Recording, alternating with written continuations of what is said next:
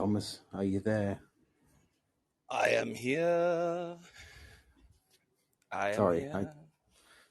I thought I'd say something. It was very quiet in here. I didn't want No, it's okay. people. Tonight's How you not going doing, to be a brother? serious night. Oh, I'm doing fine, buddy. How are you doing? I'm wonderful. About 7 minutes into the day. Oh, yeah? Oh yeah. 11 minutes. How are you? Good, good. Kind of. I got a Monday tomorrow with Monday madness with mad people everywhere. My word. Anyway, I'm sure it's going to be a very serious one. You know what our crowds. Mm-hmm. I sure It'll be do. fun. I How's sure your do. mushroom self? Say that last part. How's your mushroom self? How is my mushroom self? Well, being a mushroom, just looking up stuff on Wikipedia and Stanford Encyclopedia, just studying random stuff for shows in the future. Um, Tonight's not really any lecture or anything. We're just going to be freestyling it. Cool. So I mean, we can start talking. I see you down there, Jacob. I see you, Jacob. I'll go and coax him up. Should I No, leave you it's here? okay. You can open. He's okay. If he doesn't want to come up here, he doesn't have to. But he is welcome. He was laughing. He was laughing. I heard him. He's in the other room. It's all good. He can come up to speakers if he wants. He's he's not going to talk about anything except bagels, right? He's not even paying attention. You paying attention, Jake? Maybe. Bagels. I don't know if he knows how to go to speakers, man. Bagels. What is We're the just topic waiting today? for Let's have a everybody to look. roll in. You seek truth. Oh shit. Good question. Yeah, I just thought I would give a good title. I mean, we don't have to talk about that, but we can definitely talk about that. Why do we seek the truth? I guess the real Because question is why do humans feel the inexorable pull to seek certainty in the truth? Why do we seek survival. to know more? Well, I agree with you, but why do we seek more and more and more and more and more information? Tiger in the bush. Where are the tigers in the bush? How many bushes are there? How many tigers are there? That's it's just basic that, really. Yep. I think when you said all that stuff you said to me earlier in our text chats, I agree with you. Cool. I said a lot there, so thank you. No, you said a lot of great stuff.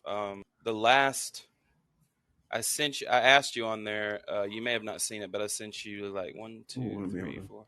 I sent you about 5 sentences after you said, "I'm with Jump on this one." Oh yes, you did. Yeah. I've actually written a reply, but I just went to sleep. Okay. Sorry.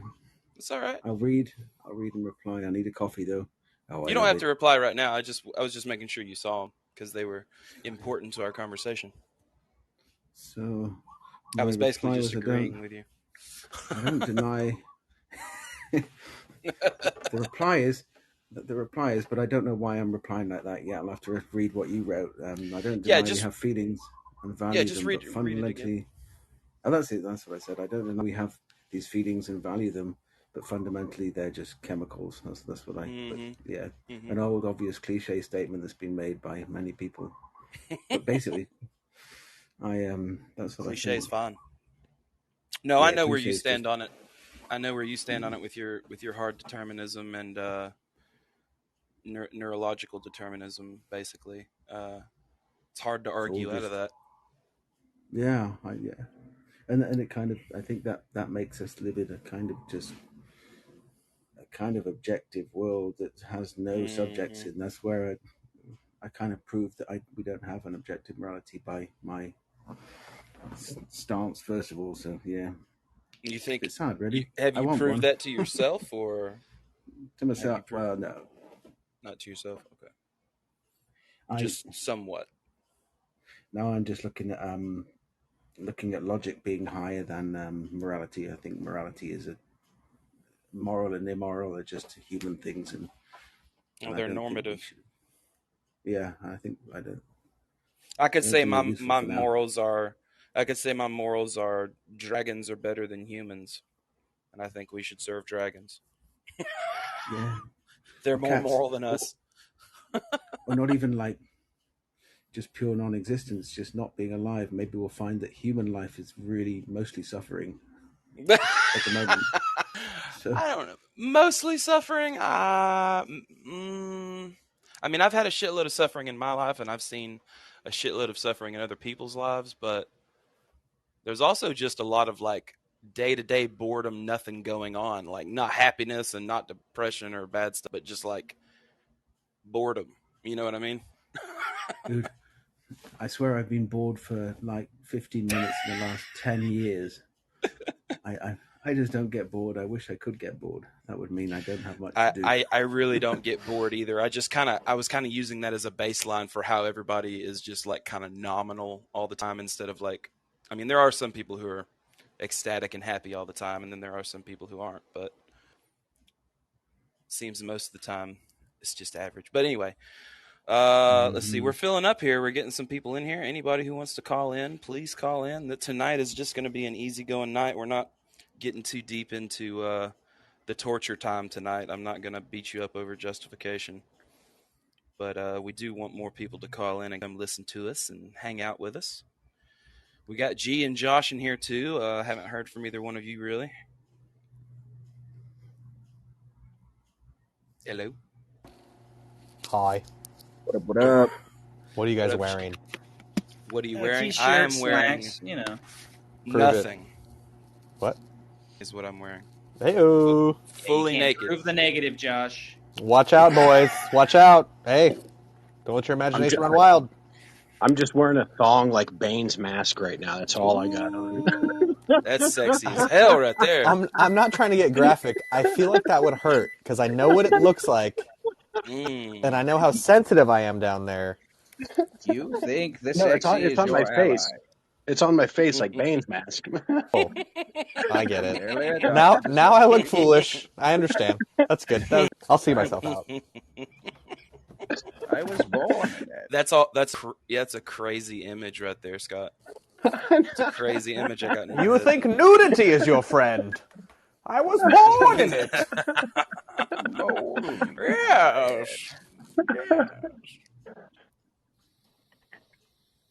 So, like I said, tonight we don't have to stick to any particular topic, but Honnenheim just answered our question for us. Why do we seek the truth? And he said survival, and there it is. Show's over, guys. I'm sorry. No, he's right. He's right. It's I've done biology is going to be one of the main answers, but I just thought it was funny how we definitely answered that very quickly. Of course. Shut up, shouldn't I? No, you shouldn't shut up. I want you to talk more. You don't talk enough. Sure. You sure?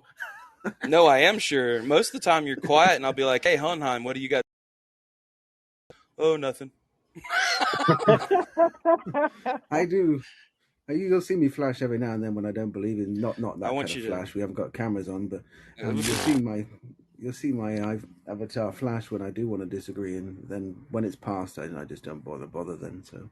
Oh, I feel you. One day when Colin allows us to have like Zoom to where we can have miniature TV screens on everybody's face, that's going to be awesome. I don't even know if they're going to be able to do that. That would be a lot of bandwidth, I guess. I don't know. Who knows what the future of Colin will be. Still in beta. Have y'all noticed that it like recently changed some of its like fonts and stuff, and maybe within the last 2 weeks or so? Do you use it in dark mode? No, I don't think I've tried that yet. You should use it. It looks very, very cool in dark mode. I shall find it then. I don't do that because I'm not a racist. Jeez, Hanahan, come on, man. In these times right now, brother, come on. I got sensitive eyes. So I rather see. I got sensitive eyes. I didn't look at the blacks. I would accuse you of the counter actually, because I'd rather see all black than all white. Oh, well then you hate white people. That's also racist. You're a racist no matter what. No, I'm not saying one's better. I just rather look at it that. He's trolling you. Trolling me, man. Mine's in rainbow mode. I have rainbow. Perry, mode, what's up, dude? Perry! How goes it? Hey, it's going good, bro. We're chilling and chatting. Gonna have us a fun evening. I already invited Nivik, guys. Don't worry. Of course, I invited Nivik. I was worried. I was probably gonna leave if you didn't show up. Yeah, exactly. Oh, Nivik's not here. I'm out. He's coming though. Oh, he is. Okay. Good. He will be here. All right. Dude, well, if we could just get Nivik and Vlad to go at it for like a good 30 minutes, dude, I think everybody's night will be fucking. That's what I live for, guys. That's what I live for. I feel so bad because Nivik hit me up. Sorry, Perry. Go ahead. No, I was just saying Vlad and Nivik, but Vlad especially is so passionate. So I think we're going to talk about the same thing because Nivik hit me up a few days ago, was like, hey, man, Vlad's going crazy in here. You need to come in. And I was like doing a bunch of other stuff, so I couldn't. But I'm like, what was going on with you two, you know? Just passion, man. It's passion. Our tribal instincts. Passion. You can always tell like how like hype Vlad is by like how out of breath he gets because he's like talking so much. I know exactly what you're saying. When he gets like really amped up, he's like catching his breath while he's trying to talk. It's like, God damn. At the end of his sentences, he actually does pretty good, honestly. He like catches his breath and collects himself at the end of, like, he's hype in the beginning of his sentence and then he'll slowly crescendo down. Yeah. And he has celiac disease. Leave him alone. Guys. What's celiac? I don't know. I made it up. Vlad's super passionate, but he's always welcome on my show because he's apologized a lot of times for being pushy or saying too much or whatever. Even though, like I said, he gets passionate and goes off on the rails, he's always welcome here as long as he doesn't become a dickhead.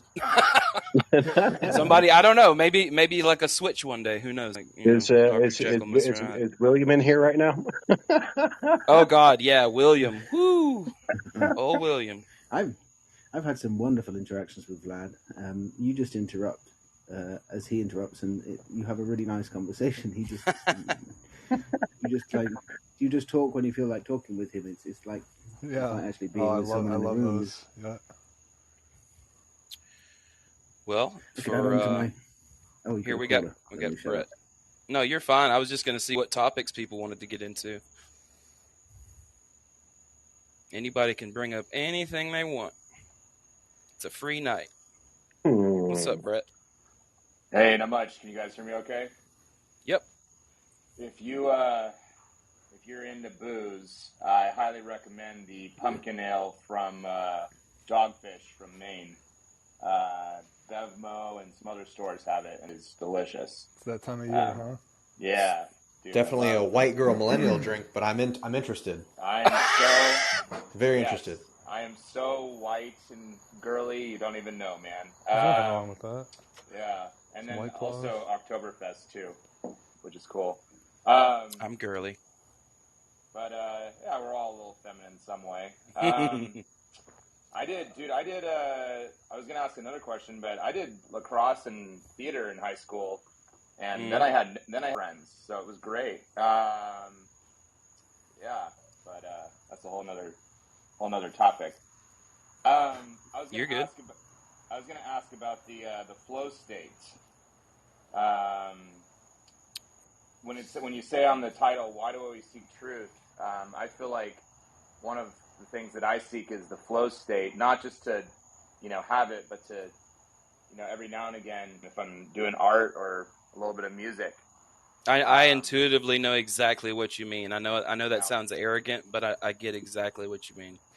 Yeah, and it's whether you're, your sport, your musician, your notes, your for me it's writing.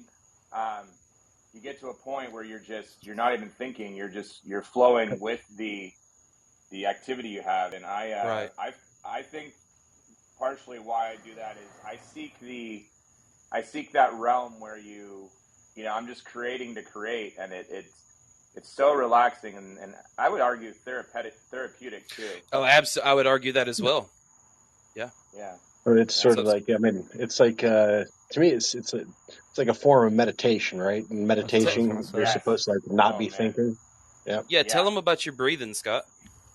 I do like hour-long breathing sessions. Do like what's called like alkaline breathing. Basically, you breathe in at a steady pace for 30 to 35 cycles, then hold your breath for like increasing amounts of time.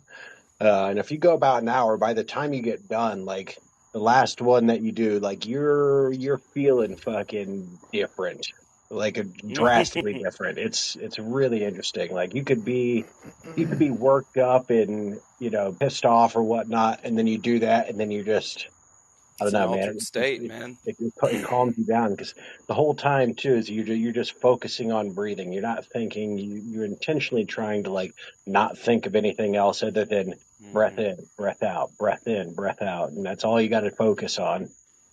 Yep. You guys ever check your heart rate? So like, ever check your heart rate when you do that before and after? Yeah. Yep. Yeah. It's I mean, probably like super low. Yeah, I did it last night and it got down to like 59 beats per minute. Ooh. Nice. I found a cool way to keep track of my heartbeat through my teeth. Through your teeth? Clench your teeth or something and feel the pulse. I do well, that through lightly setting my teeth up, my bottom row of my teeth up with the top row. Mm-hmm. I'm doing it right now. I can feel it right in the top two. I can't remember what the two front teeth are called. I can feel it in my cheeks when I do that. Size off.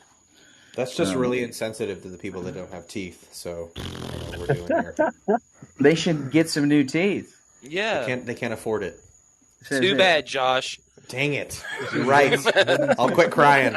Must have spent all their money. I have no teeth on Mountain Dew. But they do have the added benefit of being able to give really good blowjobs. It's not my fault. Hey, whoa, they introduced Code Red. Show. You can't see Code Red and not drink it. All right, I don't know what you want from me. What, Mountain Dew? I'm like a fucking bull. I see Code Red and I go crazy. It's not bad. I have alcoholic Mountain Dew. I've got a bunch of it. I actually had to stop. It's crazy. Mountain Dew because I was literally. I was addicted, and I just. I would get 2 liters and I'd drink it every day. So God, man! God damn! I had to stop cold turkey. I stopped drinking soda altogether. So maybe it was a blessing. Caffeine withdrawals. Surprised your kidneys aren't stones. Yeah. Yeah. No, Jesus Christ. It's all. It's all water pretty much. So on the topic of the flow state, that's really cool stuff. Yes, please go back to that. The thing about the flow state is it's a bit. It's related to why, and it's not the only reason, of course, but it's related to why they give young, mostly boys, Adderall and Vyvanse and these kinds of things. Is because, well, basically, if there are natural ways to sort of ignite the norepinephrine pathways that allow for increased focus and attention. At the expense of other systems in the body, right? Oh yeah, Adderall dumps a shitload of serotonin and norepinephrine when you take it. You know what I mean? Then if you don't have it for a couple of days, you have serotonin syndrome. Yeah. So. Right. Well, I'm sorry. I tangented there. I'm sorry. Natural, G? Yeah, it is natural. Yeah. So, what are some ways that you can do it naturally, if you know?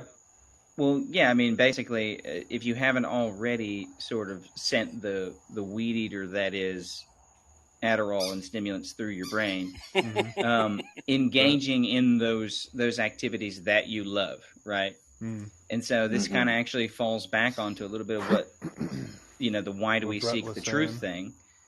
Oh, never mind. Well, the thing about that is like we determine what we want to pursue, like in accordance with the integration of novel information that we get a sort of dopamine response from over time, right? And the more dopamine response, the more integrated we are with whatever that task is or whatever that pursuit is, right? And the more that we engage with that pursuit, the better we get in that pursuit, and we can sort of like tap into this weird feedback loop that is, the dopamine, novel information, norepinephrine flow state. Everybody knows what it's like. Pretty much everybody knows what it's like to be on a bicycle and be in the flow. You know what I mean? Like, especially if you're. Sorry. I never rode a bike, Thomas. I'm joking. Do you think though that could be slightly dangerous in the sense that like you obviously get onto an artificial injection. And also, like, I find that what I've noticed is if I don't do cleanses of technology, ironically on here with you guys, but like if I don't do cleanses of that, then my flow state of reading and writing, which is where my one of my passions is, it really decreases because the technology gives it to you, you know, almost instantly, as the drug might, you know, over a short period of time. Right. Whereas, you're a teacher, like, if you're a carpenter, or you're trying to be like a watchmaker, you know, something that's like old fashioned, but like still, like you could be a carpenter and make really cool things for your house and your family or whatever.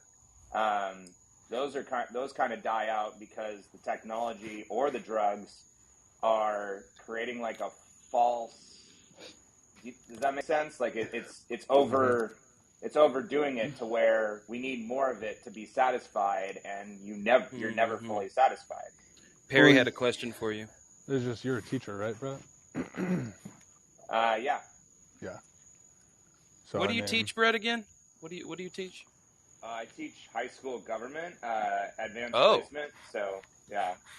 Oh shit. Okay. Well, I'm gonna come to you with those questions then. Yeah, I'm glad I know that now that I've had my like anarcho-capitalist discussions with you. You can go. I must have irritated you a couple times with that shit. I'm sorry I couldn't make those. I had lesson planning and shit. So. I thought we discussed. I thought you had come to. We did. We did for like a short time, but then the other couple, I saw them going on, but I had to grade and shit. So. Right.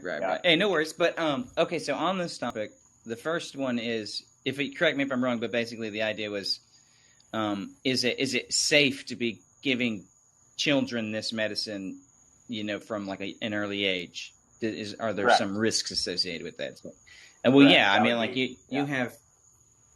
Yeah, I mean, like you have, you know, receptors and stuff that burn out with basically the reliance on these extra chemicals, and so those don't come back, right? But the cool thing about that is luckily a huge portion of your brain is associated with dopaminergic reward and value coding neurons. Well, so it's not like you're going to burn them all pathways. out. Yeah. You can also form new pathways, you know, like cannabinoid receptors do die out, but they can form new pathways to be able to perform the same function virtually. Right. So all hope is not lost in that regard. Yes, exactly.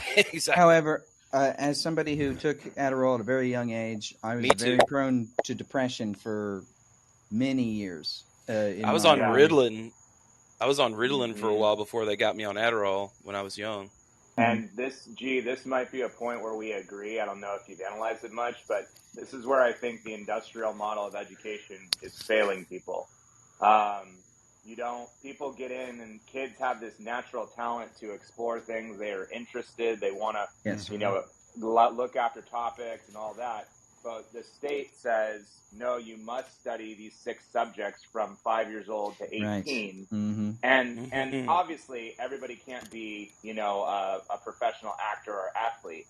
But but the problem is that we do exactly what Socrates said don't do. We do the bank model, which facts, but like I don't teach the presidents in my government class anymore. I teach like some of their policy to like see how it affected different groups of people throughout our history. But I don't expect the kids to know all the names because it's not fucking relevant.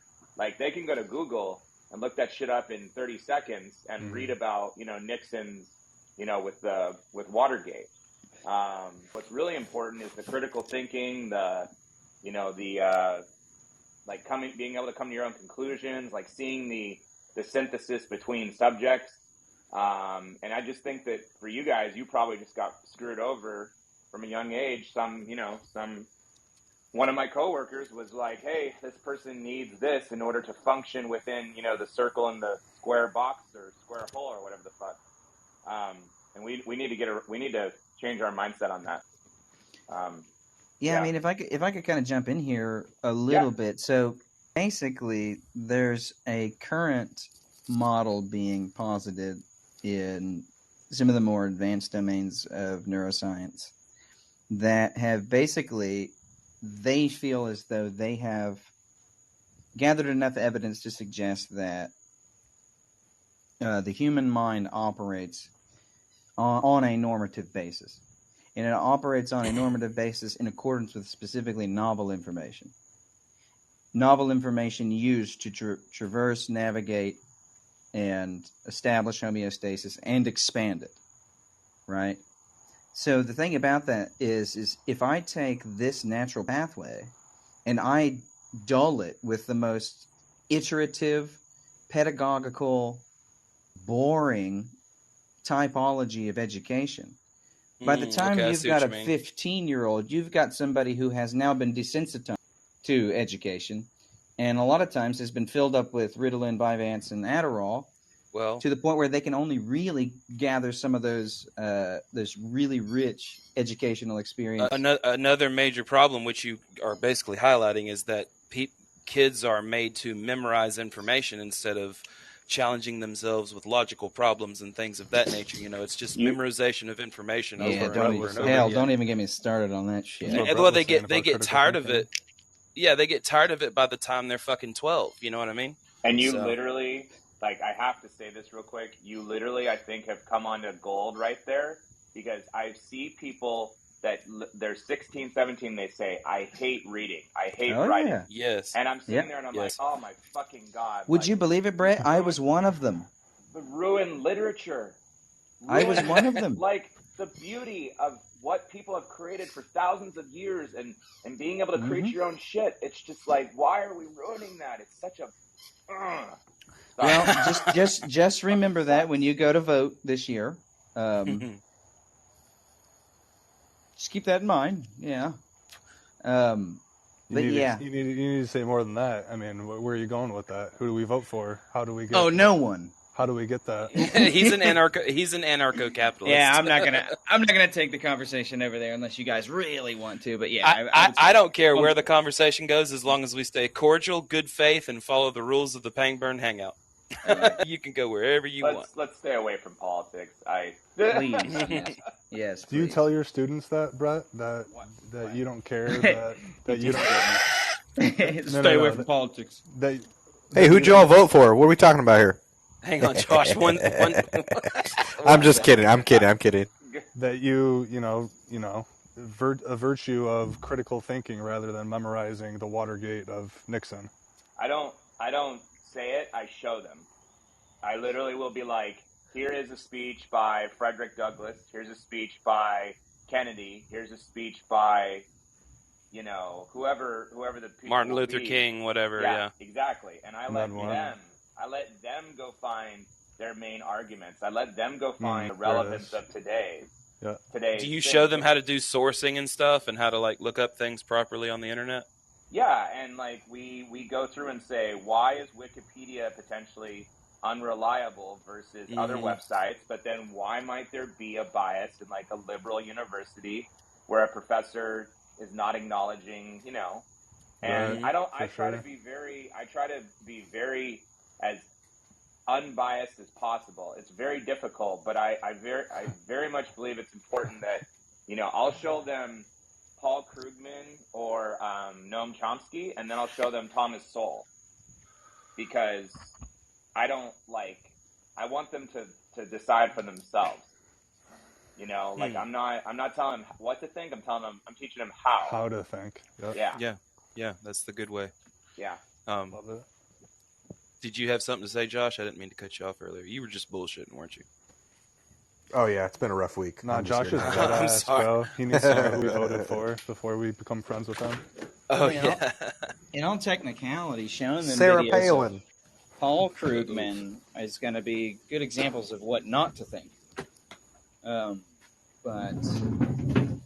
that sounds like a pretty good little system that you got going on there. I like it. We've got to find some way to teach not children, but teach middle schoolers right, about their minds, like psychology, and then they've got to be learning how to think, logic and stuff. That's what we tell them too. You got to be learning how to think.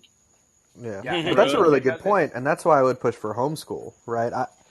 Regardless of what we believe individually, I don't believe any of the same stuff that you believe foundationally, but I do believe that you should teach your children what you believe foundationally. How do we know what we know? What is your basic epistemological position, right? So I think it starts from a very young age, 2, 3, 4, 5, with you should be giving them kind of a classical version of education, right? For how long though? How long do you homeschool them? Until they're 18. Yeah, absolutely. Until they're done with But school. isn't the community type getting different input and different sources beneficial for the human mind? You can still do that. It depends on what community and what sources, right? What do you mean? There's nothing stopping kids from getting together and having community. Yeah. So that's the biggest problem with people that... Yeah. I'm sorry, go ahead. Well, I was just going to say, personally, I've never been exposed to more diversity than in public school that I grew up in. So I don't know. Yeah, I was in public school too. Honenheim is also a teacher, so I'd like to get his opinion on this too. He's actually an administrator, I believe. Yeah, not actually a teacher anymore. Been an administrator the last 4 years now. International auditor of international schools. Mr. Fancy. Yeah, I was going to say. Hey-o. I was going to. No way. But I was going to say that. You messed up my brain thinking now, man. Sorry. I was going to say that it's great homeschooling. Well, I disagree with homeschooling apart from having schooling in school. I think it should be supported at home, but what you teach them at home, that's the problem. I was going to reply to Josh, is because people teach some crazy shit. So I think there should be a common understanding of what's useful and education. Well, I'm a firm believer of universal education that follows a standard that everyone would follow. So I'm also a fan of New World Order and that kind of stuff. So I think it should come from one place. I think there are things that we should all learn, and they should be universally taught, and that should be part of your rights, I think. There you go. Interesting. I also think it's essential that, I specifically work at a school that pushes in its mission for college, mainly because the majority of people that go there, they've never had a family member that's gone, so they're first generation, which I think is fine. But around March or April of senior year, which I teach, I have a very clear, straightforward conversation with them about student loans and doing a job that you feel passionate about, but you also need to pay bills, and I don't because I think we've made a huge mistake by demonizing the trades. I think that some people are going to go and they're going to be a big time engineer. Maybe they go tech company and they're doing what they're doing, and then another person says, "Nah, I'm fine being an electrician." And I think the judgment in society needs to pull back from that, because you need all types to run a society. I'm very careful with that, because I know that there's some parents who would be like, "Oh my God, you're telling my kid not to go to college." I'm like, yeah, I'm telling your kid not to have $100,000 in debt at 22 years old that they can't pay back, and be a debt slave. Yep. Honenheim, I think, was going to jump in. Honenheim? Can you hear me? Hello? Yes, I can hear you. Sorry, calling just updated, and it shut it down, and I had to open it up. Did you want to respond to Brett? I must have missed what he just said, though. Okay, I thought you were turning on to respond. I'm sorry. I'm just trying to pay attention to people who are unmuting themselves. So Honenheim, I was just saying that we should encourage both college and trade school. That people should be able, they should know about paying taxes and salaries and retirement and benefits and stuff like that. But that really, you shouldn't convince everyone that they're going to be a doctor, because, that's not helpful for every person, especially a person who comes to find out that they're not really a fan of school. I think that comes from, you'll have to come at that from two angles. One would be from, if you're going to come at it from a school angle, would be to teach happiness, what makes people happy, and that some things don't make you happy. But then you'd have to come at it from another angle where people are paid equally. That's why people want to do these jobs that very few people do, is because they get paid plays more. A huge role. Yeah. Which is so crazy when you think about it, because electricians, plumbers, They get paid good. They get paid good after, a couple of years of being in there, but they're so essential. Like we look at them and they're like, oh, doctors and lawyers and, stockbrokers or whatever. Yeah, but like without electricians, we'd be fucked. Yeah, we'd totally be fucked. We would be fucked. We would have no air conditioning. Millions of people would die. Yeah. Lots of people would die with no electricians. We should have a fucking fundraiser for electricians around the country. Thank you for the air conditioning. For teachers, honestly. Teachers too, actually. You're right about that. Because I got 2 of them in here and I want them to be mine. But honestly, like, what? No, teachers need to be paid as much as fucking basketball stars. Well, they get benefits after what, like 2 decades of teaching or something? Tenure. You can get health care as soon as you start, but you get tenure after 3 or 4 years, which then goes towards retirement. So that's the big thing that most which you can jump state and compound, which is awesome. Yeah, but how we just did the student loan thing for however much of the population. Yes, I would like to see that happen for the other portion of the population that did not go to college and still has debt, because I think this favoritism thing fuels animosity, and I would like to see. I'm fine. I'm chilling. I have a stable partner. We're doing okay with our our house payment and other stuff, but I'd like to see the portion of the country who is still working just as hard as the college students, but, often it gets said, oh, it's whatever. No, I think they could use some, whether it's on their car or house or whatever else it is. They're doing, again, they're keeping our society afloat. If you don't have plumbers, sewage, we're all dead of disease. I'm very much for talking about education. I don't consider it political. I consider it extremely important. So by all means, continue. Is it political, even? I think some people politicize the shit out of it, but I think education is just education. I can add to my answer, Thomas, if you like. Please. Why we seek the truth.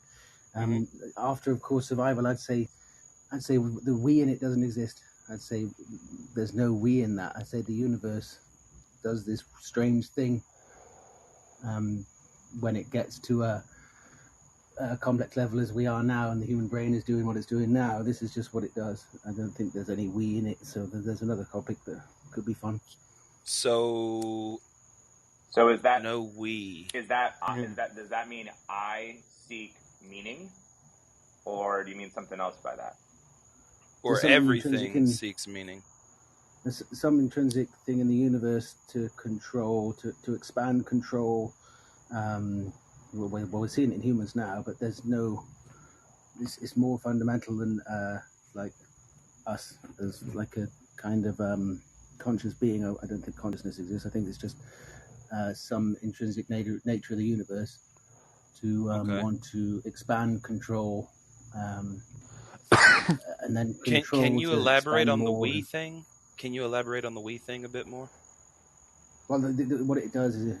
Yeah, sorry, it'll be going into free will and all that stuff again. You're fine. It's fine. I just wanted to know. Why we seek the truth. Yeah. Why we seek the truth is presupposing that we do something, we choose something, and I don't think we do choose anything. Okay. The truth is a statement of the setup or structure of the universe and physics. It's not anything to do with human choice. Sorry. Now I'm taking it into a really fun realm. You're fine, dude. Tonight is y'all's night. Let me counter that, and I want to counter it because I have pretty much the same view as you. But don't we have the illusion of choosing, which is very useful in conducting what we call society and life?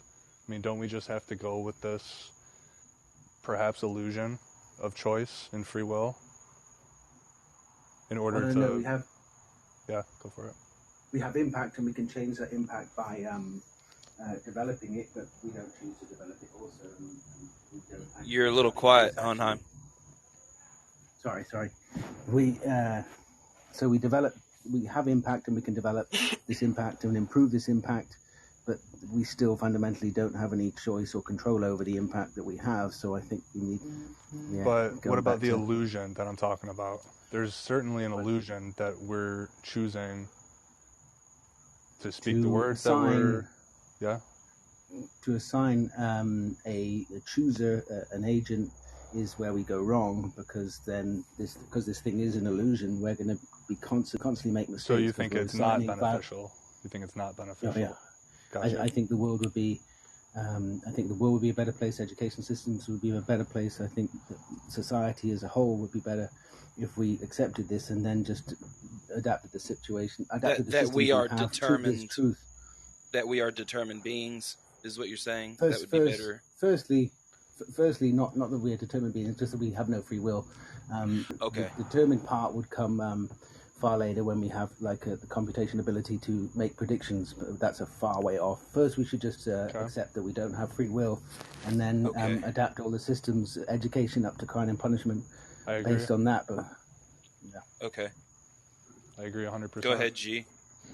Yeah, I was going to say, on the topic of free will, we've talked about this a little bit before, but it's really hard to even accept free will as something that needs to be contended with, right? Like, it is not an empirical concept.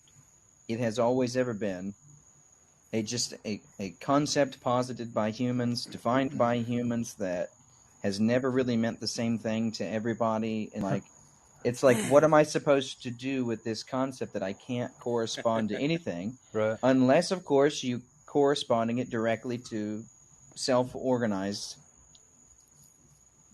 basically, development. It's a linguistic semantics problem too, of course. Well, well, maybe that's where we need to start, is getting to a definition and a conceptual understanding that everybody agrees on. Yeah. You know. Let's get a definite. What does everybody think will is? Oh, I'm not answering. Someone else. The totality of all bodily expressions of a given system. Any system's bodily expressions? All of them. All of the systems. Even the minute mechanisms that go on. All of them. So thoughts and emotions, etc. Yeah. Okay. What is the difference between will and cognition? I think will as a category can cover cognition, right? Because cognition is just going to be one of those domains, it's just like emergent processes. Thoughts, feelings, all that stuff is all, yeah. So one is real and the other one's made up shit. Sorry. That was a good thought, but yeah. So I mean, so basically, the will as a category kind of covers all of cognition, as well as like any other sort of autonomic responses, like muscle responses or stuff like this. Because cognition is a mechanism of the total being. Do you not need? Mm-hmm. Do you not need an agent for the will? That's what totality. The will is the will. Yeah, agent. That's right. So the will is an totality, agent. I think that's which the agent is in flux and is always changing, of course. So that's something to keep in mind as well. I don't know if that's. Does there not need to be like a conscious agent to control that will? That'll not compounded upon. No. The will covers that. So that would be my definition. That there would have to be an agent that can break causal chain, can decide, has the will, has control of this will. So otherwise, it's just a larger single part of energy in motion. So these are differing definitions now that we have, right? Yes. Okay. Yes, I think so. So this is why I say that it's always. I mean, you have to define what you're saying. I mean, when you talk to people online, since that's my level of expertise is online chatter amongst randoms, people think people think that, and I'm a king amongst these peasants, but these people think that free will just means choice, and that's it. Right. They'll say free will = choice, and I'm like, yeah, it goes way deeper, way deeper. But on the changing definitions thing, though, guys, what you'll notice is that my category of will, which is the totality of all bodily expressions of a given system, do not contradict Hohenheim's definition. It incorporates, it covers Hohenheim's definition. So Hohenheim's definition can go right into the category of the total expressions of one's. Can you say Hohenheim's definition for us? Yeah, I disagree. Sorry. Carry on. Define my definition. Yeah, basically the idea of having agency enough to break the causal chain. Is that good? Hohenheim? Well, I would say you'd have to have freedom of will to have freedom over your will, and I don't see that in the totality of human, even 1 or 50, 100. I don't see that anywhere in the universe yet. So I don't know how they could be. I don't think so. Personally, I don't think G is mentioning freedom within this definition. That's right. We're not even to freedom yet. We're just not there. Will. Just will. Wait. I see will as part of. You have will over. You have free will. You have a will. You have a you in that sentence. You have an agent in when you say will. That's what I see. Sorry, that's another definition, possibly different. Yeah, I mean, I do too. What I'm saying is my category of the totality of the expressions of a body of a given system covers that. That's implied in the category. I would Are you saying it's determined, G? No, I'm saying the category as defined, the category of will as defined as the totality of expressions of a given system. What Hohenheim just described is integratable directly into that category. That category covers those actions. Well, so you're okay. Yeah, I was about to say. You think that your blanket covers what he's talking about, right? Your bingo. Yes. Okay, I got you. It's I was just making sure I was following along. Right. So topos, yeah. So. I want to hear Hohenheim. I don't think that. Yeah. No, I don't think that. I think the totality of a system, a human system, is just the totality of the system, has nothing to do with will. I don't think will exists. I don't think there is any kind of direction. In fact, to say we know the direction is to say we know the... Let Hohenheim finish real quick. Sure. To say we know direction would be to say why the universe is, and I think we can't answer that yet. That would be knowing God's mind in a kind of Einsteinian way of saying that. Teleology? Well, see, that you kind of... No, Einstein said he wants to know the mind of God. I was just referring to Einstein when I said my phrase, to know the mind of God, would just be the same as the way Einstein said it. Nothing spiritual there or Christian there. Yeah. Well, so basically what we just went over with Hohenheim's revised definition is something called the denying the antecedent. Basically, we've just dismissed the idea of will altogether, and not for any deductive reason. All right. So if we have a category that I'm defining as will, right, which will be the totality of human expressions or system expressions, and Hohenheim saying no, the will is not a category. Which of those deductively has, say, evidence, interactive dynamics, this sort of thing that we can actually assess? Does that make sense? Is yours an illusion? I didn't get that. Is your category... Hang on one second, guys. Yeah, go ahead, Perry. Is your category A an illusion, or is it... Because I feel like... well, anything that is experienced, in my opinion, is an illusion. Though we'd have to tangent off to another definition series of what illusion is and experience. Yeah, I want to try to stay on what Hohenheim is going with. I do too. So what I think Hohenheim is saying, or he's implying determinism, which I feel like, G, you are opposing. Correct me if I'm wrong. Not necessarily. I mean, I'm sort of a compatibilist. That's right? Compatibilist, like yeah, Bennett, basically. Yeah. A little bit, yeah. I still have trouble even interpreting that, but anyway. I do too. I'm a non-reductive materialist in the sleeve of the emergentist group. And so basically... I had to read about that the other day, but it is a thing. Oh, it's like the thing, man. But, so it's not an illusion, though, in your opinion. This category A that you're...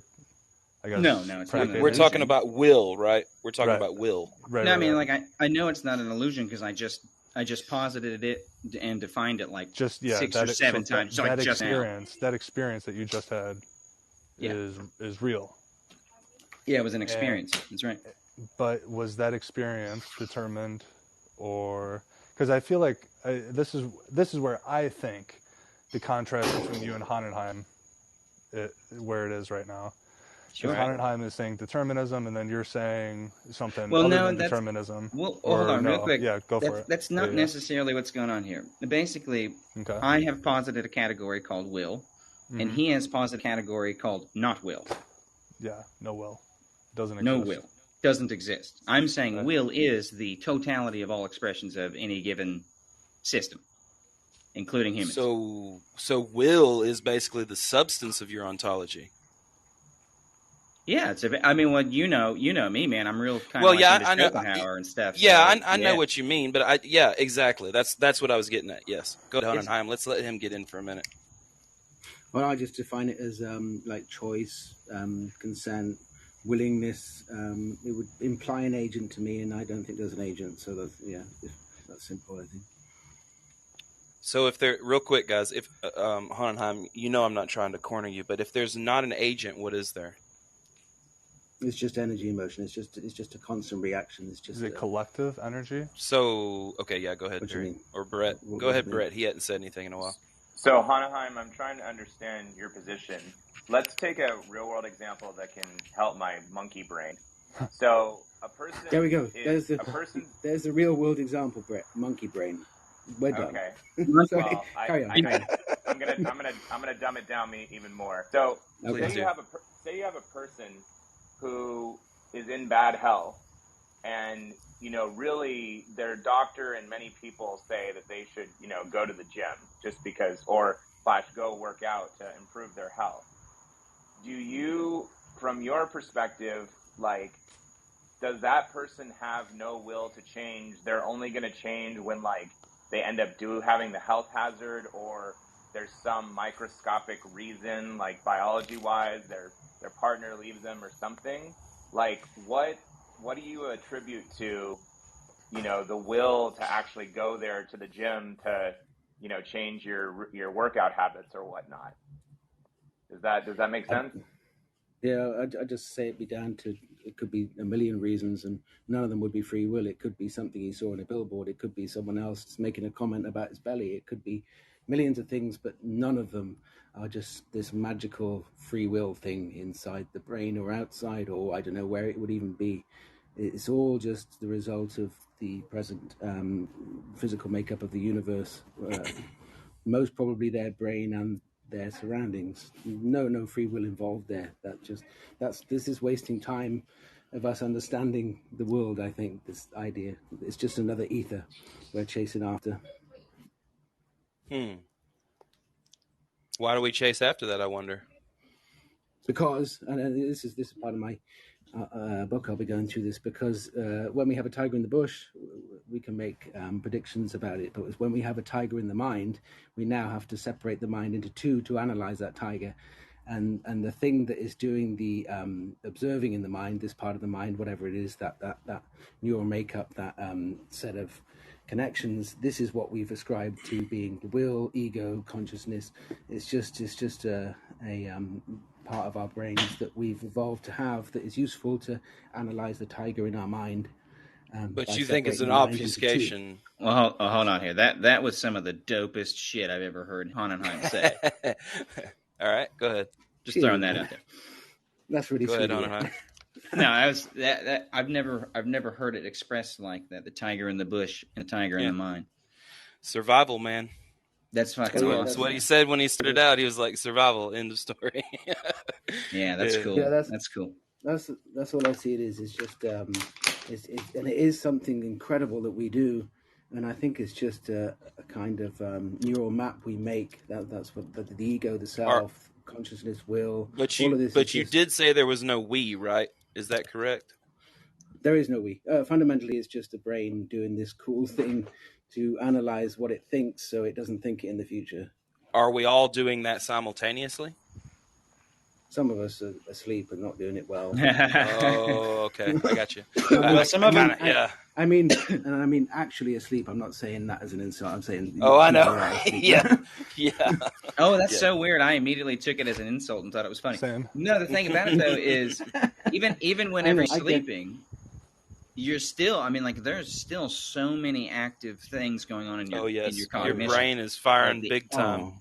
A lot of what's involved in that is actually sort of integrating memories and concepts into more solidified versions of themselves. It's a big part of why you dream, right?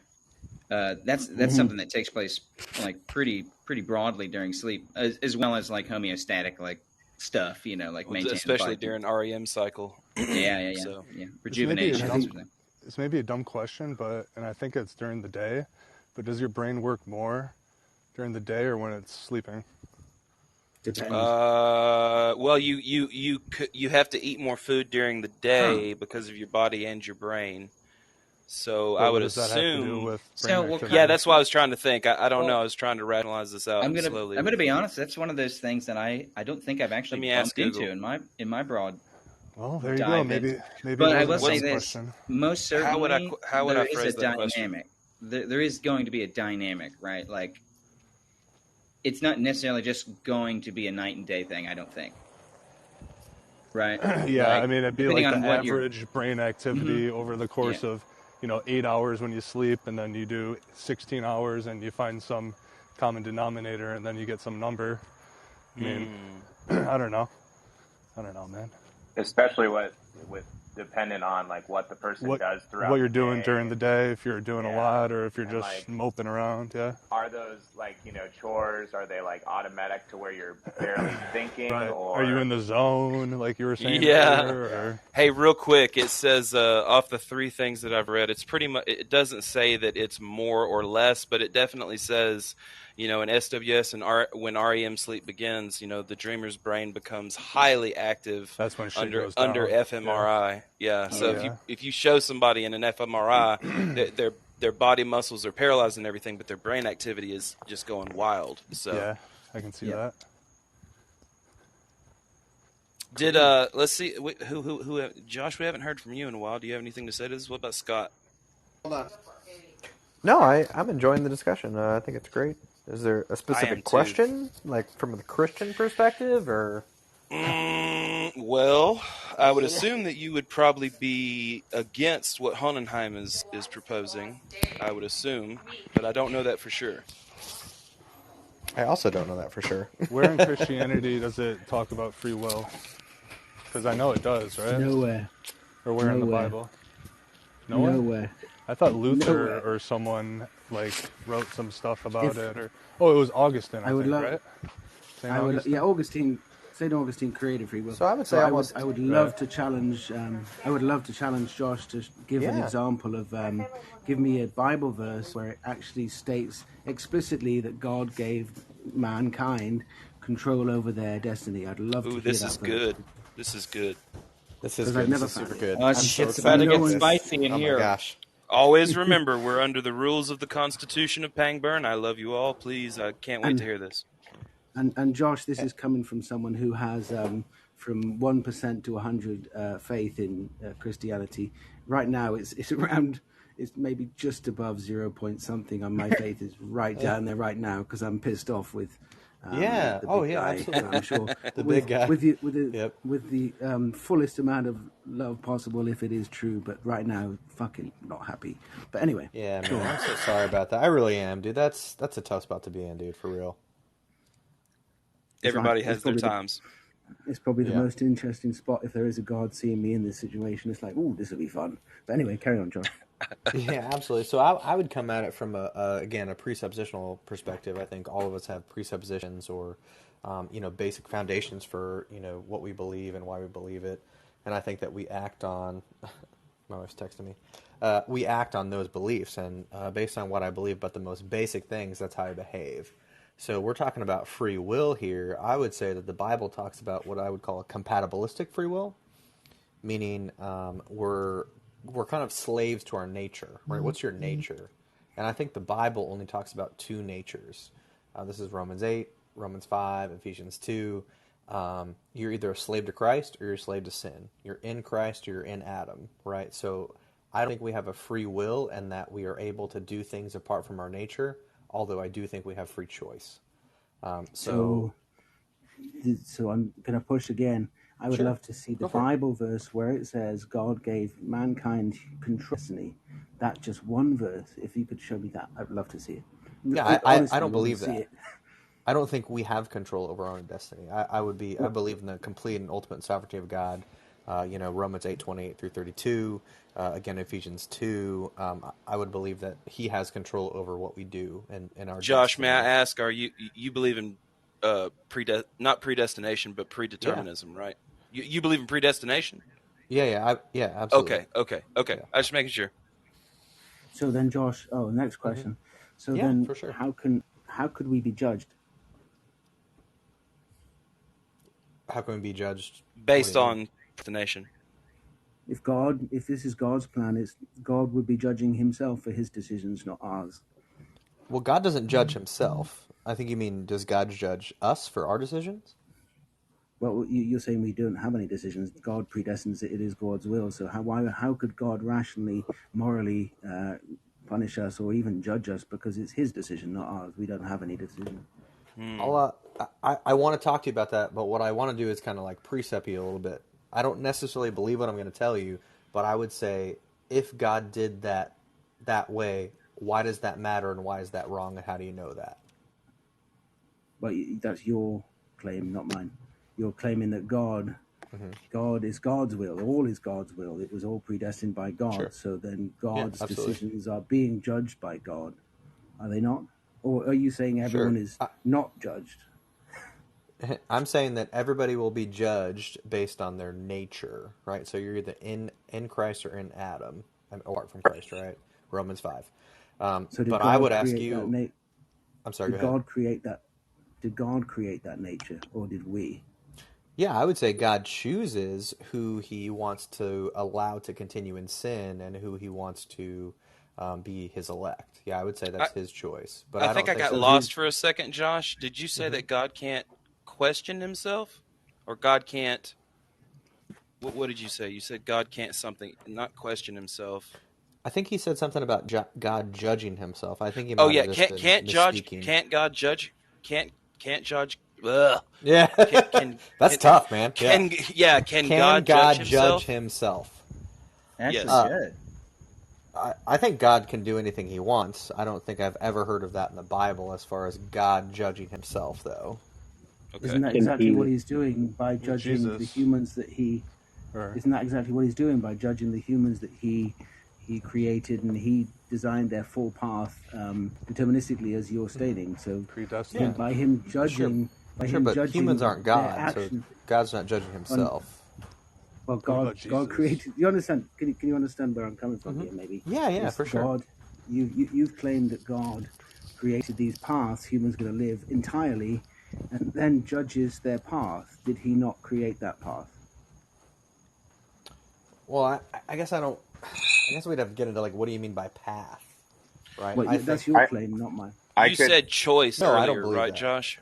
Yes. You said choice? Yeah. Okay, so you think choice exists, but the determinism has already happened. You either choose Adam or you choose Jesus, right? That's what you said. It's based on your nature. So you're either a slave to Christ, in God, or you're not.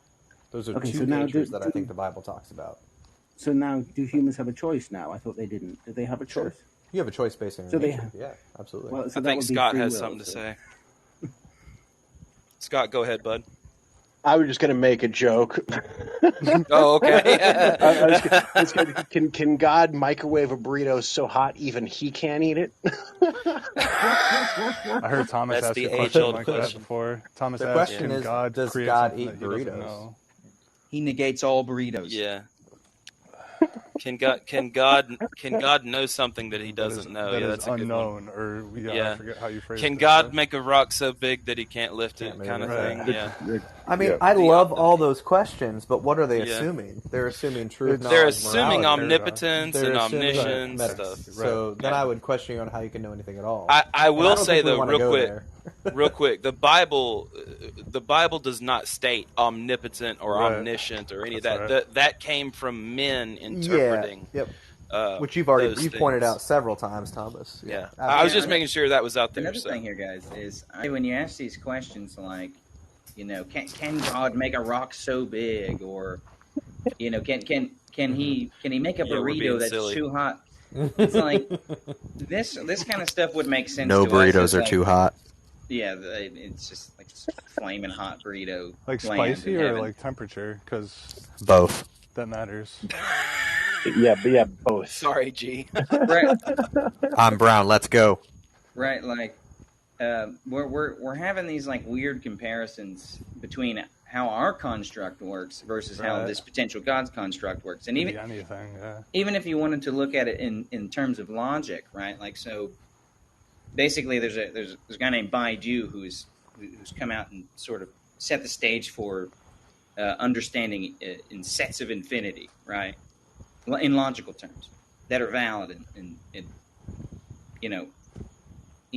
apprehendable, so to speak. So it's like you can imagine if there is a universal infinity out there that we could fundamentally call God.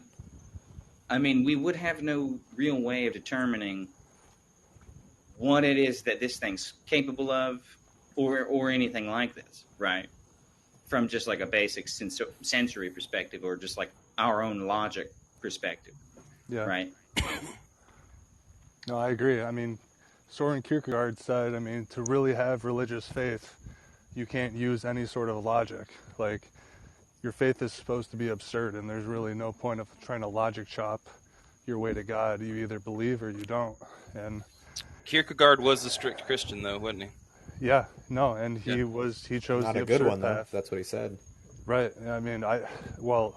I as an atheist disagree and think that Kierkegaard had it perfectly right, that if you want to choose the Romantics instead of the Enlightenment, then you can't use any reason to try and get to your faith.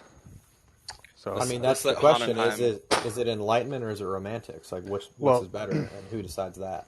By what standard are you saying that? Go ahead. That's what we have. That's all we have to. That was. Sure. And how do you know that? Potential. It's all right, guys. Take your time. Yeah, I'm walking and I'm out of breath. I'll take a. You're good. Let me stop. You're good, man. You sound like you're exercising. That's way more. Yeah, I was walking. I'm 250 pounds walking, so let me take a breath. No, I mean, in my opinion, as some of you may know, my doctrine is pretty much pure skepticism. And no, I can't know that for sure. Absolutely. But personally, I believe that.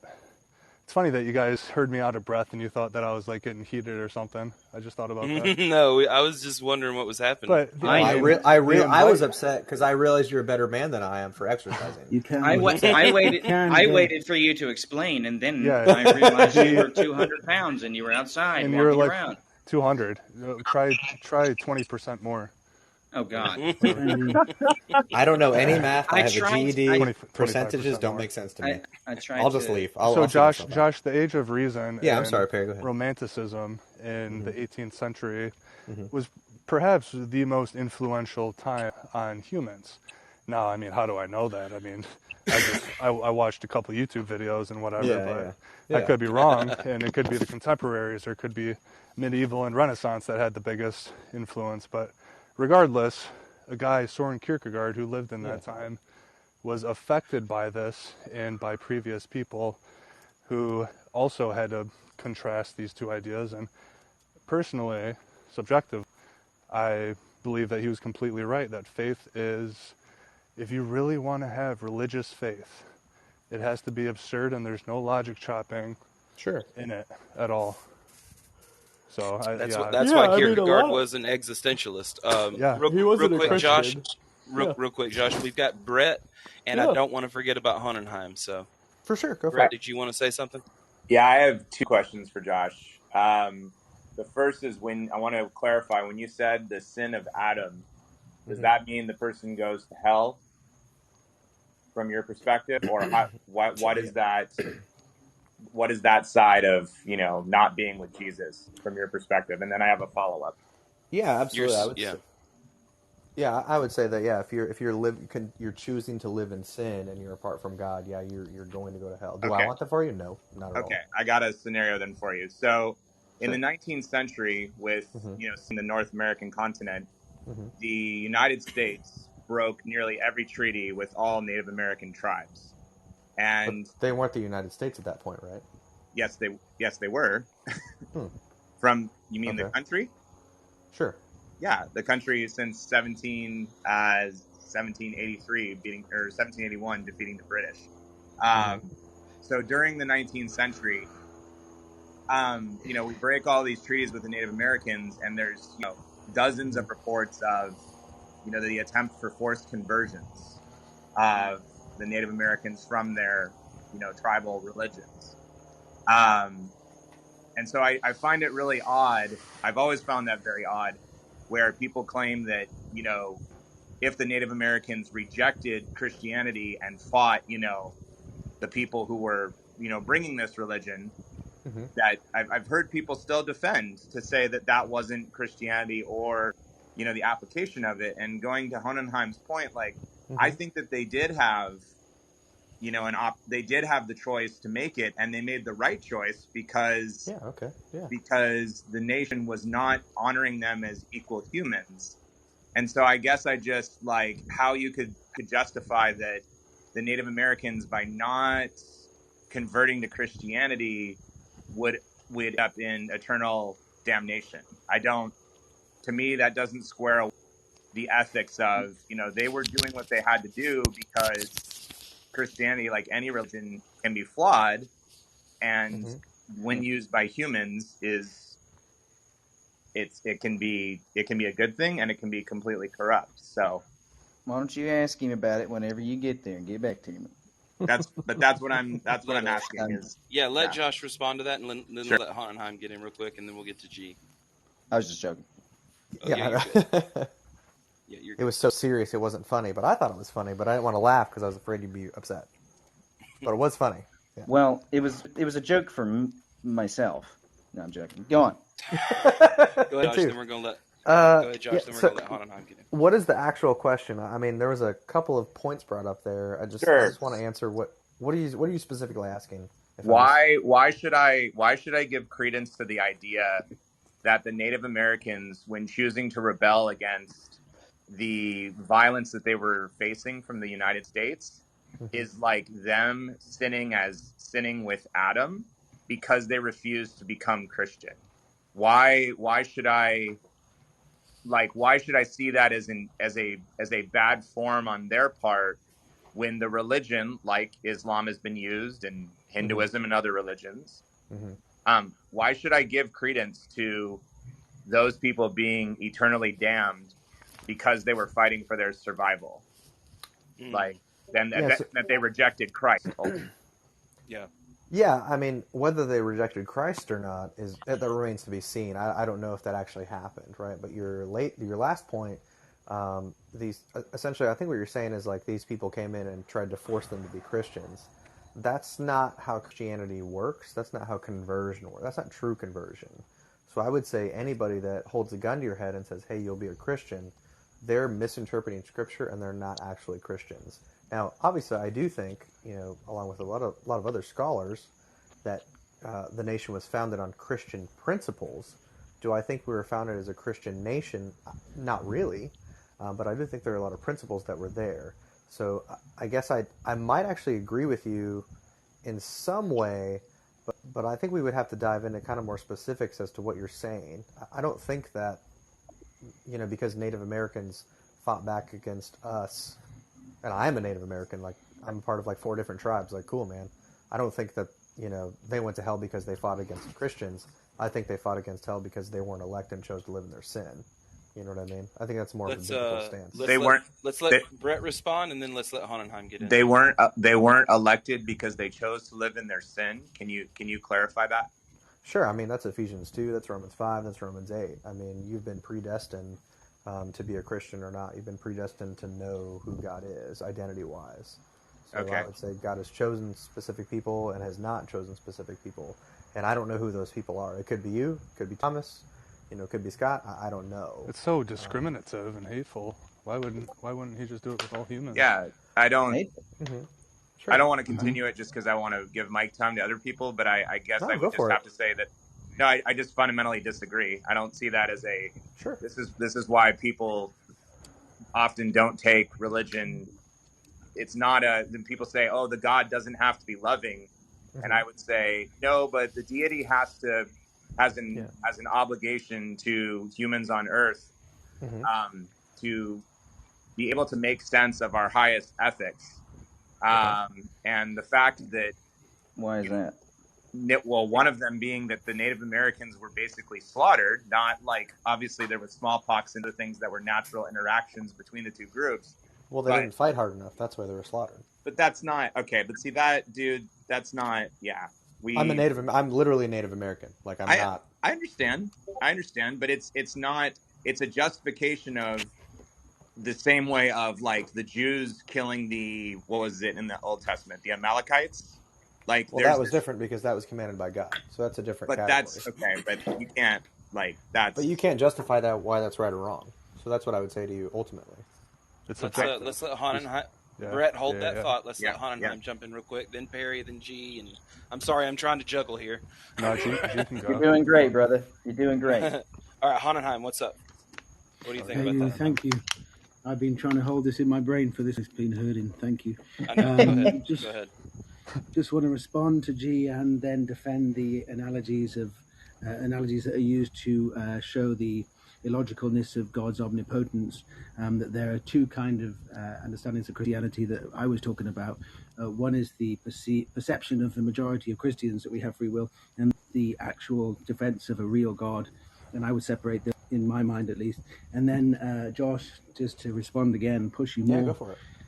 It does, and I love the way you do that. I was just going to say that too, and you just reminded me. Is every time people give you a big challenge, you really cordially just answer, "Okay," for real, which is really, really nice. So, anyway, because I love you guys. I think we're cool. We are dying to see your we avatar. Damn cool. Yeah. I haven't made one yet. My face wasn't good enough. Travis told me, he's like, "I need a new picture." Like, all right. We already badass, but yeah. I'm hoping it has an almighty cross on it somewhere. So anyway, almighty in both senses. So anyway, it just does seem now that you've introduced again some kind of free will that humans have when you said they don't have. I just want you to explain that a bit more. Mm-hmm. Can you say that one more time? So it does seem like you're now implying that the humans do have some kind of will, some kind of control of their choice. How can they have and not have? So they do have now. So is God aware of that? Is God aware of all the choices humans will ever make in their lives? And yeah, I think so. When he was creating every single life, did he have the power to make them in a way to make a different choice? So what I think is interesting is I think that God knew everything we would do and who we are before he created us. Not even more than that, he actually created us to make those. Did he have the power to make us in a way that would make a different choice? Sure, yeah, absolutely. I mean, God... So then we don't have a choice. They are all God's choices when he created us. Does that not seem the only logical... I think there's a difference between free choice and free will, right? Again, I think there's only two wills. You know, you're in Christ, you're not. And I think that you act on that will. You act on that nature. You act on your identity, right? Your identity is in Christ or it's not. And so based on your identity, that's how you behave and that's how you make choices. So I make choices because I'm a Christian. You make choices because you're not a Christian. That's what I think the Bible frames out. Whether that's right or not, that's... If I can pull you back... Yeah, for sure. If I can pull you back again. Sorry, Josh, if you don't mind me. No, not at all. Entertain this. Of course. When God created every single being with all the choices they're going to make, did he knew all the choices they were going to make? Was it in God's power to make us in a way that we would have made different choices? Sure. Then none of them are our choices. They are all God's choices in his creation of us. Do you not see that? Or can you understand that? Yeah, I think I understand where you're coming from. I think this is kind of more of, this is how most people, I think, as, you know, quote unquote Christians are raised, in more of an Arminian perspective in terms of what we call soteriology, or like the study of salvation, like how are we saved? And I think what we were taught as kids, at least myself, is that, hey, God's going to look through time and he's going to see what choice you make and he's going to see that you choose him, right? And I don't think that's not only see through time, he's going to see through time the second he's making you. So in essence, he is making those choices, because you did agree that he had the power to make you in a way that you would make a different choice. So he designed those choices in you as he was designing in real time. Yeah, I don't really know what in real time means. I think what he's designing. You imagine God standing over a robot, if you will, and he sees the decisions you'll make, and he has the power to make you in a different way if he wants. Sure. And not only has the power to make you in a different way, he intended to make you as you are with all the choices that you will make. Yeah, I guess my kind of my pushback would be, I don't think that's what the Bible says. So that's kind of the crux, right? I agree. And I would also say, so why do people believe it then? Why do people believe what you just said? The majority of Christians believe that they have that God controls exactly what it stated. The majority of Christians believe this. So, well, I mean, and I'm not trying to hold you to the fire, but I would say majority of Christians by what standard? Like, what do you mean majority of Christians? Like, who's a Christian, who's not?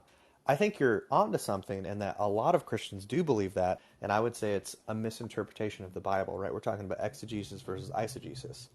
What does the Bible actually say? Well, I don't believe what you just said. No. Okay. I was trying to restate your point. Maybe I got it wrong. Oh, I'm sorry. Go ahead. So, I'll ask again. Yeah. And I think you did say this: is you believe God created you and fully knew who I would be, had full knowledge of who you'd be, and all the decisions you would make, and it was in His power to make you in a way you'd make different decisions. Sure. And in fact, He intended to make you as you are with all these choices. Yeah, yes? Absolutely. Yeah. So then you cannot be held responsible for any of these choices, because they are God's choices in His creation of you.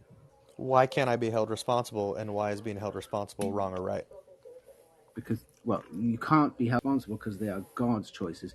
For someone to be responsible, they have to be the one literally responsible for the action. No? Well, by what standard do they have to be responsible for the action? That's all right, guys, real quick. Different topic. That's a different topic, I think. No, you're fine. We've got a caller here, and I don't want to ignore them. I just wanted y'all to... I was really enjoying the conversation, and I want you and Hohenheim, Josh, to go back at it. But, Manuel, how are you doing, bud? I'm sorry I ignored you so long. How's it going? Hey, I'm doing good. How you doing? No problem, man. Doing pretty good, man. You got any ideas on what Hohenheim and Josh have been talking about? Yeah, I've got some ideas. Hohenheim is saying that we don't have any choice. We don't have free will. I think the Bible makes it very clear that we do have the ability to choose. We can actually choose to go against God, and it's in the Bible. Give us the verse, brother. All right. Yeah, so we got a... Yeah, go ahead. So if you open to Deuteronomy chapter 19, chapter 30, verse 19, it says that, today I have given you the choice to choose between life and death, between blessings and curses. Now I will call on heaven and earth to witness the choice you will make. So that's the free choice right here. So what we were doing earlier when we were talking about free will, we gave our own little definition, because everyone seems to have a different definition. So could you possibly give us maybe like a quick definition on what you mean by free will, so we know what you're talking about? Quickly, Manuel, could you give me the verse so I can find it in my Bible? Deuteronomy chapter 19. Well, what about Deuteronomy 19? No, Deuteronomy chapter 19, chapter 30, verse 19. I could also remind you guys real quick of the term Israel, right? That means to contend with or to wrestle with God. Right? Okay. Sorry, Deuteronomy. I'm going to forget it. Deuteronomy 1. 30, 19. 30, 19. 39. Thank you. Sorry, go ahead. What's your definition, Manuel? I think I'll go with Nivik's definition. I don't know if it was Nivik who said it. Our ability to express what we want, to express ourselves. That ability. That sounds like Nivik. Yep. That sounds like maybe somewhat the same of the term free will, I mean, I know it's definitely not what. Well, I don't know. I mean, I'm not going to speak for anyone. Honnenheim, though, I feel like would have some contrasting characteristics of that definition. I don't know if you can elaborate, Honnenheim. What we're trying to figure out here, everybody, is what is freedom and what is will. So we're trying to tackle what will is right now. Or we can go with G's definition, which his is kind of like the Schopenhauerian version of will. Will is like a force, basically. Well, it's basically a category that describes all potential behaviors, and I like that. Actually encompasses every other definition that's been given on this panel tonight. Those definitions are implied in my category. Yep. Okay, so let's get a response from Honnenheim and Josh about what Manuel said. Did you look up the verse, Honnenheim? He's probably reading it right now. Yeah, he's probably reading it right now. Josh, do you know the verse? Yeah, hold on 1 second. Sorry, I'm looking at. Look, go ahead. Read it, Han. So I call heaven and earth to record this day against you, that I have set before you life and death, blessing and cursing. Therefore choose life, that both thou and thy seed may live. So it's saying choose, make a choice there. Now, does it say there that you have choice, you have control over your destiny? No. That's what I'm after. Right, so Manuel, are you saying like choice is free will? Or, I mean, you said it already, that it's an expression. Yeah, go for it. Robots make choices. Computers make choices. That doesn't mean they have control over their own destiny. I made a bad definition for manuals. Don't listen to what I said about it. Could you tell me what verse that was again? 30:19, Deuteronomy. It was, yeah. The little choices we make every day is what builds up our destiny. Like the little choices you make every day. What's a little choice? Like waking up, having orange juice. Deciding to wake up, deciding if you're a student, deciding to go to class, deciding to study well and pass your exam. You have choices for these decisions and against these decisions. Those choices is what, maybe you end up being a medical doctor. This is why it's so weird, because I agree with that. To the words that you just said, it seems as though I agree with that, but I would personally add or rearrange some of the I would say I would include much more in your definition, or maybe not much more, I don't know, but it just seems like everyone has this differing definition of free will that is very confusing. And I mean, do you think that it was God himself, because of that verse, that gave us free will?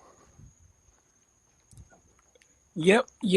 I think God himself gave us free will. He himself gave it to us. He gave us the ability to choose. Do you have another verse also, maybe, that kind of... Because, I feel like that would be really helpful on your case. Manuel, can I ask a couple of... Can I ask a couple of questions then? Yep. So these are the same I asked Josh. I'd love to see if you could answer them. So when God created us, he knew the full implications of creation, would you say? Yes. And he had the power to make us in any way he wanted? Okay, so then God made all the decisions for us in our creation, as he intended to make us this way, with the foreknowledge of all the implications that creation would imply. Yeah. Basically, he's saying that God determined us to do everything that we're going to do in our lives. And like go to class, wake up that early. No, everything. Day. No. Okay. No. So this is an important. So, I want Hannah. Manuel, go ahead. Manuel. So what the way he created us, I understand your question.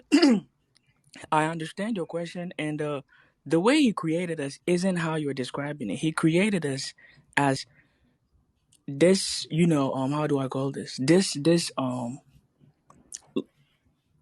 creation has the ability to choose what they want to do. So we all know there are a limited amount of choices we can make, right? Yeah. And in those limited amount of choices you can make, you have the ability to choose what you want to do. He just gave you the ability to choose it, but he didn't give you those decisions. Can I jump in again? Well, if I can go back to the question again, it doesn't seem like anyone gets this question. I never get an answer. Sorry, nothing personal, Emmanuel. Maybe it's the way I'm no describing problem at it. all. No problem. Maybe I need to simplify it a bit. So, when God created, let's just give you one person example. So, when God created Adam, did he know every single thing Adam would choose, think, decide throughout his entire life? Well, because of how powerful he is, yes. Okay, thank you. So next, did he intend for that creation? Fully intend? Did he? So he made that with the full intention. That was his decision. It was all his will. The thing that was going to happen in Adam's life was the intention of God. I'd say he allowed it. No. What do you mean allowed it? Well, no. So he didn't know what he was doing. It just kind of appeared as he was making it, or did he? You understand what I'm saying? So he's creating Adam. It's all right, guys. He made a creation knowing that this creation is capable of going against what I would like it to do.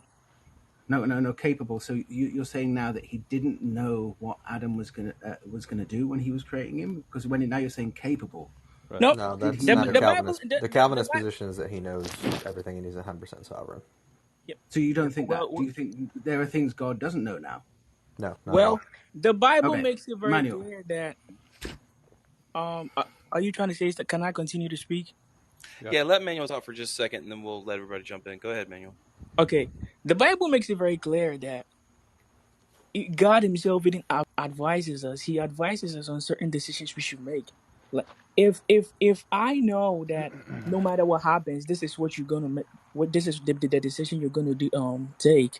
I wouldn't advise you on what to do. I'll just leave you alone. But the Bible clearly advises us, and God Himself even advised people to, make certain decisions, and they still went against Him.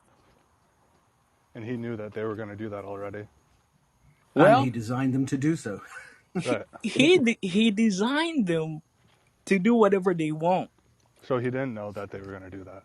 Now, that specific question, whether He knows or He doesn't know, I think we humans have read more meaning into it. That I think I think it's humans who came up with the idea that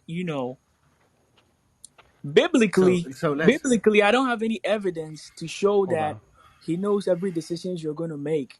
All I can say is that he's gonna because of your free will that He Himself gave you, He will give you certain advices that you should follow. Can I give you a little analogy? I think to back the fact that.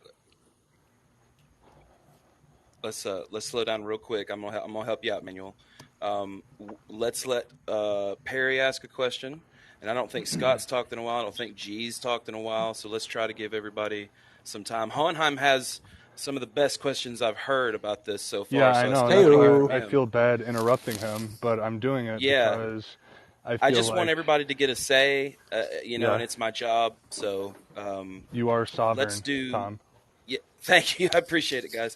Let's do Perry ask a question to Manuel, then let's get Hohenheim, then let's get G, then let's get Scott. How's that sound? So you guys think KFC is still open? Oh my God! I'm just kidding. I'm just 10:30, probably not. All right, go ahead. I mean, you're in Florida, right? So who knows, man? So, Manuel, you said that it was human doing that created this kind of notion of God knowing our choices. Is that what you said? No, I'm saying that I myself don't have any evidence in the Bible.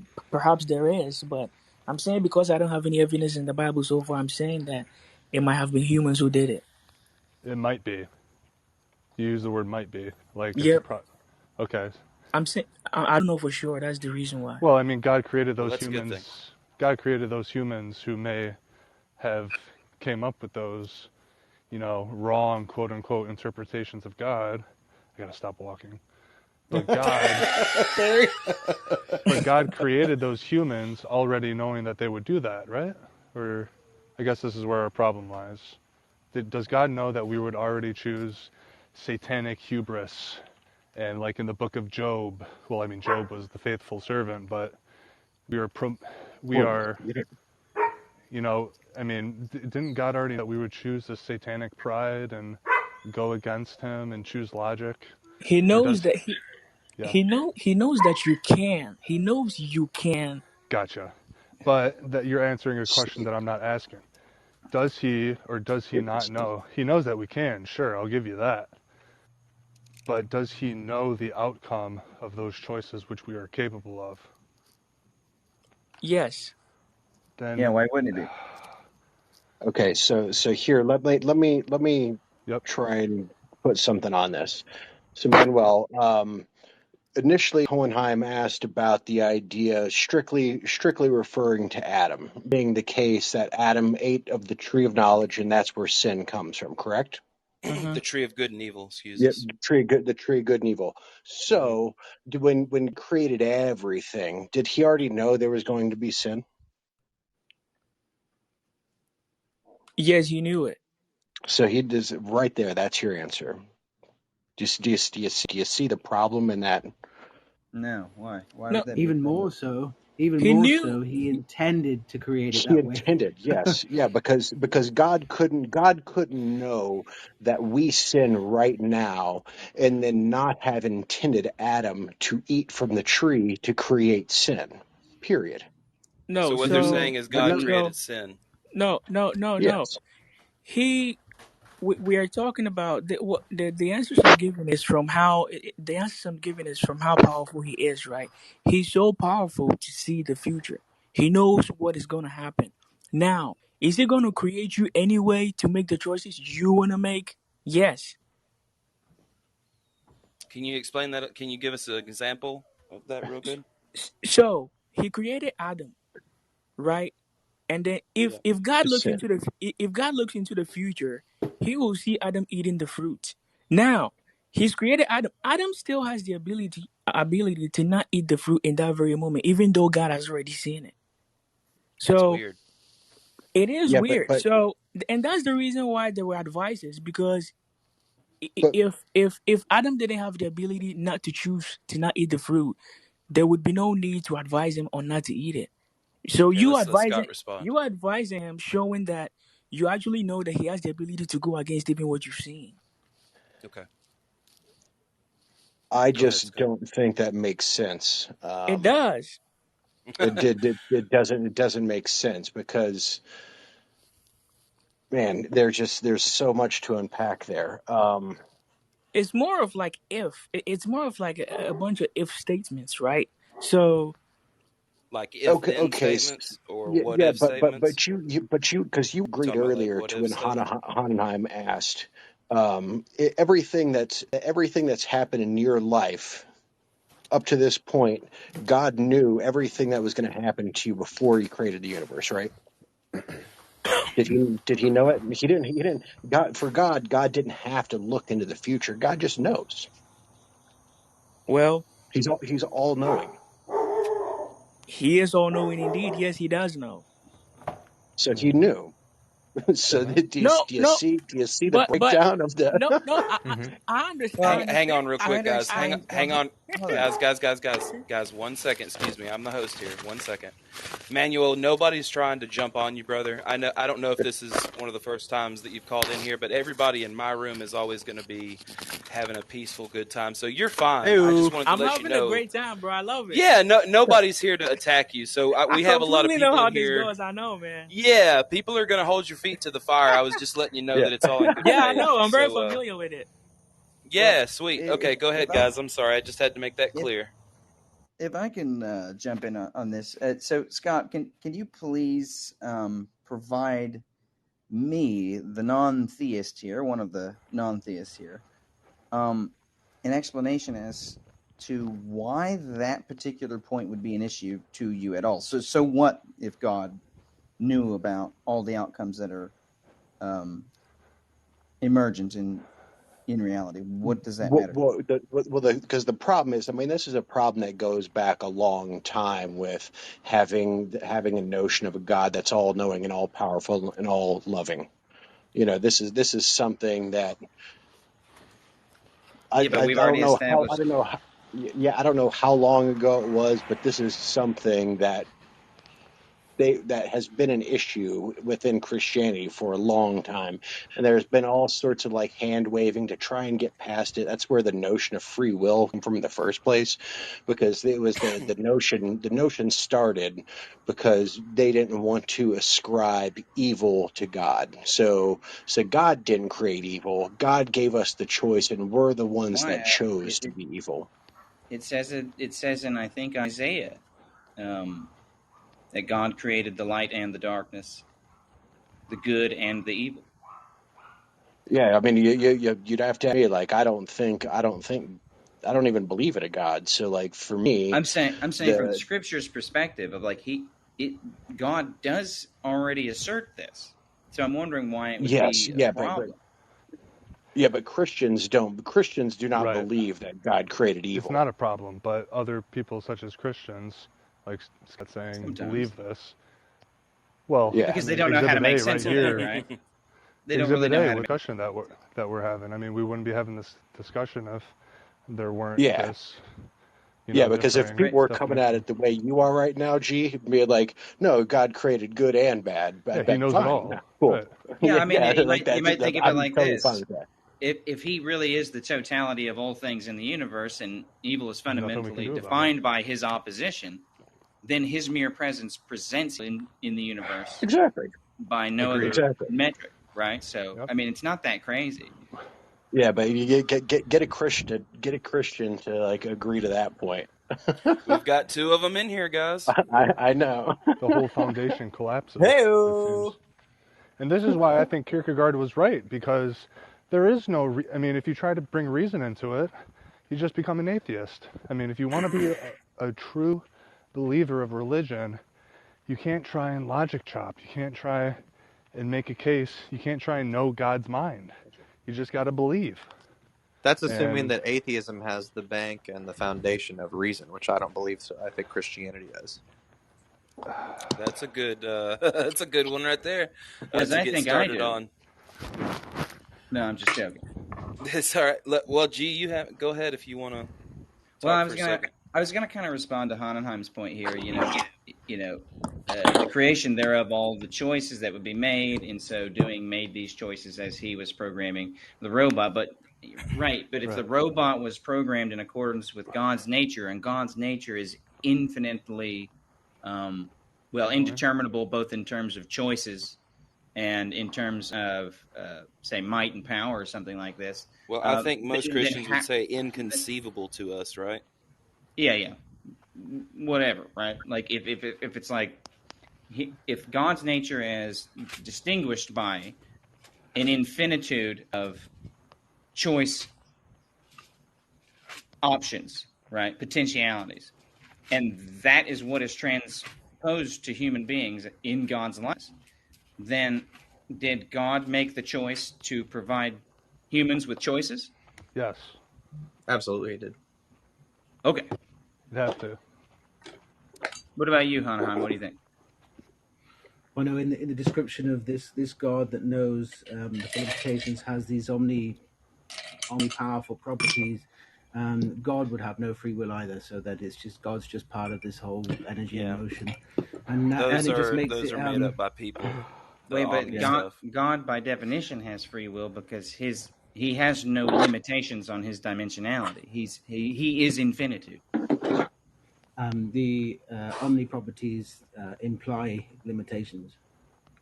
How? The burrito analogy. Yeah, I was going to say the paradoxes. Yeah. So the omnis, like, once again, guys, were made up by people later on. They aren't anywhere technically in the Bible, and I don't think. Josh, would you argue for the omnis, or like kind of the God can he make a rock so big? Omniscience. Oh yeah, omnipotent, omniscience, omnipresence, and omnibenevolence. I think you almost might know more than I do on that. But I've heard Tom mention how people have pretty much changed the definition of omni to suit this issue. Yes. It's called maximally instead of omni. Yeah. Repeat it for us. Yeah. That's what I hear. That's what I It's a change in Christian apologists because 200 years ago or so they realized that if they used the omnis they would have a bunch of paradoxes. So they started to say maximally powerful and maximally knowledgeable. Gotcha. And, Exactly. Yeah. And also, most of those apologists are evidential in nature. They're not presuppositional. They might even be classical. A lot of the apologists aren't presuppositionalists. So. I do want to bring up something that I think is pretty obvious, though, right? So you said it's not in the Bible. It's something that man made up. Mm-hmm. I mean, man made up the Bible too, though. You know, I mean, that's. Well, that's a human convention. That's not the Christian convention. Oh, but it is, because because Christians don't. Do you believe God wrote the Bible? I do. Oh, you do. Mm-hmm. Okay. Then how? But not literally, right? Like, well, what do you mean literally? Because literally, like he didn't put pen to paper with his hand, right? He so when you're talking about 40 authors, right? And he, right, or something along the line. I mean, I'm not trying to 66 books, 40-something authors. Yeah. You mean those made in his likeness? Well, yeah, God entered these authors, right? And I know you're going to say like something sexual, but like he became how well you know. That's what you like to hear, Perry. It's not our fault. Are you saying we'll get spicy in here? Let's go Freud on me real quick and see what I'm suppressing. No, pretty mouth boy. Guys, we haven't heard from Brett or Manuel in a while. I didn't want to ignore them. But it was Brett, God through human writing, right, Josh? Oh, sorry. Go ahead. Sorry, I mean, through human, yeah, absolutely. I would say that there's multiple verses. God became one. The Bible is theanostos, meaning God breathed. The Bible says that men, as they were carried along by the Holy Spirit, who is God, wrote the Bible. So yeah, I would say it is inspired by God, and it's exactly what He wanted to have said. That's crazy. I would love God to enter me. Wait, what? I mean, He already has. Just read the Bible. Well, I mean, think of it like this, Perry. That's what I'm feeling. I knew I was feeling something. And talking about it right now, it sounds like God may be talking now to you. He could. No, I could be God. He's talking through me right now. Bingo. I mean, we're not Mormons, Perry. We are all predestined. So whatever was gonna, what I was gonna say, he knew I was gonna say it, and he programmed me. Manuel say something real quick. Manuel, you got something for us, bud? Real quick. Man, where the Mormons at? Come on.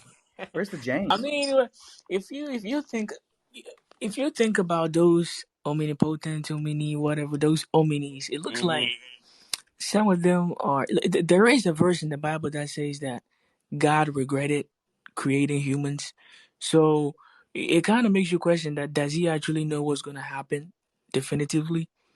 Since there's that in the Old Testament, sometimes it's implied that He didn't know. I can't think of exact specific instances. Yeah, but you guys are also the Old Testament. Well, the Old Testament implies there's other gods too, right?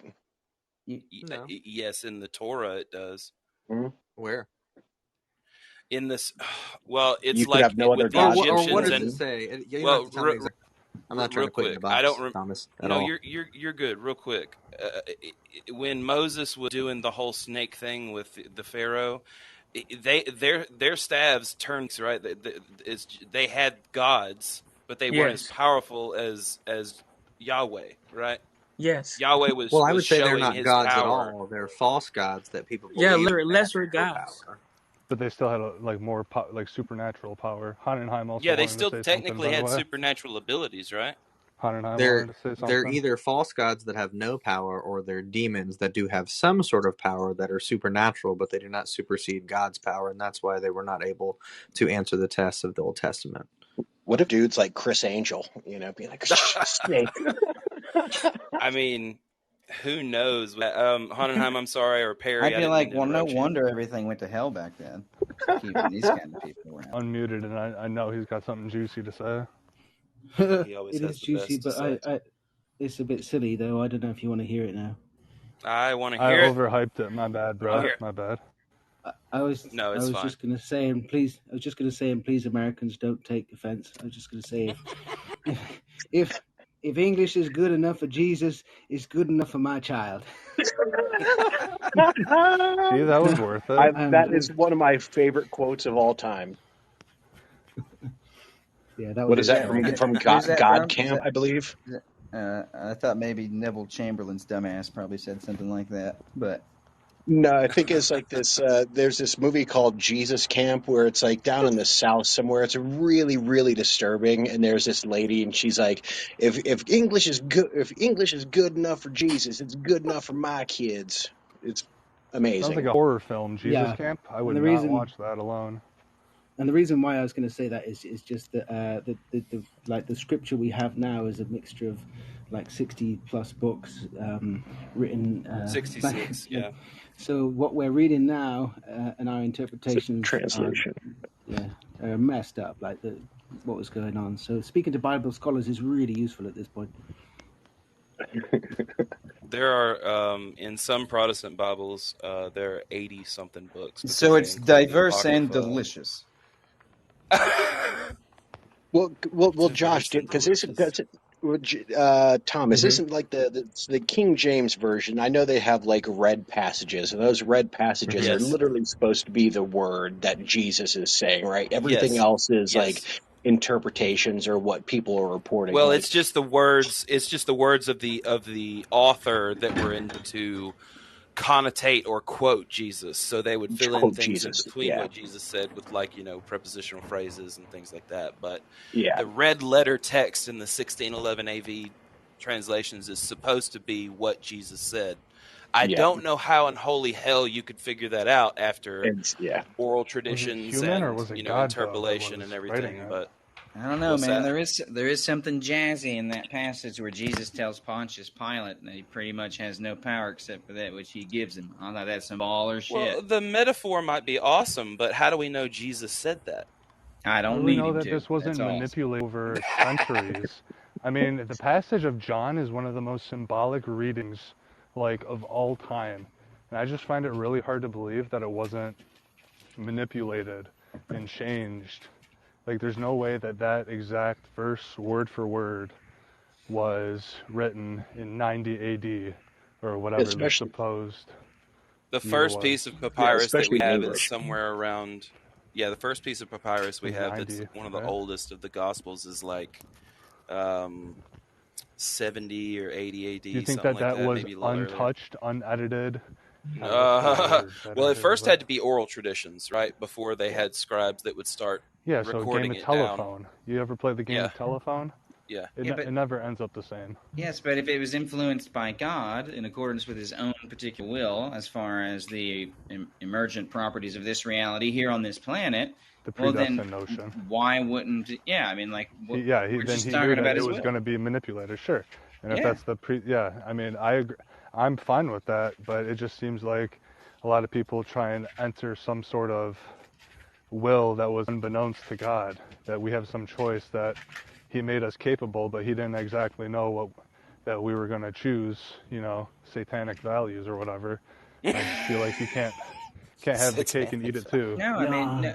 Satanic hubris. The classic Augustinian idea here is that basically we self-identify with things in reality in accordance with our internal desires, right? Written in our hearts, right? And if our internal desires are geared towards evil, then we still have will, but the thing about it is it's not going to be of God's will. Yeah, and God knew whether or not we would change that which was within us. Yeah, just like we do. So, but we would choose, ultimately there's some people who would choose the hellish values and are currently burning in hell right now and will be for infinity. Of course they are. Of course. God, I don't love know. it, man. I'm just playing devil's advocate here. I know you are, and I love that you are, because it's really bringing out the fact that it's Jesus' advocate. Yeah, I know. I appreciate that. The part that I can't. Hitler's advocate. Let's let Brett talk for a bit. Oh, so sorry. You're fine. The part that I can't get over, which has basically made me irrevocable at this point for any one sect, is that a deity would instruct people to do, whatever religion they're following, knowing full well that humans' very flawed nature would just perpetuate it into cyclical warfare, and that the victor would always justify, hey, we won because we had God on our side. Because he's all loving. And that, to me, is why I don't affiliate with any sect. I don't have a identity under that. I don't follow under one camp. Hitler. But the reason why I'm not a specific sect of any religion is because I think that we basically just use religion to divide ourselves from others. And we use the justification that whether it's for resources or whether it's for security of borders or whatever else it is, we've used it to justify to say that the other we can justify violence towards. The outgroup. Yep. Exactly. And so that's where I was cut off, where I was like, I'm not going to be one sect, because to me, the human child, is an example of morality as they are. They get, adjusted to the society, but to say they're born in sin, I find that absolutely ludicrous. It doesn't matter whether Muslim, Christian, atheist, Jew, the human has human value. I agree. I don't know. It seems pretty consistent to me, right? Like, so we know that we pass on genetic traits that have something to do with cognition, right? They've even linked hereditary trauma in, say, Holocaust victims. So I mean, like, the idea that we pass on our we have genetic memories. Yeah, That's I mean, like, crazy. It's in our DNA. Yeah. So I mean, like, this idea that from the father to the furthest remote generation of posterity. This isn't crazy. This is phylogeny. Yeah, phylogenetic. And I don't have a problem with a person of following a religion. I think people should be allowed to choose that. That's what's so great about living in a mostly secular, non-theocratic, because we realize that humans need to be able to choose that with liberty. But I'm with Brett. I'd go east for Buddhist. I love the Dharmic traditions. That's where I would probably. I have a tattoo actually that's of the Buddhist, or is it Hindu? I think it's Hindu with chakras. Yeah. That's Hindu. Yeah. Yeah, it's Hindu. Yeah. So Han, did you have something that you wanted to say, bud? Perfect. You can timing. ask anything. It doesn't matter. Perfect timing. So I found the verse you're talking about, G, and it's awesome. It's a dinger. It's a real dinger. So it's Ding 45. I'm going to ding you certainly, sir. Ding me ho hen ham. I'm dinging away. Sorry, right. Tiny. So it's 45. Isaiah 7. 45 7. So I form the light and create darkness. I make peace and create evil. I, the Lord, do all these things. Fucking beautiful. Yeah. I love it too, man. I think I like that. It's one of those things It's that I've a beautiful never piece of understood. literature. Right. So I mean, like, the thing about good and evil is that if he does make this stuff, and we are made in his likeness, and his likeness is characterized by the infinite ability to choose between options, and we choose between one of those two options as an extension of his will, then we have just simply chosen evil.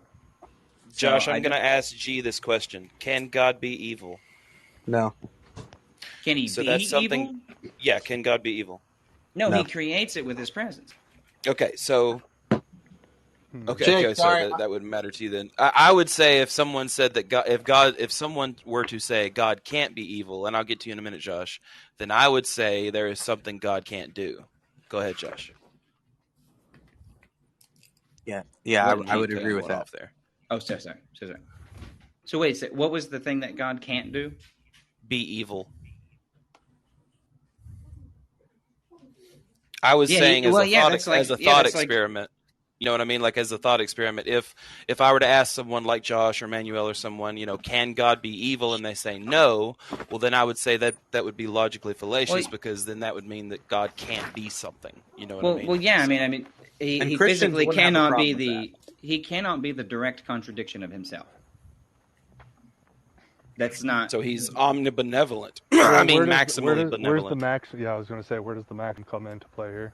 Well, the maximum comes into play that he's in accordance with his own will, not yours. So whatever your standards for benevolence are, you just toss those aside. It's based on apologist. It's maximally benevolent. So as benevolent as anything can be within logical constraints. So God can't be evil based on that, is what I would think. Right. And listen. I've heard Christians differ in this. I've heard Christians say God created everything, therefore he created good and evil. And then I've also heard Christians say that everything he created is good. So even our subjective perception of what may be bad, so God telling people to kill, whoever, that's actually good. Amalekites. That's yes, good I've in heard God's those. mind, and we can't conceive that because we're just mere humans, and we're ants. Yeah. We can't.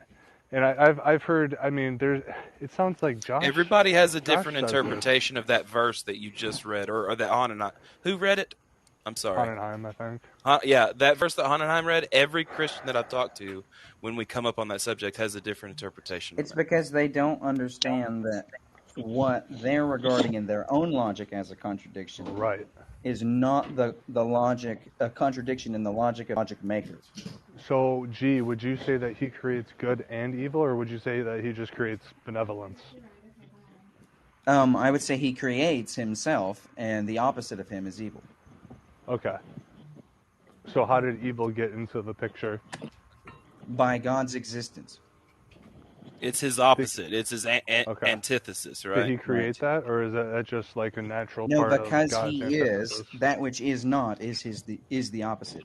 So there are things that there are in the universe that are not of God's creation. No. So that which is not is directly in contradiction to that which is, and God is that which is. That which is not is something, right? No. Okay. So it's not applicable in any sort of mechanism. Sure it is. We make shit up all the time, don't we? Right, isn't that something? How is that not something? It's not something. I mean, like, you might be able to say like perhaps the neuronal assemblies are something, but what they represent to us, what they represent to us in accordance with our goals and actions. A thought. That's like our thoughts. Like those aren't real. Those aren't something. Gotcha. Those aren't something. Especially not if I say a unicorn. More like, right? Gotcha. So are you talking something stuff? That's what something is. It's gotta be like, gotcha. So thought is not physical. Numbers, those aren't physical. It's the difference between mind dependent or mind independent. Because I was going to say, if God created everything, then what I'd say couldn't. And if that's something, but you're saying that that's not something, so that's logically consistent. So, well played, fellow atheist. I deserve a. Hang on once. Yeah, let's let Hanenheim jump in. Okay. Sorry, I just say the thoughts are physical. They are physical things. They're molecular things. What's up, baby? They are. Mute yourself, Josh. I'm sorry. I'm so sorry. Yeah, you're good. How do you know that, Hanenheim? Because we can test it and watch it. You can see when someone's thinking, the brain activity. You can have people. In fact, they rely on this for. There was a lady who played the violin, wasn't it? And she had to play the violin whilst they were doing the brain surgery. So they could make sure that they wouldn't destroy the part of the brain which controlled that memory. So we can directly observe where in the brain thoughts are. Disagree with this. Well, no, we can directly observe it. No, Hanenheim's he's bang on right. Well, so thoughts are physical then, is what I thought Hanenheim was saying. Well, remember what I said a minute ago? I say if you're gonna say, thoughts in terms of neuronal assemblies, then that's physical. But what the neuronal assemblies represent to us, like say a unicorn, the content of those representations are by no means empirical. That's why there's a difference in they're not sensory derived. For my benefit, Hanenheim, can you tell me that the thought of a unicorn is physical or not physical? The thought of a unicorn is physical. Unicorn. Wait! I didn't hear that. Animal I didn't hear you outside. cut out. He said a thought of a unicorn is physical. Is physical, right? That's contradictory. Yes. Or that's contrasting with what G is saying. No, it is not. G. Oh, God. So again, let me run back over that. Your thoughts are neuronal processes. Those are physical. So a thought of a unit is physical. Gotcha. But what we give that label to, unicorn, that does this have to do with Plato, Thomas? Nope. No? Platonic idealism is different than like a concept. Okay. So like we're talking about with Platonic idealism, it talks about universals like chairness or ideal hammerness, circle. Yeah, these things actually exist as a substance separate from reality, which I regard as silliness.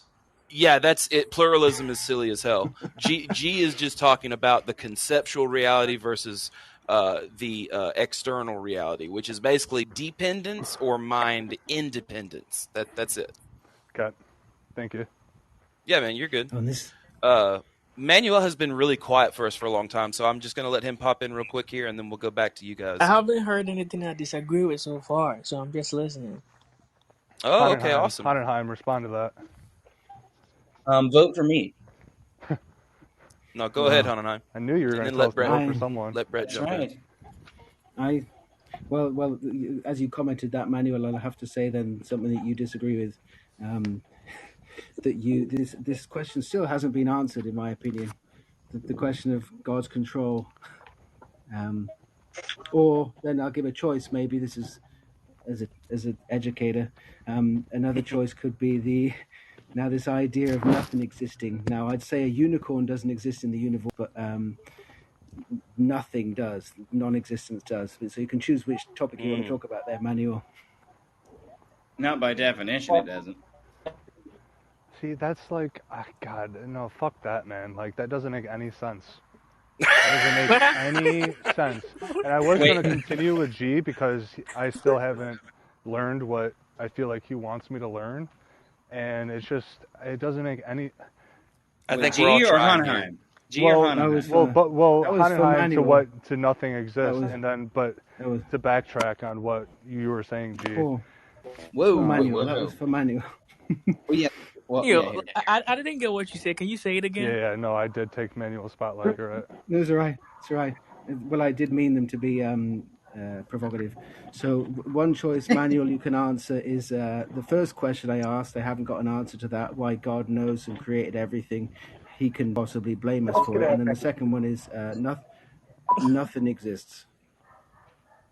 I think I'm gonna go with the first one. Damn. Okay. Trust me, we'll get to the second one. Okay, so He created everything. He created both good and evil. But he hasn't forced any of those things on you. You have the ability to choose which one you want, and then you'll be judged for it. And He knows the choice we'll make. In fact, He creates to make that choice. Yeah. But He didn't create you to make those choices. He created you with the ability to make it. Now, if you choose to make the choice, it's on you. Then He's not all knowing. So can I point out a difference here, guys? I think I see the difference between Manuel and Josh. Manuel is not a predestinationist, whereas Josh is a predestinationist. There are two types of predeterminism. There's predeterminism itself, and then there's predestination. And predestination means that God knows everything about everything and where you're going to end up and what you're going to do and all of that. So I think Josh is a strict predeterminationist. Is that right, Josh? Predestination, I thought is what you said. Predestinationist, I'm sorry. I believe so. Okay. Manuel, Yes. are you someone who believes in predestination, that God knows? Wish I had a better voice and thank from that word. Say that again, brother. Wait, something's cutting. Who's that? Hold up. Yeah, what's going on here, guys? Scott, you got to mute. It's the NSA. Scott. Scott, Scott just okay, I think he's got it under control now. And he may be asleep. I don't know. Y'all go ahead. You could probably remove him, Thomas, and then when he comes back... Well, I'll just mute... Here, hang on. I don't want to remove him. I'll mute him for just a second, and we'll see where he's at. Okay, so... well, I'll bring him back. But I was just asking Manuel if he was... a believer in predestination, which is, God knows whether or not you're going to heaven or hell. He knows every piece of your life, all the stuff. Wait, hold on. Wait, did he unmute himself? Hold on. Yeah, I muted him. What happened? This is God right now talking to us. This guy's a fierce debater. Hang on. I got it. I agree with Scott completely. I don't know about you guys, but... It's still going on, guys. That's weird. It's God. Is it me? Let me mute. Hold on. No, it's something weird with Colin. Whoa. Yeah, I mean, I'm about to be a Christian after all I'm in the Matrix, bro. I mean, we can still continue, honestly. I don't know. Yeah, I don't care. I mean, it doesn't bother me. I just don't want... I don't want the audience to be annoyed. So, were you going to say anything? In this situation, it's almost like it's not mutually exclusive. Like, if in this particular situation, it looks like even though God knows what you're going to do, you yourself still have the ability to choose differently. How? So human will is also something that perhaps God gave us, which he doesn't know what we're going to do with our human will? That's how it looks like. Okay. So he doesn't know what humans are going to do with their will. Now, that was what I was trying to say, that he knows what decisions you're going to make, right? Okay. But him knowing doesn't affect you in a way that it doesn't force you. His knowledge of what your decisions doesn't force you to make those decisions. But he created us decisions we're going to make, I thought. He created us to make the decisions we are going to... Not to make the decisions, but he created us. He knows the decisions we'll make. Right. Yet still, we have the ability to make our own decisions. So we have an ability independent of God? Yes, we have the ability to choose independent of God. I really don't understand how you can justify that he knows what people are going to choose and then he damns them. No, Here, hold on, Manuel. Let me answer it for you, and then correct me if I'm wrong. So, God gave us this will, Brett, apparently, where he knows all of the possible choices that we can choose with that will, but he gives us some human will to choose those things. And this is where I would say, oh, well, if he's all-knowing, or if he's all-powerful, then how do humans have will? But then there's this maximum will that is from some apologetics displayed. And they say, well, this is the maximum that it goes, where God gives you the capability of choosing something. But you go from... Yeah, what? Sorry, go ahead. I mean, that's pretty much it. He was just steel manning. Yeah, I was steel manning Manuel. But it's compulsory, and somebody please help me if that's not the right word with the definition. It's compulsory or compulsior? I can't remember. It's a mandatory. It's a mandatory joining, or again, as Josh was saying earlier, with the sin of Adam. If you don't join. If you refuse to join for whatever reason, join what? Like in this instance, join Christianity. Yeah, exactly. In this country, in this instance, it's joining Jesus. In another country where Islam. So how I view it is Jesus doesn't say this. He didn't know if you were going to say this stuff.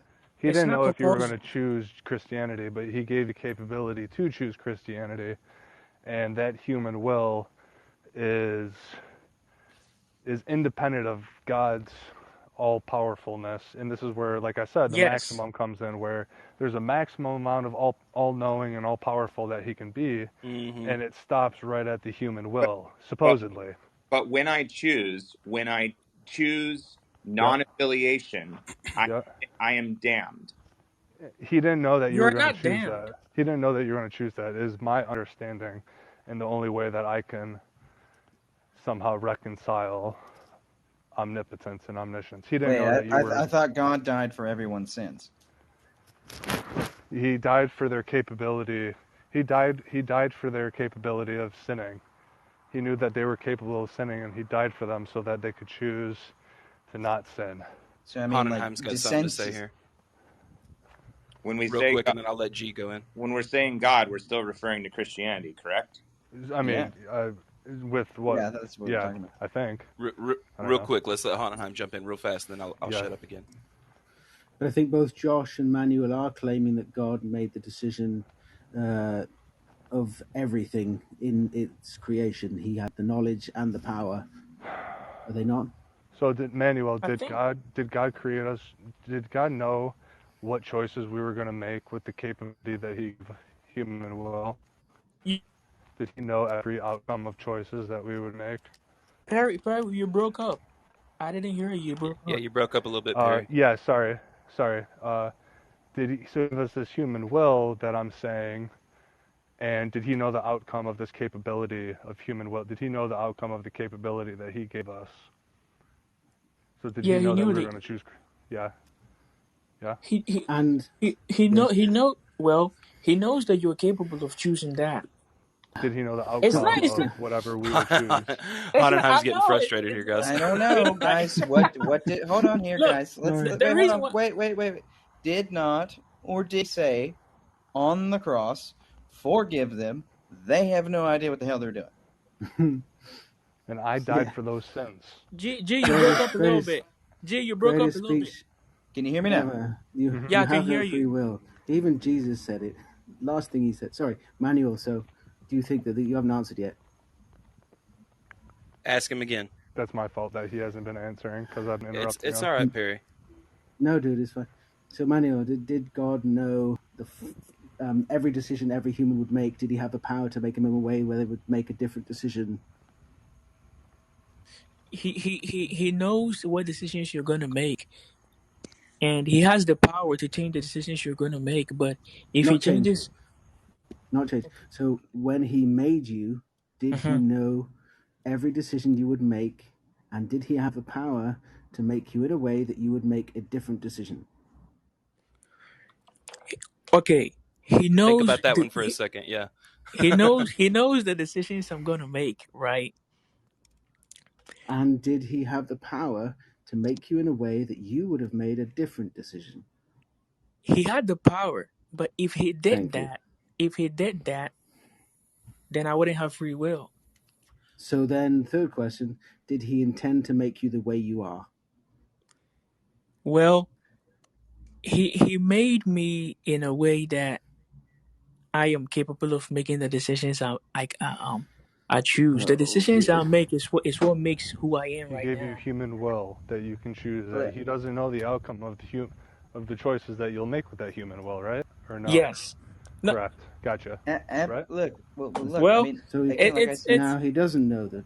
There is the assumption that because he knows, it's almost like because he knows you have to go with it. No, not only he knows, is that he intentionally created it exactly that way. No, you are assuming. I think. I'm not assuming that. Is this what you mean? Is this what you mean? No, if there wasn't a certain way we were made. You, if is that what you're claiming? That's all I'm asking. No. I was about to ask that. Do you look at it as, let's just say, God sees that, you're going to be hit by a car tomorrow. He's already seen it, right? Not only seen it, he designed it exactly that way. No, he didn't design it. He didn't design a car to hit you tomorrow. He didn't design that. So how can he be all powerful then, Manuel? What do you mean? You guys are just jumping. You guys are just jumping from question to question. Why don't you guys stick on one thing and see if you guys can address it? It's the same topic, isn't it? It's a very simple I mean, like every time he responds, you guys add another question on top. Fair enough. It's Go one for it, question. Manuel. It's one single question that's been asked like 20 times. No, It's one you question. enumerated 3 of them yourself. It's all right. They're gonna fix it right now, G. It's Yeah, okay. my bad, Let's fix it. Go ahead, Honenheim. So, I think how his power is I think it's the lack of a better word, I'll just say it's like if statements, right? So if you wake up and you decide to go out in the morning, you might be hit by a car. He's seen that. It doesn't mean that if you wake. It doesn't mean that if you wake up, you can't decide. Okay, I'm going to sleep today. I'm not going out. Interesting. He doesn't know what's going to happen. Then does God know or not know? He knows. I'm not. I don't know how to say this, but okay. He knows the outcome. He knows the outcome of the amount of decisions you can make. So let's just say you have 10 decisions to make today. He knows the outcome of each decision. Now, the decision you make is up to you, and he doesn't know the decision you're going to make at that moment. Gotcha. Okay. That makes sense. I see what you mean. That's the only way, in my view, that you can reconcile that there's this maximum amount of will that God has, or knowledge that God has, because he doesn't know which one of the 10 you're going to choose, right? Yes. You know? Right. So, but he knows each of those 10 options of yours. So he knows the possible options, but he doesn't know the choices of what you're going to do. Is that what you're saying? Yes, he knows the options and he knows the outcome of the. So how does he know anything in the future when there's an infinite amount to say that. Real quick, Perry, let Honenheim jump in here. For sure. Manuel was just about to say that he knows the outcome. Were you, Manuel?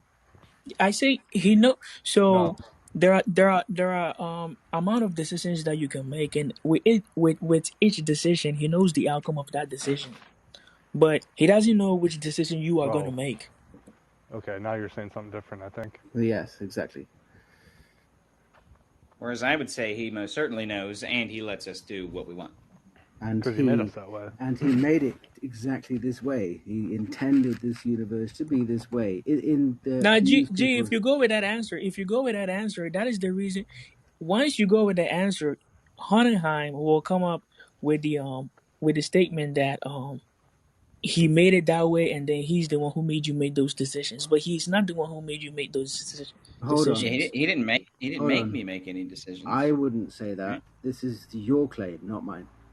Okay, so what's the response to that? What I had said from you, Honenheim. Sorry, what did you say? Say it again, G. Oh yeah, so God most certainly knows what you're going to do and lets you do it. And he intended it to be that way. Right. Yes. So I see the problem in that as God could not then hold you morally responsible because it's his decision, not yours. Right. You're his creation. And that's what he didn't intend. Jesus did. Forgive them. They don't know what they're doing. Forgive them for his own thing. No. He didn't intend. Can I give a little analogy? Hang on, guys. Hang on. I'll give you a fun analogy, Manuel. So someone makes a robot. This is how I see the world. So someone makes a robot, programs a robot, puts it in a space, a complete void with nothing apart from this robot. So programs this robot to act in a certain way, exactly as he's programmed it to do. This is what the world you're kind of describing here. And that when this robot comes along and stamps on his toe, exactly as he programmed it to do, he then cuts off his leg. Now, do you think that's a rational robot creator? But that is not how humans are. It's not. Yeah, that's not a logically equivalent. No, a logical equivalent would be that when the robot fucks up because he's an idiot donkey that doesn't know how to do anything, he forgives him. But God made you knowing that you'd be that idiot donkey. The programmer programmed the idiot to do exactly that. Right. Yep. No, he didn't. So program. No. He programmed. He programmed us to have, like him and in his likeness, an infinite plethora of different options among which we would choose in accordance with the content of our own hearts. Right. And it's not the same thing as being designed to do a specific select actions. Yep. So he's programmed in humans. So he's programmed in humans a power that is more than his power, that overrides his power then, G? No. No. It doesn't override. It's a maximum will that God has, and he gave us. That's why it's not infinite power. It's a maximum power, according to this apologetic view of omni. According to the new apologetics, yes, it's maximal, not omni. So it's maximum and not infinite, because there is human will that can choose that God doesn't know about. He can't know about. Emmanuel, you need to admit. Okay, I won't say that. I'm not dogmatic, but I feel as though if I were in your position, I'd have to admit that he doesn't know what our choices are going to be. He just knows the possibilities. He doesn't know if we're going to choose possibility 7 or 2 of 10. He just knows real all quick. That's what I said. Guys, 1 second. 1 second. I apologize. Host speaking here. You're good. Manuel, I'm going to let you talk for just about 2 or 3 more minutes and then get Vlad in here, but you can call right back. You can get right back into the queue and we'll take you again, okay? All right. I don't know why Vlad just dropped, though, so if he'll get his back up here, I'll take him in. Let me see if you wanted to give any thoughts. Yeah, y'all go ahead until Vlad comes back. It's fine. Yeah, I mean, I've been trying to steel man, and I know G has the Impaler. Too. It's weird because me and G are both non-theists, I guess I'll say. Now you're saved. Yeah, we're both steel manning the thing that, I don't know. It's weird, but I like it. Thomas, I have a small question, but I don't want to cut off Homenheim. He's talking right now. Well, go ahead and ask. I guess you're doing the work of God, Barry. Quick, guys. If it's predestined, like Josh says, then yeah, I am. Guys, 1 second. 1 second, real quick. Brett, what was your question to me? It's to Manuel. Mm-hmm. Oh, okay. I'm sorry. I thought you were asking me a question. That's why I interrupted everybody. Oh, I can stop. You're good. Go ahead, Brett. Yeah. The question is just, from your perspective, if the person does not bow to the specific religion, then there's only so high of a moral status they can reach. If a person does not become Christian, there's only so, they are missing something in life, for example. No. The Bible, doesn't talk about only Christians can make. It doesn't say only Christians will make it to heaven, and it doesn't say only. The Bible doesn't mention any specific religion that will make it to heaven. It just says that the people who will do the teachings of Jesus and people who do good in general are the ones who will make it to heaven. So it doesn't matter if you're a Christian or not. See, I think Josh would probably disagree with you. I don't know if he's here or not. So, Josh, are you here? That's a lot different than I've heard. Josh would. Josh, can you respond to that? What Manuel just said? What did he say? Say what you said again. I was saying that, the Bible makes it very clear that it doesn't mention a specific religion that its people will make it to heaven. It just says that people who follow the teachings of Christ and do good in general will make it to the kingdom of God. That's what it said. Well, guys, remember, the census sat in for us. Christ died and conquered death, hell, and the grave for all people, and thereafter left us the Spirit and also made us a deal, which is to say, the only unforgivable sin is total rejection in light of this. So, from this point forward, the only people that are going to hell, so to speak, whatever that really means, are people who directly reject God and the knowledge of it. Okay, can I get Josh's response real quick? Gee, that was fine. You're dead on, bro. Josh, go ahead and respond to Manuel. Yeah, I guess I would just want to know where it specifically says what you said. I know we're kind of on the same page as far as acknowledging ourselves as Christians, but I think it's specifically the Christian religion, right? I don't think it's just the teachings of Jesus. You know what I mean? Yeah, it was the teachings of Jesus where he said that that is where the example of the Good Samaritan came in. The Good Samaritan, if you look at him, he wasn't even part of the people who were looked at as Christians or godly people, but he was the one who actually did good. And Jesus clearly said he's the one who will make it to the kingdom of heaven, not all the Christians who passed the person who needed help. Go ahead, Josh. Yeah, I guess I would just say I semi agree with you, but I think the kind of the parable of the Good Samaritan is a lot more deeper than what you're just saying. It's But not a good okay, work. it also said that it also said again that it is not those who scream the name of God that will make it to heaven, but it is those who do the teachings of God. Do you know of this verse, Josh? I'm sorry. What was it? I'm sorry. It Say it says again, Manuel. it is not those who scream the name of God that will make it to the kingdom of heaven, but it is those who do the will of God. So what does that mean? What does it mean to do the will of God? And that is where Jesus You will gave the know them by example. their fruit. That is where Jesus gave the example that it's good in general, doing good in general. Yeah, the question is what is good, and I think I'll just cut to the chase. The That's Bible where he says in said, multiple places that Jesus, Hang on, Manuel. 1 second. Okay. 1 second. Go ahead, Josh. Yeah, I would just say I think we're on the same page a little bit. I think you just need to go a little bit further in exegesis of Scripture and read Scripture, liturgically, like according to liturgy. What does it say? The Bible says Yeah, none can are you good. explain that real quick, Josh? Yeah, absolutely. So when we're talking about real quick, Manuel, let Josh explain this so the audience can know what he means. All right. So hopefully I'm gonna be preaching to the choir here, but like when we're talking about literal, what is literal? Well, literally just means according to the liturgy of whatever we're talking about, right? So according to the liturgy whatever of the book or Bible, yes, exactly. It's not a physical, literal interpretation, right? That's what we're. My wife's texting me. That's not what we're talking about here. We're talking about according to the liturgy. So when we're reading the Bible, we need to be very careful as Christians to understand what it's actually saying in context. And we can't not take one book of the Bible. We have to take all 66 books. Stop texting me. All 66 books as they come.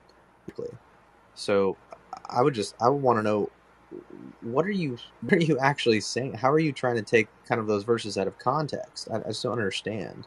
No, I'm not taking it out of context. I'm just saying that the Bible as a whole, Jesus Christ just brought everything together into one and said it's all love your neighbor as yourself and honor the God your Lord and love your neighbor as yourself. That's it. He said the whole Bible is just those two things. Love your neighbor as yourself. That's it. Well, I would say, I mean, can you answer this question? What is the chief end of man? What's the chief end of man? Yeah. Yeah. What's the end goal? I think the end goal is for us to be good to one another, I guess. To maximize well-being, as Travis puts it. Well, I mean, I might channel Hegel here and say basically ethics is being good or is bad, the transcendent modality of being. I could 100% agree with what Manuel said, that the maximum good is to be good to others. And I know that, you just, the point you made there, but I don't, that's the point I tried to make earlier with not, with one given religion. It's like the precept, the fundamental point is the action to commit with the other person. I may be a Christian or a Muslim or whatnot, but being good to others is a foundational trait that humans have, and we should seek that. Well, I mean, to love thy neighbor like you would thyself. I mean, I might channel a little Kant here. One of my favorite things he said. A little Kant. A little Kant. My favorite things he ever said was, you can have all the theorizing you want, but you can't have the good without the goodwill, which is basically just saying exactly what Christ was saying. Yes, you have to have the action, right? No, you have to have the internal orientation toward doing the good. Can I jump in? Right, but then you have to have the action to prove your good deed. Let's let Vlad chime in, since he's another Christian that can help defend these ideas. We've got Guys, a lot of atheists versus Christians. So the end goal is to honor and glorify the living God. How do you do that? Not through 613 laws, by 2 commandments: honor the Lord your God with your mind, your heart, your strength, and your body. I'm glad that you knew that there were 613. That's almost you, impossible, because even Paul said that no one under the first covenant could do. The only one that was able to fulfill it to perfection, to the letter, to the little tittle, the littlest letter, was Jesus Christ. So in his perfection, in his righteousness, we're able to accomplish all he asks: love. Love God with all your mind, your heart, your strength, your soul. That's all. And love out of that love your neighbor as yourself. Why? Because it's hard to love for a lot of people. It's easy to hate, but it's much harder to love. It's hardest to love your enemies, and I think that's what exactly Jesus is all because about, right? what do your enemy asks you for water, give it to him. He asks you for a burrito or a hamburger, give it to him because he's hungry, right? So let's let Hohenheim ask you a question here, Vlad. Go ahead, Hohenheim. Oh, cool. After I'll say it's easier to forgive people their sins if they had no control over their sins, or they know not what they do. Vlad, so I'll ask you the question I've asked Josh and I've asked Manuel, and I keep asking people. I think I asked you once, but we were with the company of someone who threw me out of their call-in for asking it, which was funny. You won't get thrown out here, I promise. Yeah. Thank you. So, although I'm not attributing you to that, Vlad, you're wonderful, and I think you're awesome. I also want to say, guys, this is a wonderful room, and I love it. I'm having so much fun. Everybody's being so effing respectful. I love it, guys. Thank all of you. I want it to be this way every time. This is so fun. But go ahead. But I'm pretty sure Josh and I think we're the only two Christians, and maybe Manuel. No, you, Josh, and Manuel are the Christians up here. I think Jacob is as well too. We would love to say together. We would love to say all these great minds here, and Jacob too, because that's his son, so he's a Christian. So three. I would like to say, and Josh would agree, and Jacob, that one day we could all say, "You're our brothers." And you know what that's going to take. I've taken my first step today, Vlad, by nominating myself to be the on-panel honorary defender of Jesus. So let's see. We have half and half right now. That's actually kind of crazy. Half atheist, half Christian. I like that. You got to admit, I tried. Perry, you're doing great. You're on your road, and I hope you. It takes time.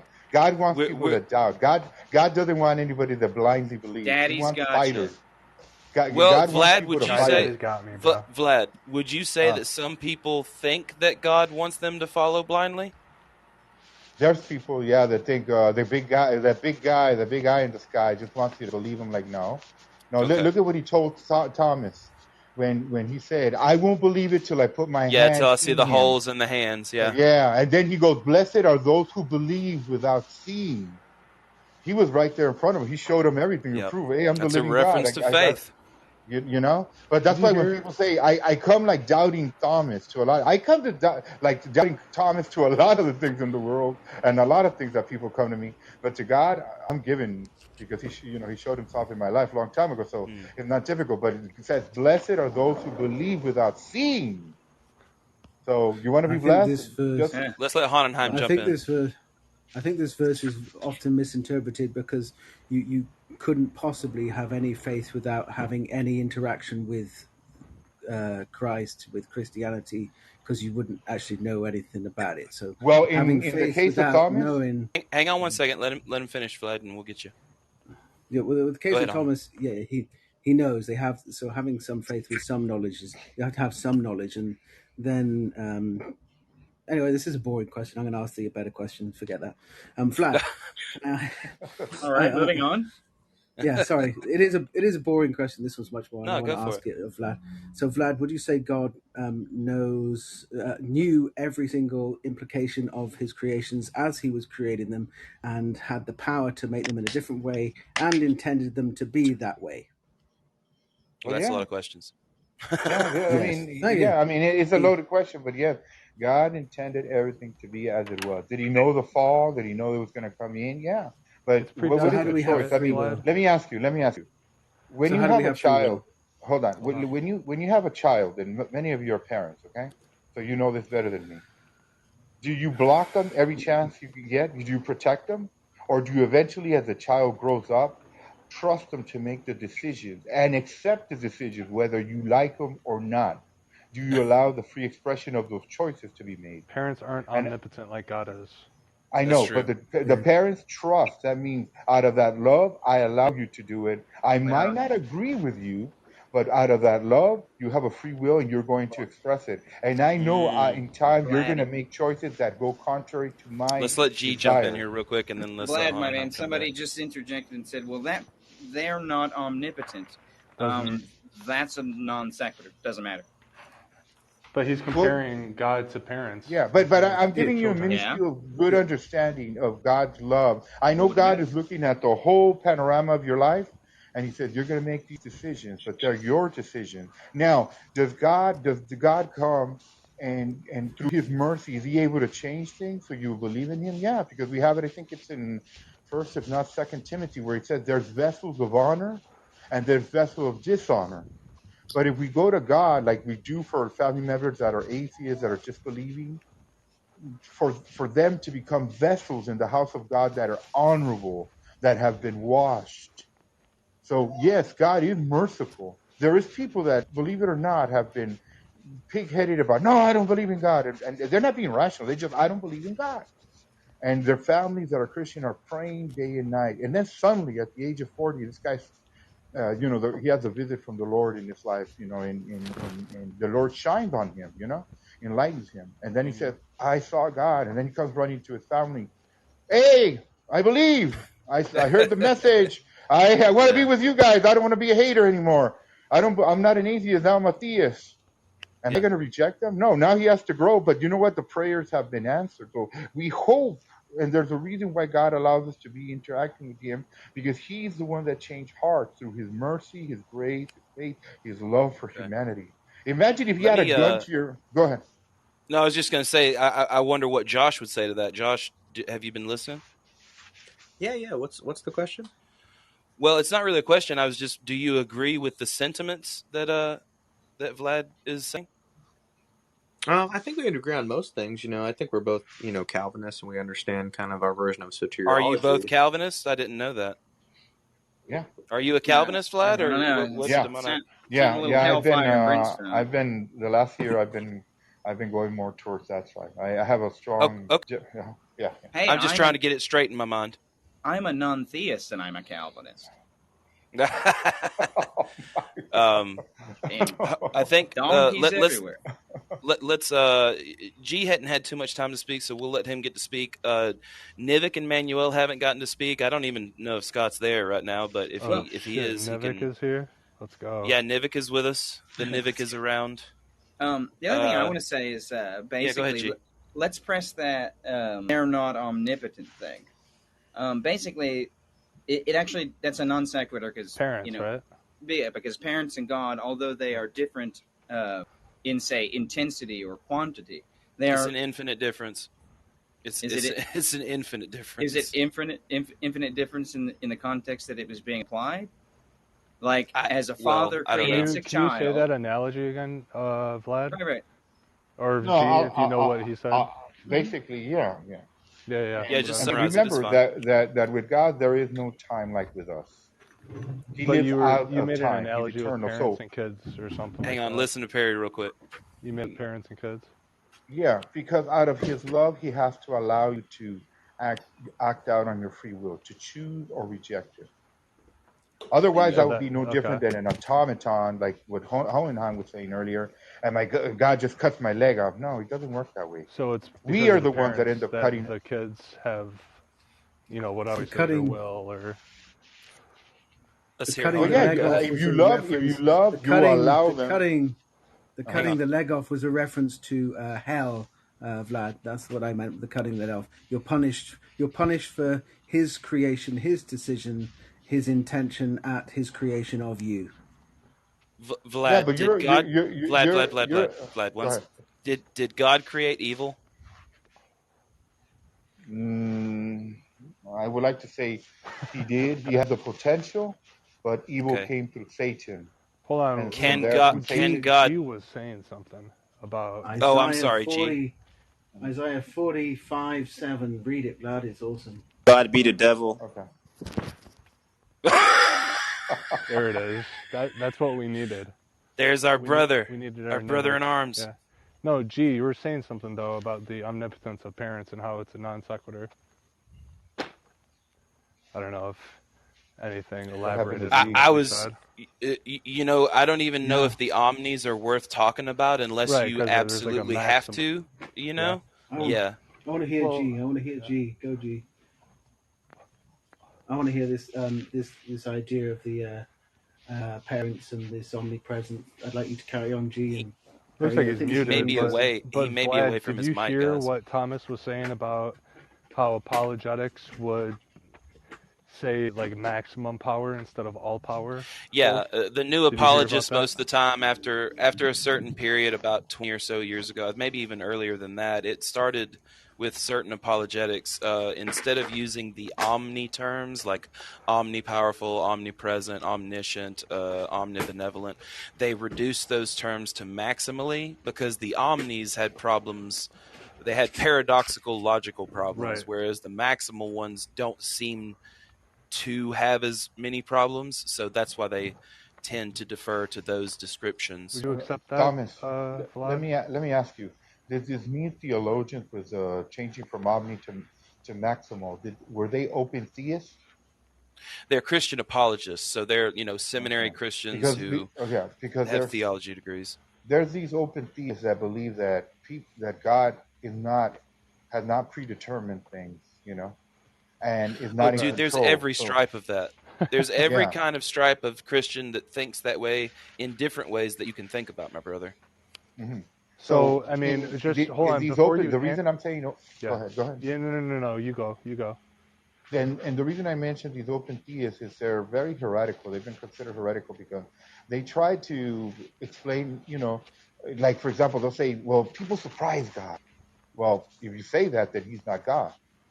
No, God knows what's going to happen. Yeah, exactly. But he cannot be messing into every little life every time something goes wrong. Like the typical atheist said, well, my daughter died. Why wasn't God there? You're like, life doesn't work that way. What happened to the laws of gravity, death? What happened to the sun? The sun rises, when you get older. God is not going to. Real quick, I'm sorry. If God knows what's going to happen, knows everything that's going to happen, right, Vlad? Mm-hmm. Does he have free will if he can't change his decisions? Of course. But the thing is that a lot of things are preset. But I mean, I would think that if anything in existence that would have free will, it would be God, right? That's of course. Where do we think we get our free will? That's the only. But you see But the thing is, his free will is perfect, whereas our free will is tainted in sin, and we have to constantly battle that. So if you're not born again, your will is tainted in sin. But when you're born again, you have that access in God through His grace to have a better will in Him because of His grace. It's to shed blood through Christ. You have a better way of thinking because of renewed, revived spirit being in you, soul. Everything's been renewed. That's why they say the inner man, the spiritual man, has been reborn. I don't know too much about any of that. Personally. And once you get this background, and this is why I wish atheists, it's beautiful when atheists come to Christ, they see that change. They're like, well, wow, I saw myself before and how I hated God, I didn't care for God, was just very carnal, did my own way, everything that pleased me, and I could give a rat's butt about God's thing. And then when they come to Christ, they have a total 180 change of repentance. I mean, I've seen it both ways. I've seen conversions and I've seen deconversions. Yeah. I want to be honest. Yes, I've heard of those. And again, for that, even the Bible says if they were with us, if they, basically questioning if they were truly of us, they wouldn't have walked away. And for that, I could tell you, I think it's Mike or Matt Dillahunty. I could tell you Dan Barker. I could tell you I know Dan Barker, prominent atheist, and Dan Barker from Freedom of Foundations. He was a pastor. Had 19 years as a Christian. I had a Christian education. Azusa Pacific, master's degree doctor. I mean, the guy's a genius. I think he's a wonderful speaker. I enjoy watching him. I like listening to him. Don't get me wrong. I don't mind listening to him. I like. Oh, I know you're open, dude. No, but I hated that. Real quick, guys, can we? We got a lot. Vlad, you're doing fine, buddy. There's no problems. We just got a lot of people in here, so I want to make sure everybody has a chance to talk. I was interested in what Honenheim was going to say. I'm always interested in Josh's takes. G, Perry, Brett hasn't talked in a while. So go ahead, Nivik. I know. He was saying that when you come across atheists, they change their minds most of the time to religion. Most of the time? I thought that was Vladdy's statement. Vlad, is that what you said? Yeah. Okay. No, just saying. Do you think that that like the more time passed by, people more became religious or less? I believe, Nivik, that some people were born in the church, but were never born again. They were born to Christian families, but as soon as they hit 18, they already had plans because they didn't believe. They learned everything. They got saturated, and all they were waiting at 18 is when I get the hell out of this house and go to the university in Florida, I'm going to be the biggest slut I was ever meant to be, or the biggest homo. I'm no more restriction, no more going to God. F God. That's usually I'm just saying, like the church more took a back Okay, seat. we have. When it comes to governing, let's let Hanenheim go back. real quick. 1 second. Reggie, we had a caller then that I haven't had before. Reggie, please come back in. Thank you. Yeah, I think we should get Reggie to call. We have a new caller, and they're what make. Oh, I see. I'm sorry. I have so many speakers. I apologize. Vlad, come on up. But now remember, we've got a lot of speakers, guys. So we have to try to give each other. We have to try to give each other, time, and I think we have a great room, guys. I really do. I love all my speakers, and I want this pretty much every time for my shows. How's it going, Reggie? Hey, it's going okay. So the topic is religion, is it? Well, that's what all of us are talking about. Did you hear anything specifically that we've been recently addressing? No, I just or popped did you in just a minute hop in? ago, but okay. I don't know how. I've made my religious exploration, and I finally came back to spiritualism. Okay. Good on you, mate. So people are losing their religion, or at least that's my judgment. I think what they're doing is they're substituting politics for religion in a lot of cases. Of course, then religion and politics have always been intertwined. Or reasoning. Well, yeah, or reasoning. It gives you a feeling that you're on the right side, that you can do the jihad. That when you said a minute ago that you were a spiritualist, did you mean it like in the general sense, or did you mean it like in talking with the dead through spiritual mediums and stuff? I worship the dead. I don't know about talking to the dead. It's okay. Think about as you went through life. I've had a lot of people that had quite a significant influence on my thinking and my outlook on life. And there were quite a few people that were really good people, and there are other people that might have been shit anyways, but had a certain bend that gave, that can give maybe enlightenment. Sometimes the enlightenment you get is not because they're trying to give it to you; it's something you get through observation. Okay. And it's I was raised in a religious.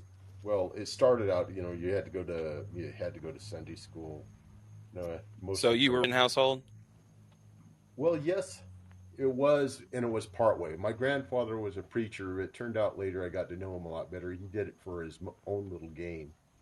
Mm-hmm. And my mother sent us there. My father was raised in a very strict Lutheran environment where it was rammed down his throat, and everybody had to go to church all the time, and you weren't supposed to think. You were just supposed to do what you're told and give money. And he rebelled against it. I didn't find this out until much later, but he rebelled against it because he felt that, he was a thinking man. And, what did your dad think about the idea of a God? He believes that there probably is a God, but the people that are interpreting what God's will, it almost always seems to, line up and translate to what's best for them. Yeah, I see what Thomas, you mean. I hear that quite often. I was raised. Why is that? Like, that I was raised. One of the requirements of religion is you're supposed to indoctrinate your children. It sounds like culture. Did you hear what he said, Nivik? Yeah, culture is exactly what it is. Exactly. Yeah. Where you're born. It's generally a requirement. If you're part of a religion, I found this out later on that when my first wife was Catholic, and I went in to try to get my children baptized, and the Catholic priest told me that he wouldn't baptize them unless I made promises that they'd be raised in a Catholic environment. Wow. Yikes. And I'm pretty sure that's still the same. So naturally, I lied to him. So it sounds like an excuse is all I'm saying. Hang on. Like, let's let Nivik go for a minute. Go ahead, Nivik. It just sounds like an excuse is all I'm saying. It sounds like whenever a lot of times when you talk to people in religion, they start off with, I was raised, as in the reason why. Well, I know you're not specifically talking about Reggie, but yeah, I'm just saying I hear that a lot. Yeah. What about it? And it's kind of like it's kind of like saying, it's like kind of like an excuse as in the reason why I'm religious. It's supposed to not be He's that. He's not religious. Right? He's spiritual. Yeah. No. I said whenever I hear people talk, I just hear I was raised. Oh. Yeah, he's just saying in general, most of the time when he talks to Christians, that he hears people saying, it's just the way I was raised. Is that what you're saying, Nivik? Yeah, and I get that, like it's kind of like saying, like, well, this is what I'm the product of, and I'm not really sure. I'm on the fence on that because I don't know if they're saying, well, I believe for this reason or that reason. It just sounds like it's an excuse, and this is the environment that I was in. So I naturally am this because of that environment. It's culture, just like you said, society and culture where you're born, right? Yeah, exactly. It's like I was raised up as this. It's not like they're going to say that's why I became Hindu, right? I was raised in a Christian environment. That's why I became Hindu. It's more of that's why I'm But a lot of times, sometimes it's kind of like, and then after I get older, now I move away from it. Every now and then. Nivik, can I ask you a question? Were you raised Christian? Yeah, I was in that environment. Okay. I was raised Christian as well till I was about 12 or 13. So I think a lot of people here have had that experience. Did anybody else, Perry or G or Josh or Honenheim, anybody? Well, that's why it's important to understand the Western culture. And unfortunately, there's a lot of differing interpretations of the Western culture. But yeah, I mean, the majority of people talking on here are in the west part of the world, and we were grown up Christian. And luckily, my parents didn't indoctrinate me like Reggie is talking about. And that is just crazy. I mean, indoctrination, I have to look at the definition again, but it's essentially pounding an idea or whatever into something without any critical thought. And the idea that there's no critical thought. And teaching anyone something without any critical thought is essentially, in my opinion, and according to someone like Socrates, is the most asocial and immoral thing that you can possibly do. And I mean, that's subjective in my case, but that is, I'm very glad that you broke the spell, Reggie. That's all I have to say. I didn't break it. It turned out my father broke it. I found out years later. God bless. He heard all of us kids complaining about having to go to Sunday school. All I know is there was one time when I was about 8 or 9 years old, and all of a sudden we didn't have to go. My mother came out and asked, do you want to go, instead of telling us we're going? And she had a funny look on her face. And of course, hell no, we didn't want to go. I think my sister went once or twice and then quit going. Right. And I found out about 12, 13 years later, my father, we started talking a lot about life in general. Mm-hmm. And he told me that when he found out that my mother was making us go, he had a discussion with her that you will not make them go. If they choose to go, they can go. They don't have to go. That sounds really similar to my experience, where my mother was Lutheran and my father is agnostic. And so I went to the Lutheran church till I was about 17. And then at some point I just said, I'm not going to the organized anymore. They're just trying to tell me what I have to think. And to Vlad's point from before, when I went to the heathen college world for the orgies and all the drugs I did. That is where I actually found. So you didn't get laid at all? Oh, so many. Just times. kidding. The church is the best place to get laid. But like that is where that's where I found my maximum ethic of meeting Hindus and meeting Jews and meeting people who were non-affiliated, and realizing that I don't accept the notion that you have to believe in a certain deity to have the maximum, like I was trying to probably explain badly earlier. I don't accept the notion that one group of people are set for paradise and others aren't. I've seen enough evidence in my life that human goodness goes between people regardless of the sect. It is when people get with the foundational dogmatism of just a fanaticism that they don't accept that goodness can exist in others that are outside of their dogma. And so that's why that came to me through meeting other people and having to reconcile with, I saw morality in their lives as equal to mine, that I could not justify to say, mine was better than theirs. Yeah, and I hear people say that, like, well, they're intelligent, good people who are religious. Well, they're intelligent, good people that aren't. So, yeah. I mean, that is an inevitability. Josh, did you want to say something? Josh? No, I'm good. Unless you guys got specific questions. Oh, I thought you. No. I thought you were unmuted. I'm just trying to make sure everybody gets to say. Emmanuel, did you need to say something? No, not now. Okay. All right. Well, anybody else, go ahead. The floor is open. Yeah. And I have friends from many different religions, including not religions, both Islamic, Judaism, and quite a few different sects of Christianity. And many of them are good people. And it's kind of strange. I have a number of my Christian friends who say they pray for me all the time that I would get it right so I could go to heaven. Because they really like me. They says, you're so moral. You do everything just like you're supposed to. You just got to believe. And I tell them, if I went in there and faked it, if there is a hell, the people go in and lie about it are the ones that need to go. I don't think you could, real quick, Nick, I think you could fool God. You know what I'm saying? That's my feeling. If I don't honestly believe, it would be intellectually dishonest to say, yes, I believe it. You know what I mean? Go ahead, Nivik. Sorry. Who pressures you more, atheists or religious people? Who are you asking? They're the same. Just talking. Oh, anybody? No, the guy that was just talking a minute ago. Reggie. Oh, Reggie. I'm sorry, Reggie. Go ahead. People who are looking for converts. I've had many different times. I always talk to everybody in religion. I don't run away from Jehovah's Witnesses. I have fun with them.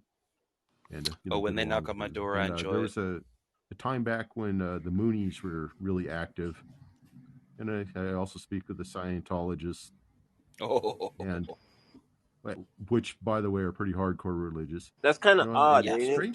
What do you think of people knocking on your doors to become atheists? You know what I'm saying? Wouldn't that be weird? Well, I work on them. Opposite. I look at it. I'm not atheist. I'm more of I'm spiritual and agnostic, and I believe in God. Not quite sure what the form is, but no, I'm just saying whenever they come to my door, I go to work. No, Nivik. He's saying that. Yeah, exactly. Go ahead, Reggie. And I've had, there was one time that there was a pair of them, and I had one of them start asking me a lot of questions. The other one got really freaked out and hustled this lady off, this younger lady who was convert, because I started answering questions and said, well, why don't you believe this? Well, why don't you believe that? And it was really, really strange. And that's another thing I picked up from my father. He never turned anybody away who wanted to convert him. He said, well, they're in my yard. I will tell them what I think. He never, it was always reasonable questions. Yeah, that's fair. And one of the I think working that always different. Came up is, what about all these good people? They're going to hell. I think society is different, though. God do that? society's more moving away from a religious worldview. I think that's different than if a person would have went out of their way and came to your home. Nivik, we can't. Let's try to let people finish. Honnenheim, did you have a quick thing to say? I was just going to ask Reggie a question. I had no idea why no one asked him this, because it was really interesting. What do you mean when you say you worship the dead?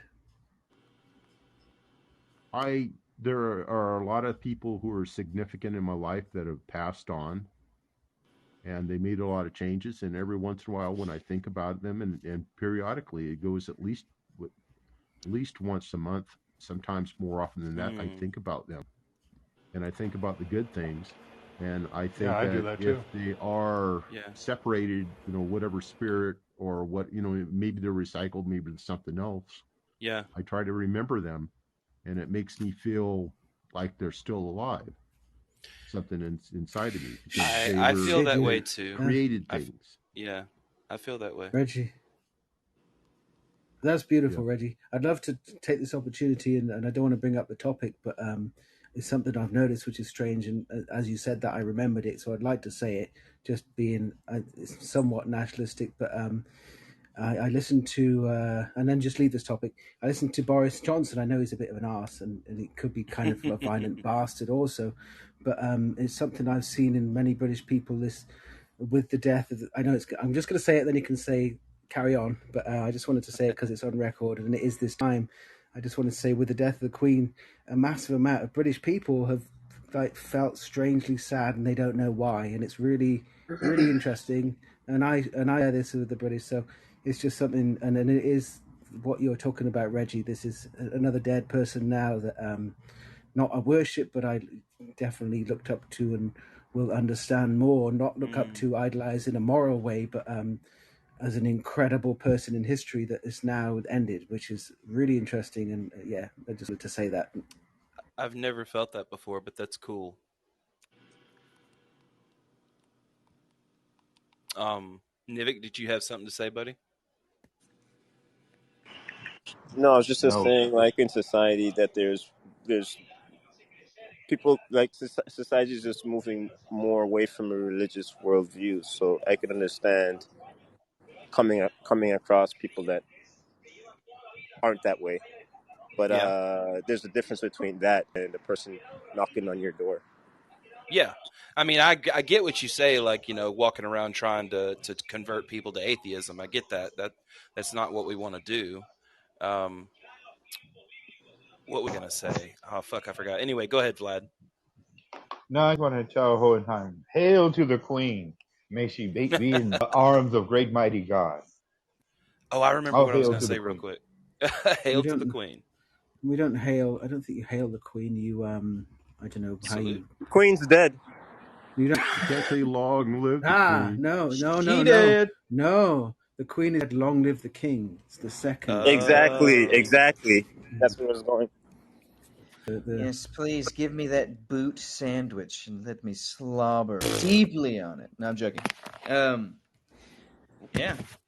Real quick, I was going to say to Reggie, I have had friends who have died, and I also monthly think about them, and it brings a tear to my eye, and I think that's a good thing. So I gotta hand it to the British monarchy. Like, a lot of monarchies gone, and they still remain in a way that's it's real relevant. You know what I mean? So that's good. Huh? Go ahead, Jacob. There was like a prime minister or something. Like, you're breaking up, Jacob. I thought the monarchy was gone. You got really loud there too. Sorry, I held the microphone closer. Loaded. I held the You microphone said you thought the monarchy is God? Is that what you said? No, gone. No. Oh, gone. I got you. I thought it was absent from British land.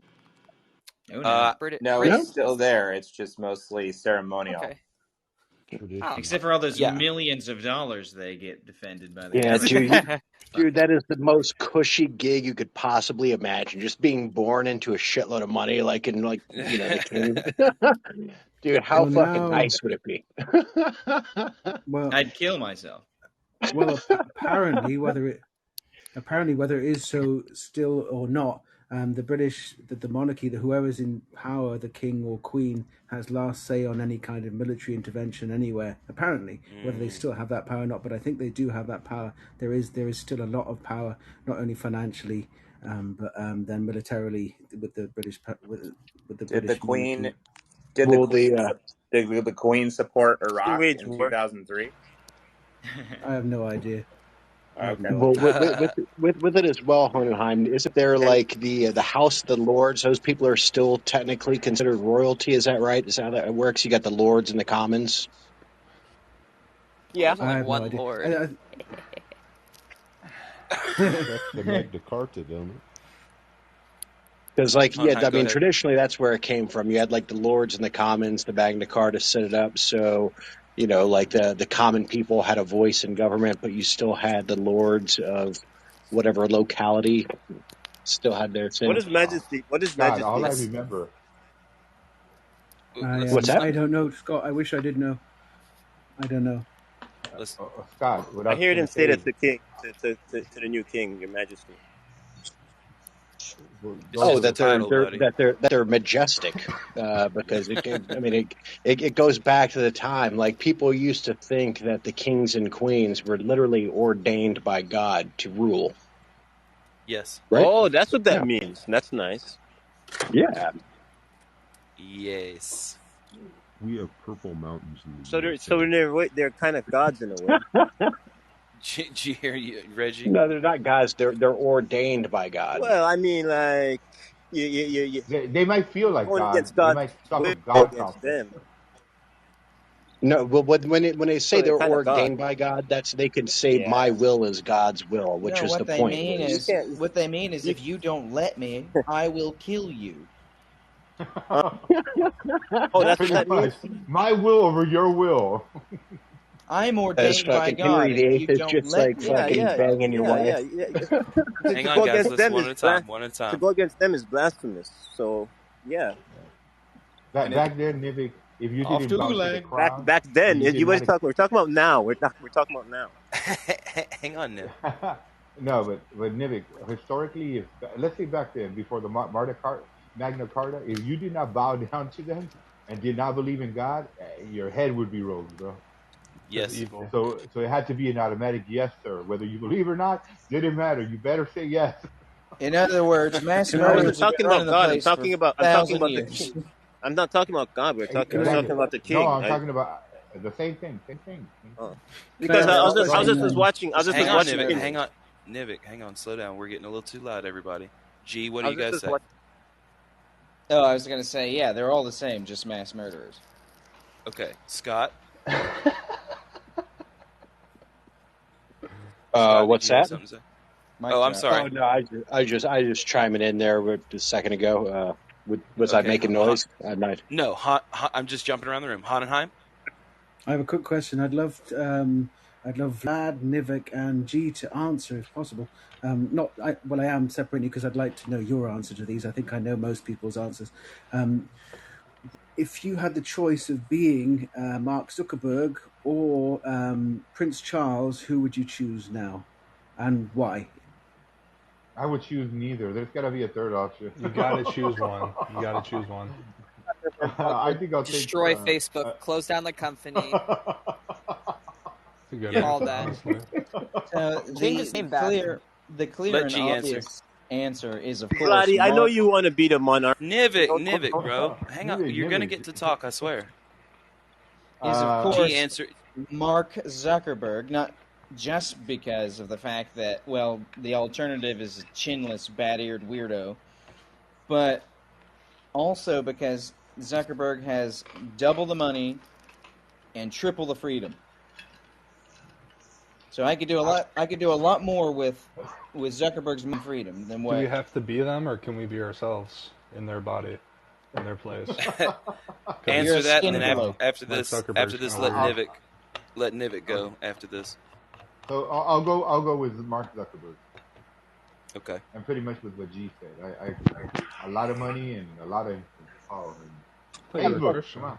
I think that a lot of people that are religious, the same type of mentality in what the kings have, in it being about their will and using God as a means to just do what they do what you want, because control the people. You're like yes, like when you like what Scott was saying, because they're like with Majestic, they're ordained by God, and I think that they're more lean towards being a monarch than Zuckerberg.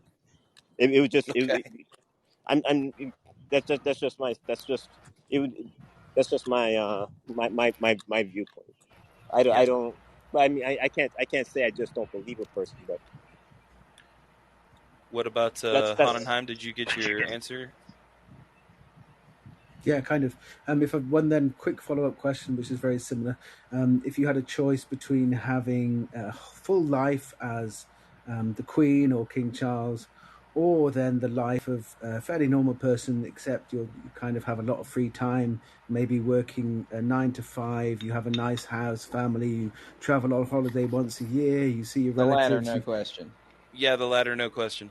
Yeah, I got no question on that. I think the latter because you sit and you realize that, you know, it's kind of like Paris Hilton's situation. She's doing all the stuff she is, but like she's born into this immense wealth, and it's like, you know, you just, I don't know, it doesn't seem like. And then the next thing you know, you're doing pornos.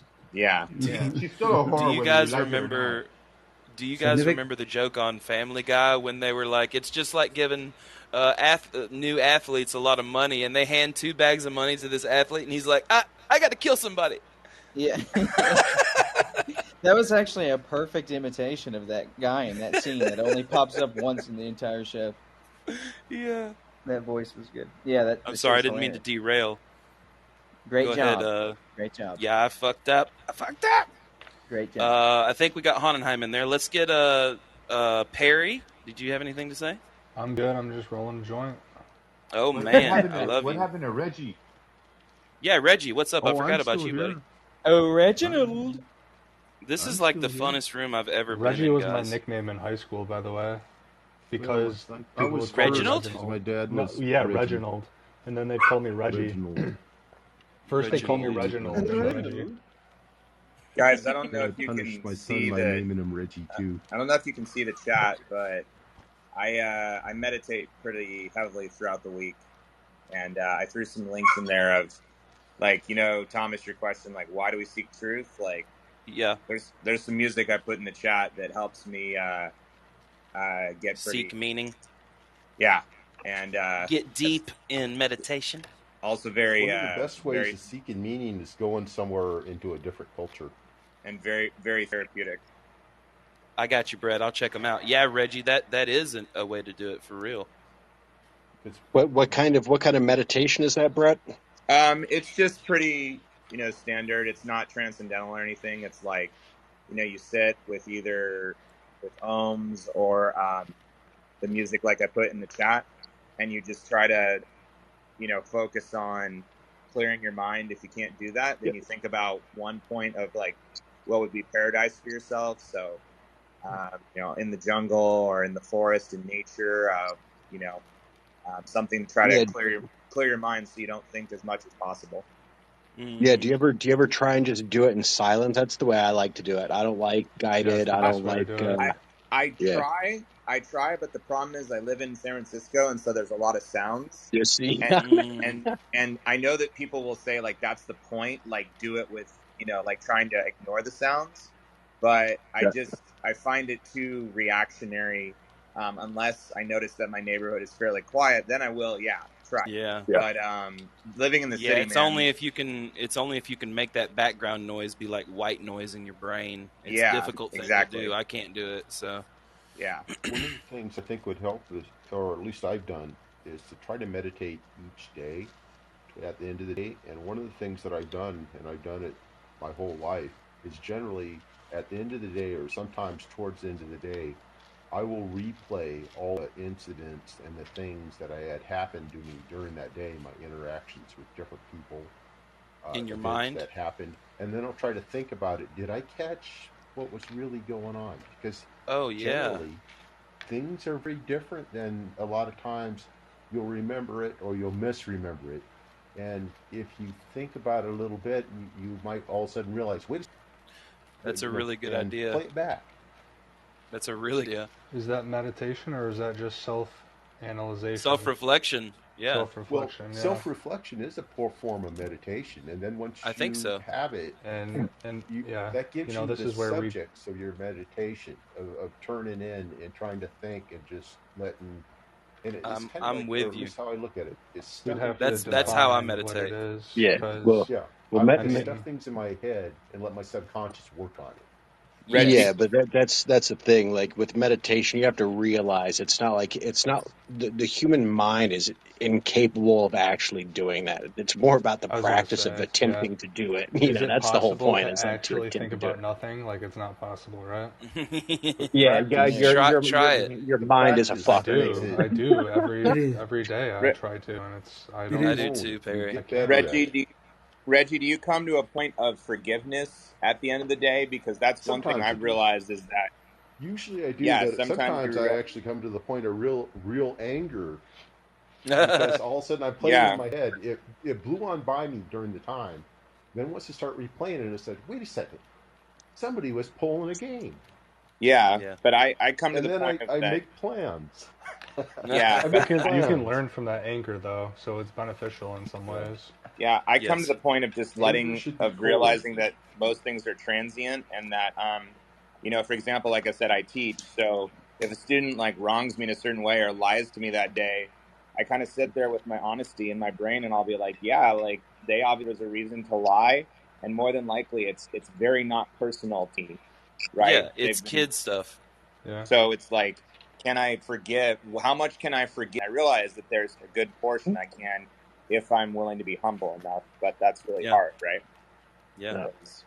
This is how your emotions. This is how your emotions work with that. It's like at first you get angry about something, you stop and you reflect on it to understand it as much is understand the problem or the person or whatever the situation is as much as possible. Yes. And once you get the understanding, you move from the emotional part of anger, managing, because things are good and bad depending on understanding and managing. So it's I got you, Reggie. You could lose your anger if you think about it. Sometimes it's worse because you didn't realize just exactly how bad it was. That's a rare event, but it does happen once in a while that you how bad the event was. Yeah, I can see that. Nivik, I'm sorry I interrupted you. Jeez. Yeah. He's right with you. Sorry. You could. But even if the day is bad, does anyone in here truly think that going to the negative part of existence and making that your focal point is really going to help? Because from my life experience, it's done nothing but make it worse, and then I can't sleep because even with the immediacy of it, like almost being mugged or like a fight on, like I said, on my campus or something, it's not that I forgive people for acting crazy, but also that not that I'm trying to suppress or justify anything, but I just don't. For me, I used to be a pessimist, and then I realized that it was actually hurting my basic sense of well-being. I agree with you. And so I don't, when I say I'm trying to forgive as much during the day, I just, and it's I didn't we give can't money. completely ignore the negative, but we do have to focus more on the positive, I think, personally. No, I mean, you don't sit in anger just for the sake of sitting in anger. You acknowledge what it is that made you angry and try to overcome it and solve it as much as possible. Yeah, we agree with you. Take something out of the event as a lesson. If nothing else, you might say, okay, let me have a few quick, snappy comebacks, thought up, so if it happens again, I can just whip them out. Did you have something to say, Hanenheim? I was going to say, a while ago, that this practice that Reggie is doing, I would say, is the start of every meditative practice I do. Every time I meditate, and maybe others, you're just seeing what is actually going on in the mind, and you're resolving it, and then that's just the start, and then you enter into the actual meditative practice. And I would say then, this may be controversially, that there is an experience you can have of nothingness, and I've had very tiny experience of this, maybe the maximum around 15, 20 minutes. Other than that, maybe 2 or 3 small experiences of it. And there is actually no experience to remember, because there is no experience. It's just kind of, it is synonymous with sleeping. But I've been close to that, and maybe kind of like that too. But yeah, I can't really describe it. I know what he's talking about. I've had it too, but short intervals. Yeah. It's impossible to describe, because there is absolutely nothing that happens, but there is an alertness that isn't existent when you're sleeping, which is a very different thing. So you remember the feeling, but you don't remember any time passing, because of course nothing happened in that time. And you're just observing. It's crazy. I wish everybody could learn to meditate. It's awesome. Well, you're not even there. There's no observing. There is no observing. No, I mean, like, you're just the river of thoughts. Yeah. Yeah, this is where it sounds like Deepak Chopra. Like if I was in a stressful, overwhelming situation, sometimes I would say, you know what, it's not a good time to make a decision now, because I'm hot and all of these bad things are simultaneously, and I don't want to be too impulsive, so I'm just going to switch off for the minute. I'm not even going to think about what just happened, and that's a good thing. Go home and when I cool down, and then reflect on it later. I try to pick my timing on when to think about things and when not to sometimes. That's a good thing. Scott, what's up? You're lighting up blue, brother. Oh, I think that's just Nivek coming through, like, back to... Sounded like a with bong. Your super speakers. It's definitely not a bong. He's got a big boy job. He can't do the bong. Sad. I am. G, we haven't heard from G in a while. I've just kind of been taking it all in. What is the basic topic right now? The theme? Right now, we're talking about meditation and how useful it is, and how you can kind of get in this zone to where you feel the nothingness, or whatever you want to call that, void or absence of controlled thinking. Yeah. So I've been doing a special kind of meditation. I do it with music. Now I did that with you this morning, but the thing about it is I've been doing a special kind of meditation where I literally just take the time to relax and try to interact with the cognitive products in my mind. Right? So if I can picture an apple, right? So the mental representations? Yeah. Like imagine an apple in your mind, and being able to zoom in on it, expand it, change its colors, spin it around, add things to it. I've been doing that sort of meditation lately, and it's kind of cool. Oh. So you've been abstracting a domain to where you can make systems and play with them.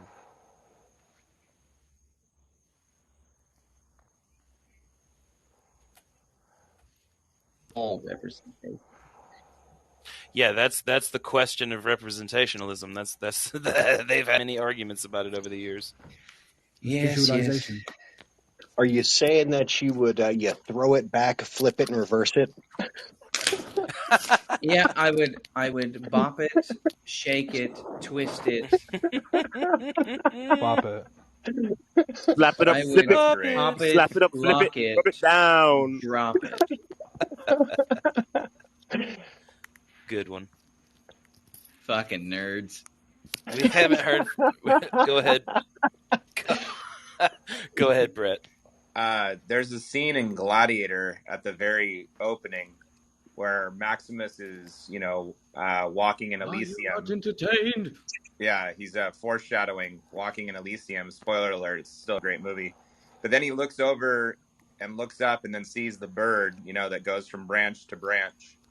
And that's a walking meditation that I've done before, where you're just in the forest, or there's a park near my house, and all you are with, obviously you're concerned about people around you and shit, because you gotta, be aware. But all you're with is the wind in the tall grass or the trees and all that there. And there is a calmness I've found that you just let it be with what it is there, and focus on your breath, and touch the tall grass and just be with that sensation. And man, that is, whether you're sitting at the beach smelling the ocean salt and watching the sunset, or whether you're any nature around you, is that meditation?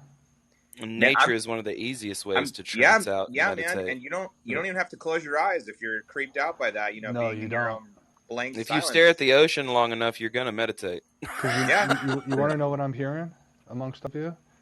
Yes. Is that what you're describing is a mechanism of focus. You're focusing on the apple turning in your mind. You're focusing on that bird flying from branch to branch. You're focusing on your breath or whatever, even if it is nothing. But then everything away is what happens. It's a weird sensation. See, I guess this is where I'm limited, and I'm either jealous, or because of this jealousy, I would push back on Hannenheim. Don't hate me because you ain't me. And I would say, well, I like what you were saying, G, but what Hannenheim was saying, how he experienced 15 to 20 minutes of nothingness. Yeah, that is deep shit. I would either say that I'm deeply jealous, or I would say that maybe you were saying you were 0.0 faith in Christianity or whatever. Like the smallest bit, there was still something there. It wasn't exactly nothing, but I mean, there was still something. It was as close to nothing as you can get. But I said in the beginning, and I'm not denying, this could be wrong, but I personally don't think they can experience nothing through this meditation. What do you say, Hannah? Yeah, what would you say? Yeah, I'd say I'd agree with you, Perry. I'm also jealous and skeptical of myself. Gotcha. And I haven't been back there since, and I would love to go there. And it was incredible. The 50 minutes was absolutely incredible. But to get there, Hannenheim, weren't you focusing on doing something, even if it was focusing on not focusing on anything? Wasn't it still this blanket kind of experience / perception of focusing on something in order to get there? Well, it's like defocusing in a way, I think. No, because this all comes back to getting in the zone that Brett brought up, and it therefore subsequently turned into meditation, in which I think are synonymous, being in the zone and meditation. And to get in the zone, you got to focus on something. It doesn't. Yeah. So. And I mean, you're right. Yeah. Go for it. So I'd say that there are different levels of meditation, and it took more focus than I've ever mustered before in meditation, and it was. But then focus is not an exhaustive. It's not exhausting. It's not exhaustive, and which seems like oxymoronic, but it's true. No, I agree. Your focus can be incredibly relaxing. This was just a slow step back, and just an analysis of consciousness and where consciousness is coming from until it felt like I'd broken. I'd broken through, and you can't even remember it. Like that's how much I can't remember it was. Well, yeah, so I mean that's why it could be either or. I woke up from it. Not even woke up from it. I became consciousness. Just snapped out of it. I became conscious again, but I was not asleep because I was dead upright, dead alert. How'd you feel after that? Did you feel like you just woke up from like a great sleep or something? Or were you like tired? Harry, you described kind of how I felt. I'm like, shit, what happened there? Can I do that again? I want to go back again. Was that true or not? I don't know. But it seems the best description of that was time spent not spending time anywhere in anything. Love it. That's what I want to ask. Is part of that going to sleep? By the way, and have you ever he doesn't know. Were you ever in a situation where you were trying to go to sleep but you couldn't, and you're trying to focus on sleeping, and that made it even worse? Yeah, there you go. Yeah, that's a good question. Yeah, I have had one experience of sleep similar where I just, when you blink and wake up, that's what it. But then this was more like something was present, but I wasn't. I don't know. Fuck, I don't know. When you meditate deep enough, I mean, No, I ask: do you think not focusing is what you do when you go to sleep? And I get what have you're you ever saying. tried to force yourself I've to go to tried sleep to focus on sleeping, Nivik, that makes because it I had to worse. wake up early and I on couldn't sleep for like sleeping 4 never hours. Yeah. Hang on one second, guys. Let's try to be one at a time here. Yeah. Go for it, Reggie. I said my 2 cents. I've had sleeping. Well, I don't sleep much. Even now, I sleep more than I ever did. Just about 4 hours a night. Jesus. And I'm actually quite old. No. You ever tried hard to focus? Josh says no. Oh, but yes. No, I think he's talking to the animals. Deal with it. You ever tried hard to focus on going to sleep? Jesus. I turn something interesting on either YouTube on certain types of subjects, put it really low, or some other type of video and put it very low on the sleep timer, because I find that will make me go to sleep instead of trying to focus on sleep. Divert my mind. Yeah, it takes me 3 hours to fall asleep if I try and focus on like sleeping. Jacob has aren't good at going to sleep. Are they? Jacob did. Yeah. Hold on, Nivik. Let's hear Jacob because he hasn't said shit. Why, thank you. Well, I think. Yep. Okay. Well, I don't know if this is like super off topic. I don't actually recall what we were talking about, but I was going to ask a few questions about meditation. A lovely topic. I wanted to ask a few questions about a couple of your guys' positions, if that isn't strange too far. Yeah, go for it. Specifically, go for it. Hohenheim. Yep, you got it. Nailed it. Earlier I did. So, are you an evolutionist? I don't think you heard me. No, he did. He's just taking a second. Oh, jeez. Do you want me to read what I am? I don't know quite what I am, but I can put it together. Hohenheim's a lot of different things. He's a lot of different things. Don't ask him what he is.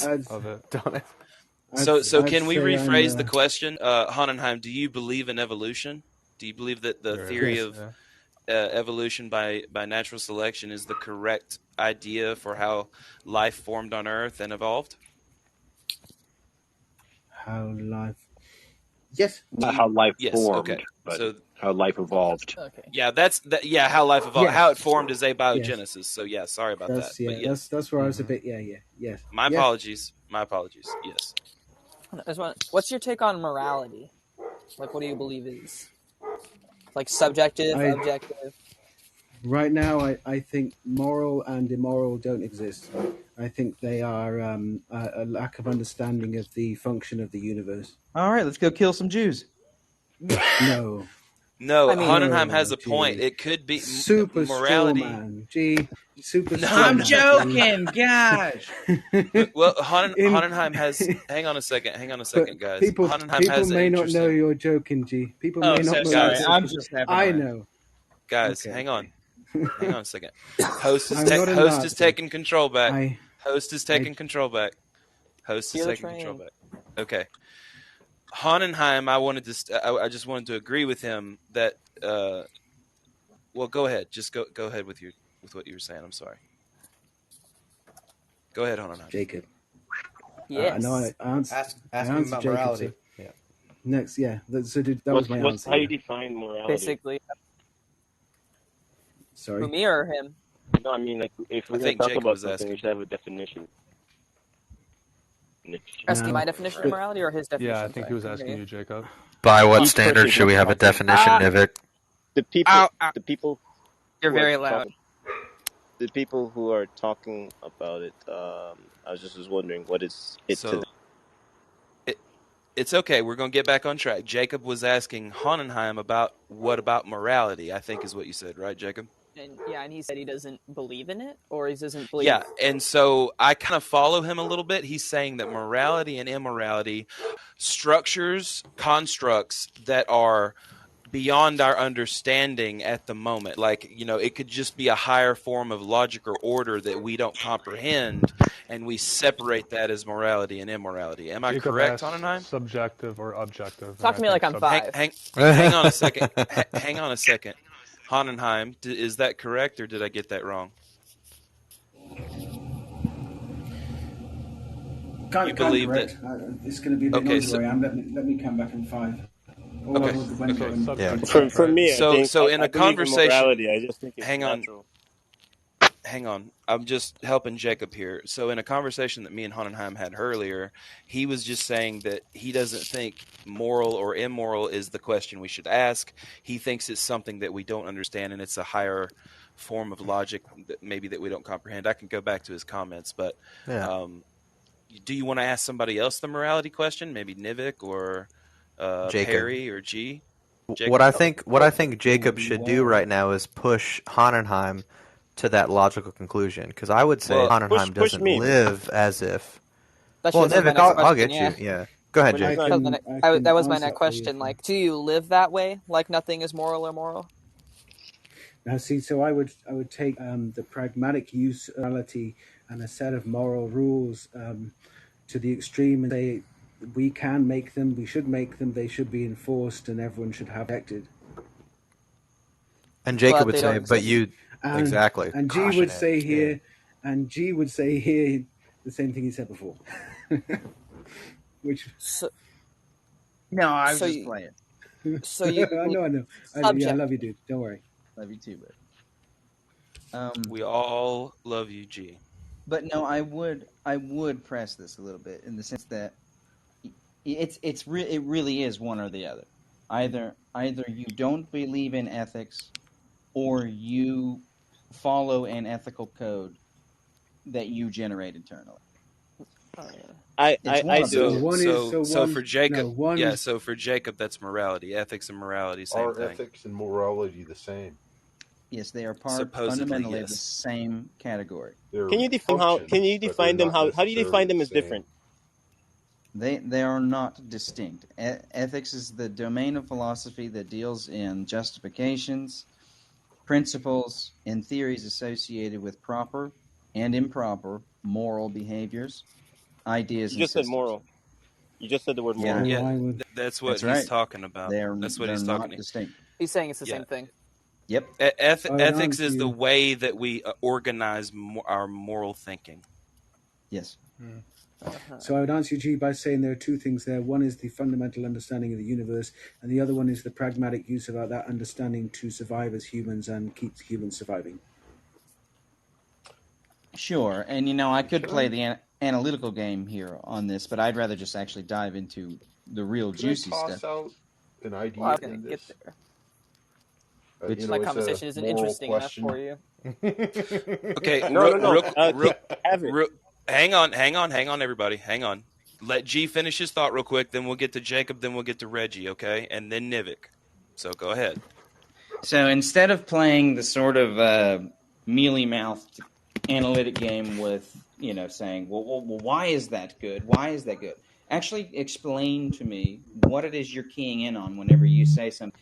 The nature of the universe as it relates to having basically the question I asked, or the statement I asserted a minute ago about you either don't believe this or you generate an internal ethical code on a regular basis and wish it would be universally applied or enforced across society. Yeah, level 6. Level 6, yes. Can I respond?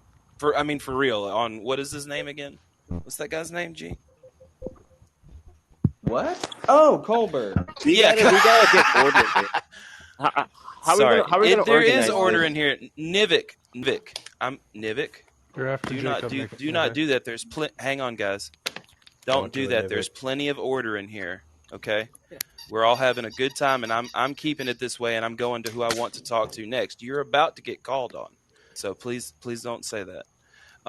Wait. Jacob and Honenheim were having a conversation, and G was just giving his side put. So now I kind of want to hear them tie up their part, and then I want to hear from Reggie, and then I want to hear from Nivik. So that's the order I was going in. Okay.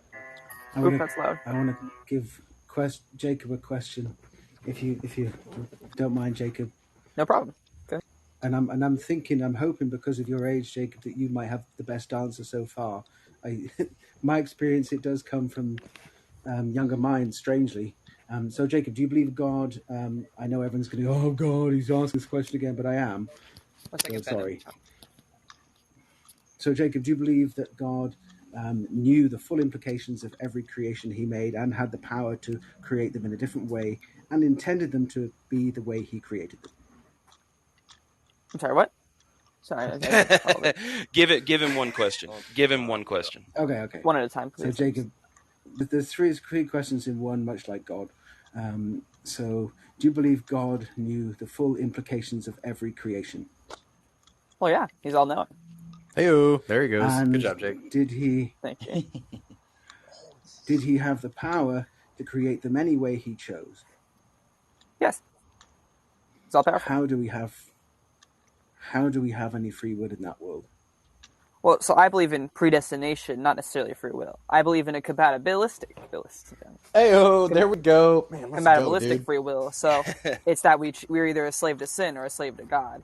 So we do have choice. Free choice. Hang on, Josh. Let your boy do it. You're right. I'm just excited. I'm sorry. Sorry. Thank you, Dad. You're welcome. Go ahead, Jacob. It's all right. Then we're going to move to Reggie in just a second and see what he's got to say. So we've also got another caller too. So make it quick, Jake. You got it. Yeah. So I do need to get quick. I think I got to go to bed soon. But go ahead. It's okay.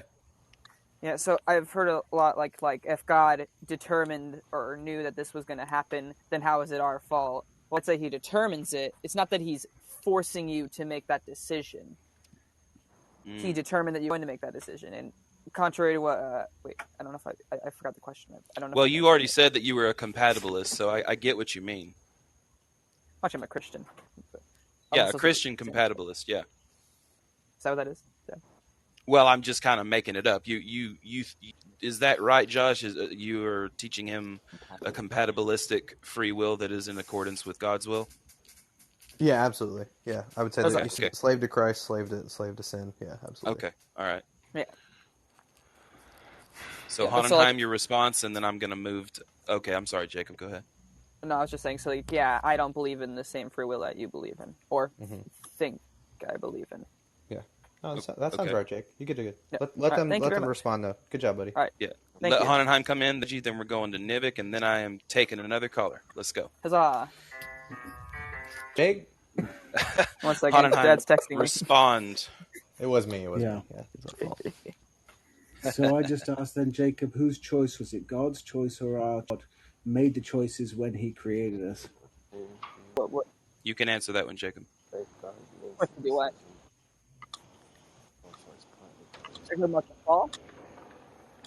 Jacob, you're breaking up kind of, buddy. Sorry. Choice to do what? Are you talking about the fall? The fall of man? When God created anyone, he knew the full implications of the creation. He had the power to create them differently. So he intended everyone to be exactly who they are and make the decisions they were going to make because he had the power to do otherwise. Yeah. Oh, man. It's all right. Sorry, say that again? I'm really sorry. You got to pay attention, Jacob. He's trying to push you to talk about, did God create people evil and sick? That's what he's trying to push you to. I'd say he allowed sin to enter the world. And that Satan is what ultimately brought evil into the world. He allowed it world from outside of the world, or how does that work as well? That's a whole new kettle of fish there. What you need to say is define how do you understand outside of the world. Let's put a bow tie on that for just a second. Let's get Reggie in here real quick because I've got to move to the next caller after Rick. Thank you, Reggie. Do you have something? Thanks, Reggie. Sure. Actually, I have quite a few. No, you're good, guys. Yeah, go ahead. By the way, I think there's two types of Christian beliefs. One is predestination. The other one's free will. It's not that they aren't the same. There's some differences. I think Calvinists believe in predestined, that you're going to do what God decided you're going to do. But let me jump away because that wasn't what I was going to bring up. We were talking about ethics and morals, and as an exercise, your cultural background will give you a baseline, because essentially your religion can govern, in many cases, your morals or your lack of religion or your lack of morals. But then we're also dealing with ethics. So say, for example, since you're part of a certain religion out of your culture that says that everybody who is not part of your culture is infidels and they deserve all bad things that can happen to them. And so your morals say that in your interactions with them, you're supposed to try to cheat them, try to set them up for failure, and try to do as much as you can, since they're not part of your group. Nivik, we got a little bit of they're background noise, non-believers. That would it be ethical to actually do all them things, to try to set them up for failure, to cheat, to steal, to rape, rob, pillage, and murder? Okay, because that's essentially something that's happened throughout history. So I think while they're intertwined, they're different. There's good and bad people of all different religions and stripes and all that kind of stuff, right? I think that's true. I'm just saying that they're intertwined, but aren't the same. One, cultural religious beliefs can lead you towards your set of morals. Your set of morals might have nothing to do with ethics. Your ethics should stand alone. The ethics, I think all of us should be judged, by the golden rule of, live and let live. Right, but in many cases, we warp. People can, religion, culture, morals, and ethics, while they lead together and they work together a lot, they're not the same. They're just huge influence on where you end up. Well, I mean, culture. Real quick, G. Reggie, I have had a blast talking to you, and you can jump right back in the caller queue, but I'm going to go to Jenny quick. Come back and talk to us if you want to, my brother, because I enjoy talking to you, Reggie. Let's take Jenny and G. Go ahead, bud. Yeah, I was going to say, so Reggie was kind of right. Culture is not the same thing as ethics and morality. But ethics and morality are not extricable. They are not. You cannot. On a sucker or something. Well, real quick, I forgot. It's Nivik, but I accidentally forgot to call on him. So if Nivik wants to say something after, I did forget to call on you, Nivik. I'm sorry.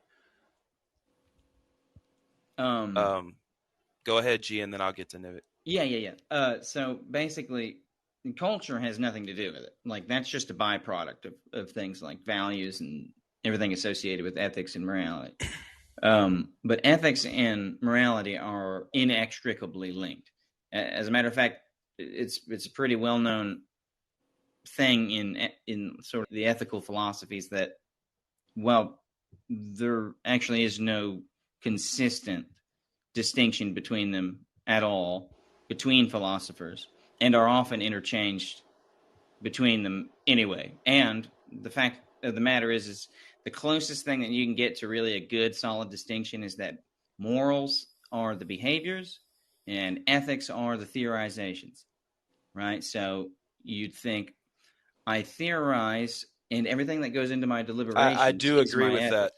I agree with what you just said, by the way. Yes. Right, and that transposes to the behavior that those deliberations inform.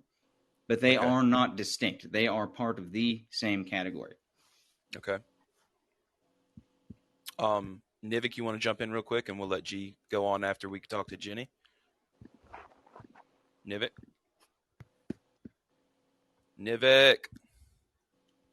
Oh, my God. You have the floor, and he won't take. Oh, my God, he's having problems. 1 second. We'll get him back in. Ask him a question. What is that question you always ask him? No, Nivik is our spirit animal. We're just trying to get him back in. Talk about materialism. Talk about materialism. There we go. Here we go. See, I told you. The app's not working properly. All right. Hey, yeah, let him go, guys. Sorry, Niv. Go ahead, bud. We know it's fucking with you right now. No, yeah. I wasn't like rage quitting or nothing like that. No, you're good. We're gonna let you go, and then I'm gonna ask Jenny what's up. What's up? Well, what's up to you first, and then we're gonna ask Jenny what's up because she's what's up, dog. What's up, Niv? No, what do you think about what G was talking about? I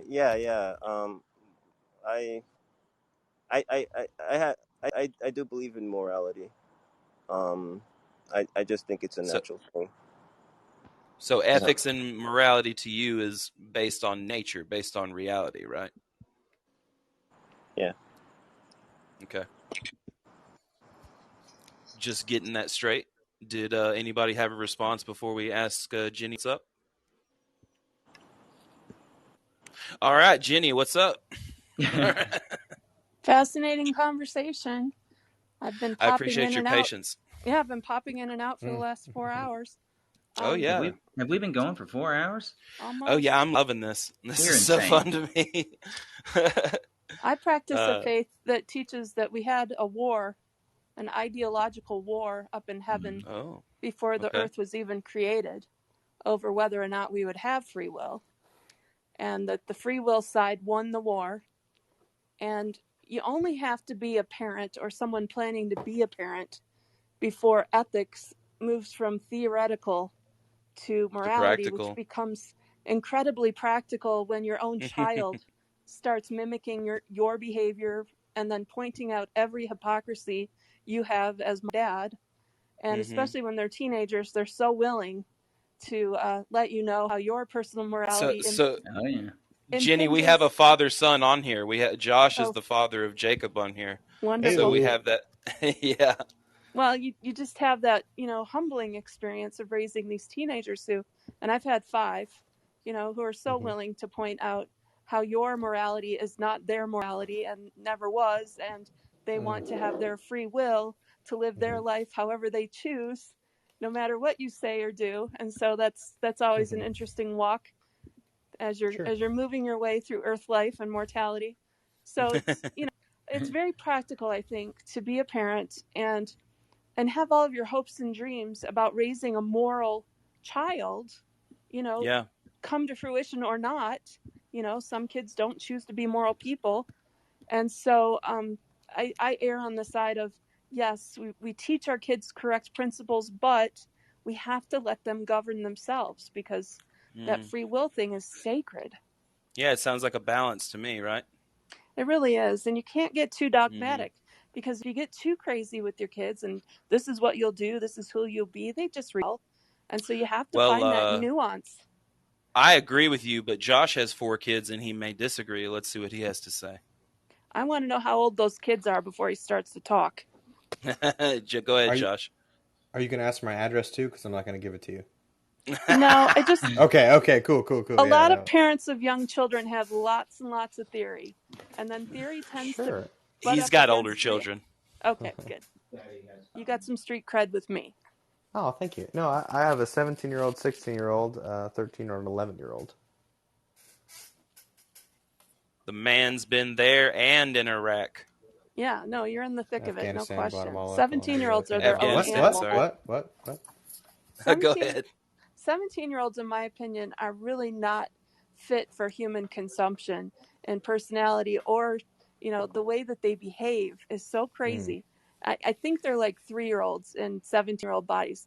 They've got so many things they need to figure out. That's because you're about to give them freedom. They know that it's coming in a year. Well, they get overwhelmed because they have so many choices. And they know how important they are, and so they don't want to mess it up or they don't really care. So it's an interesting age. So I'm curious how it's going with your 17-year-old. It's actually going great. So I'll just, I was going to tell Thomas privately, but last week was probably the worst, one of the top 3 worst weeks of my life, right? I'm in Afghanistan a lot, Iraq a lot, lost a lot of friends, been blown up, hurt, Purple Heart, Bronze Star. I also had a son die at a week old. That was a terrible, thing for us. This week we stay strong, brother. Absolutely. We had to go and, kind of try to help my family's business. Agreed. We had to help my family's business. A lot of drama. It's okay, dude. My wife's mother-in-law, she owns a restaurant, right? And it's kind of falling apart. it's partly on her, it's partly on the management. But we came in and we just kind of, imagine like a Chili's or an Applebee's, and people run around bussing tables or whatever. My 17-year-old jumps right in, starts bussing tables, taking orders, running drinks, just doing everything he can for absolutely free, because that's what me and my wife are doing. So my 17-year-old, I'm immensely impressed with him, just as I am Jacob as well, who's on here right now. We've all contributed to help for free because we're family and that's what we do. So I would disagree with what you're saying about 17-year-olds, because I have a different view of what a 17-year-old is. I'm not saying you're wrong. Has but he my been version of Has he been homeschooled? Yeah, absolutely. We've been homeschooling Okay, for about that's 11 what it years. is. Yeah, no, that's awesome. Which is why I would disagree with public school in general.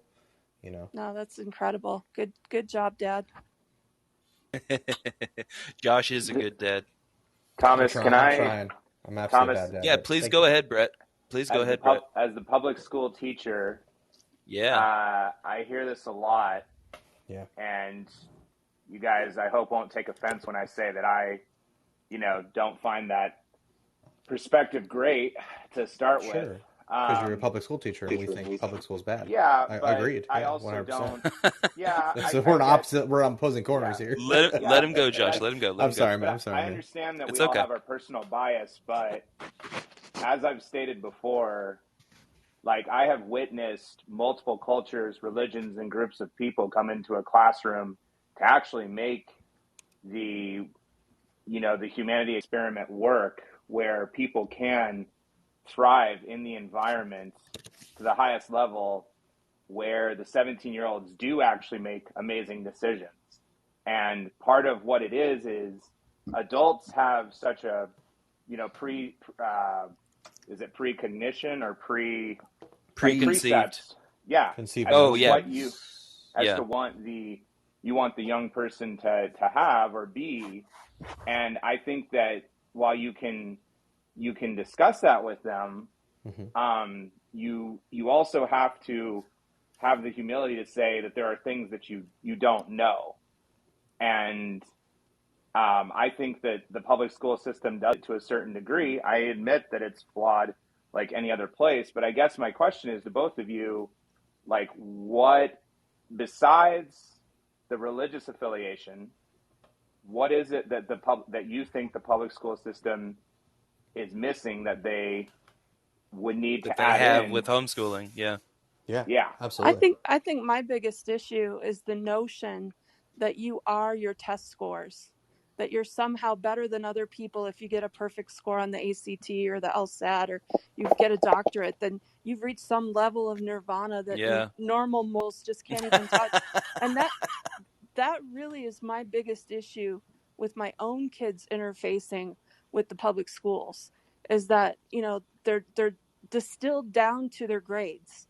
And it's not our grades that are going to get us into heaven. It's our morality and our choices to keep the commandments or not keep the commandments.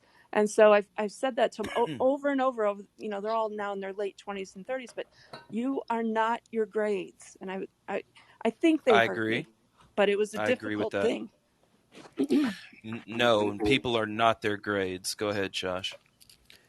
Yeah, absolutely. So my issue kind of with public education as a Christian is that the person that controls the schools controls the world, right? So 90% of people that call themselves Christians, according to what Bob Bauckham says, choose public education. But my issue is that essentially what it says in Luke 6:40, a pupil is not above his teacher, but everyone after he's been fully trained will be like his teacher. So if I send my kid, Jacob or David, to school, they're going to spend 14,000 seat hours in school from kindergarten to it's about 14,000.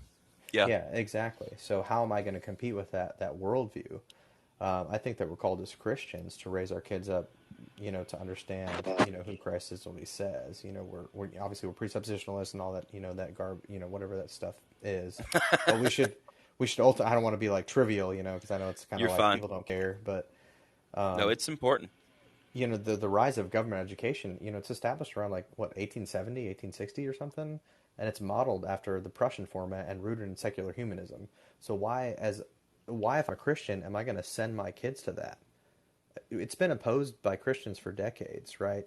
In the 1900s, a third of all kids were homeschooled. They were educated in the home, and then what happened? Yeah, that was out of necessity, though, right? Well, I'd say it's out of obligation, but you could say it's out of well, necessity. but I mean, definitely okay. So, but definitely out of necessity because they didn't have like cars or public schools or roads and stuff. You know what I mean? So they were few and far between. I'm not stopping you, and I feel you, good. but we haven't heard much. from. What? I love you too very much. Hanaheim, have you got anything to say?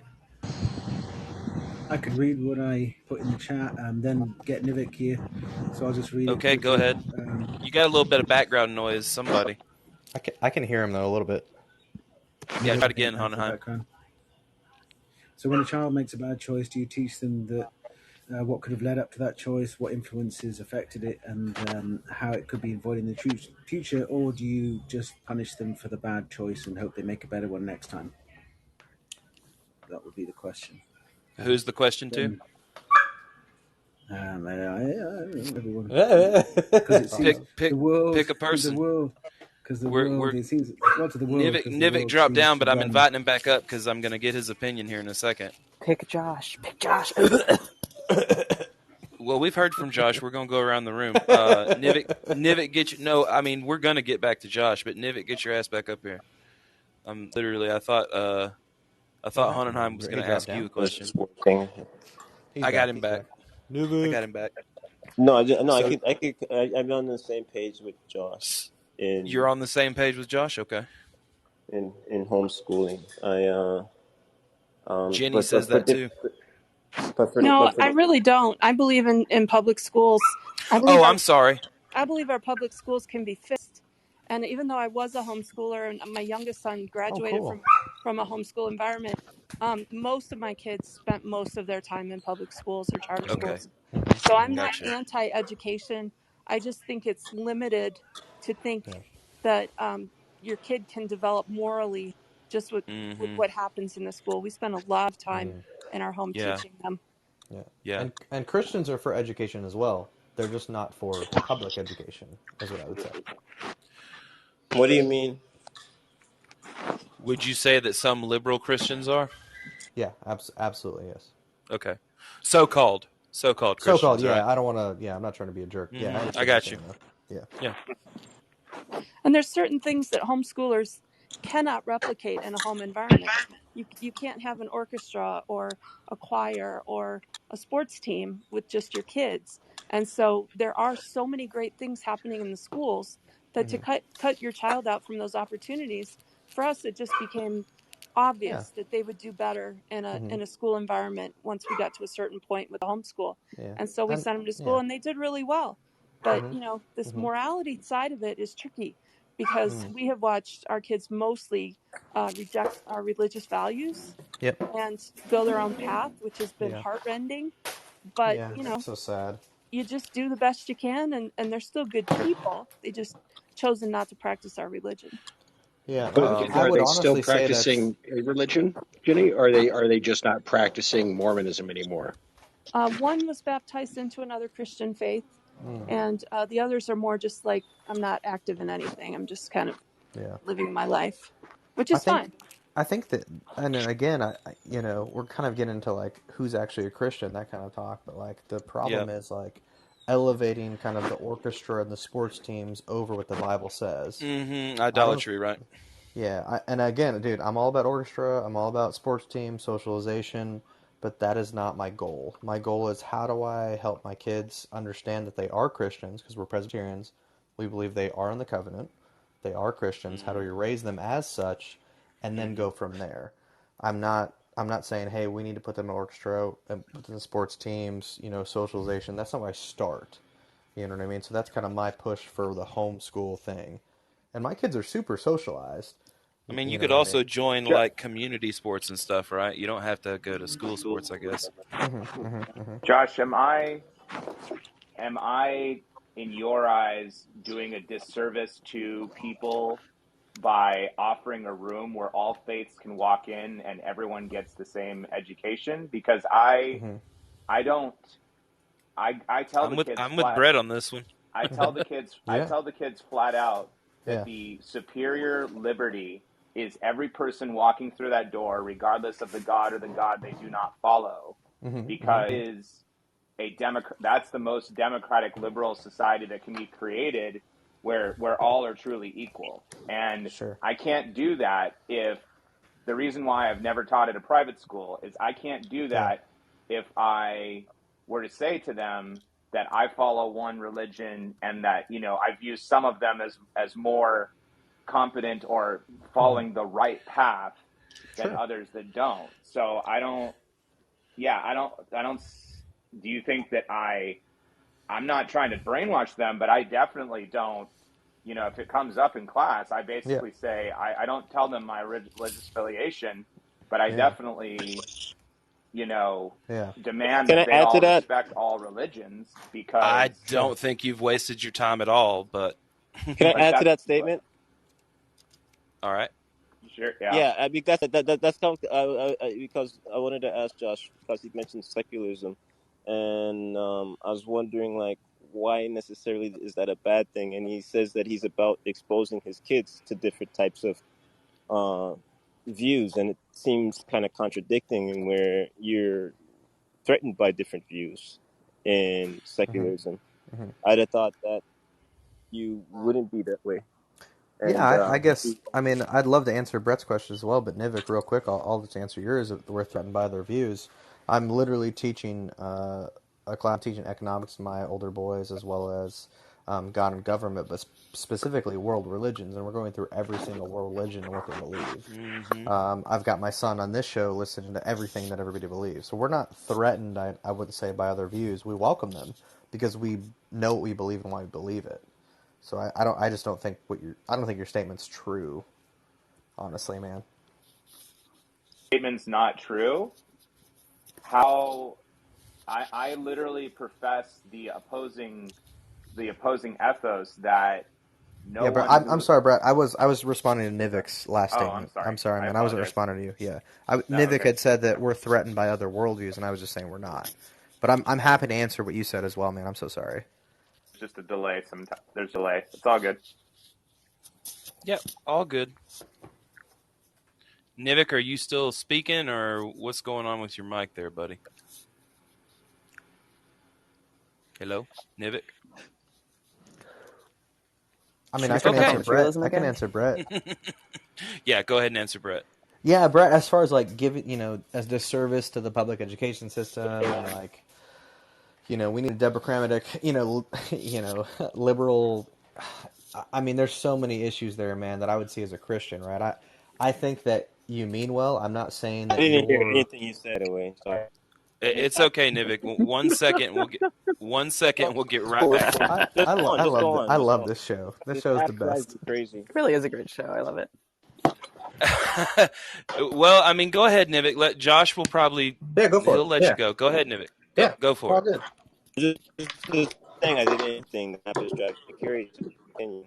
So you didn't hear what I said in response to you, Nivik? Yeah. Nivik, can you hear me? Ask your question again. Yeah, I can kind of hear you. Yeah, you're breaking up a little bit, Nivik. Just ask your question again, bro. Hold on, my boss just popped up. Hold on. Sorry. Okay, be cool. Act like you're working. Be cool, man. Make that money. He's a security guard, guys. That's hilarious. That's funny. He's always roving. He's roving, man. Yeah, that's why he's got the noise, because he's clicking. Coming up. He's always clicking the flashlights, like. Yeah. We're making fun of you, Niv. He can't hear because he took his earphone out. What were you saying? Nothing, man. Nothing. We love you. All good things. All good things. No. I don't mind. What were you saying? You were Josh. Yeah. Ask Josh your question. Yeah.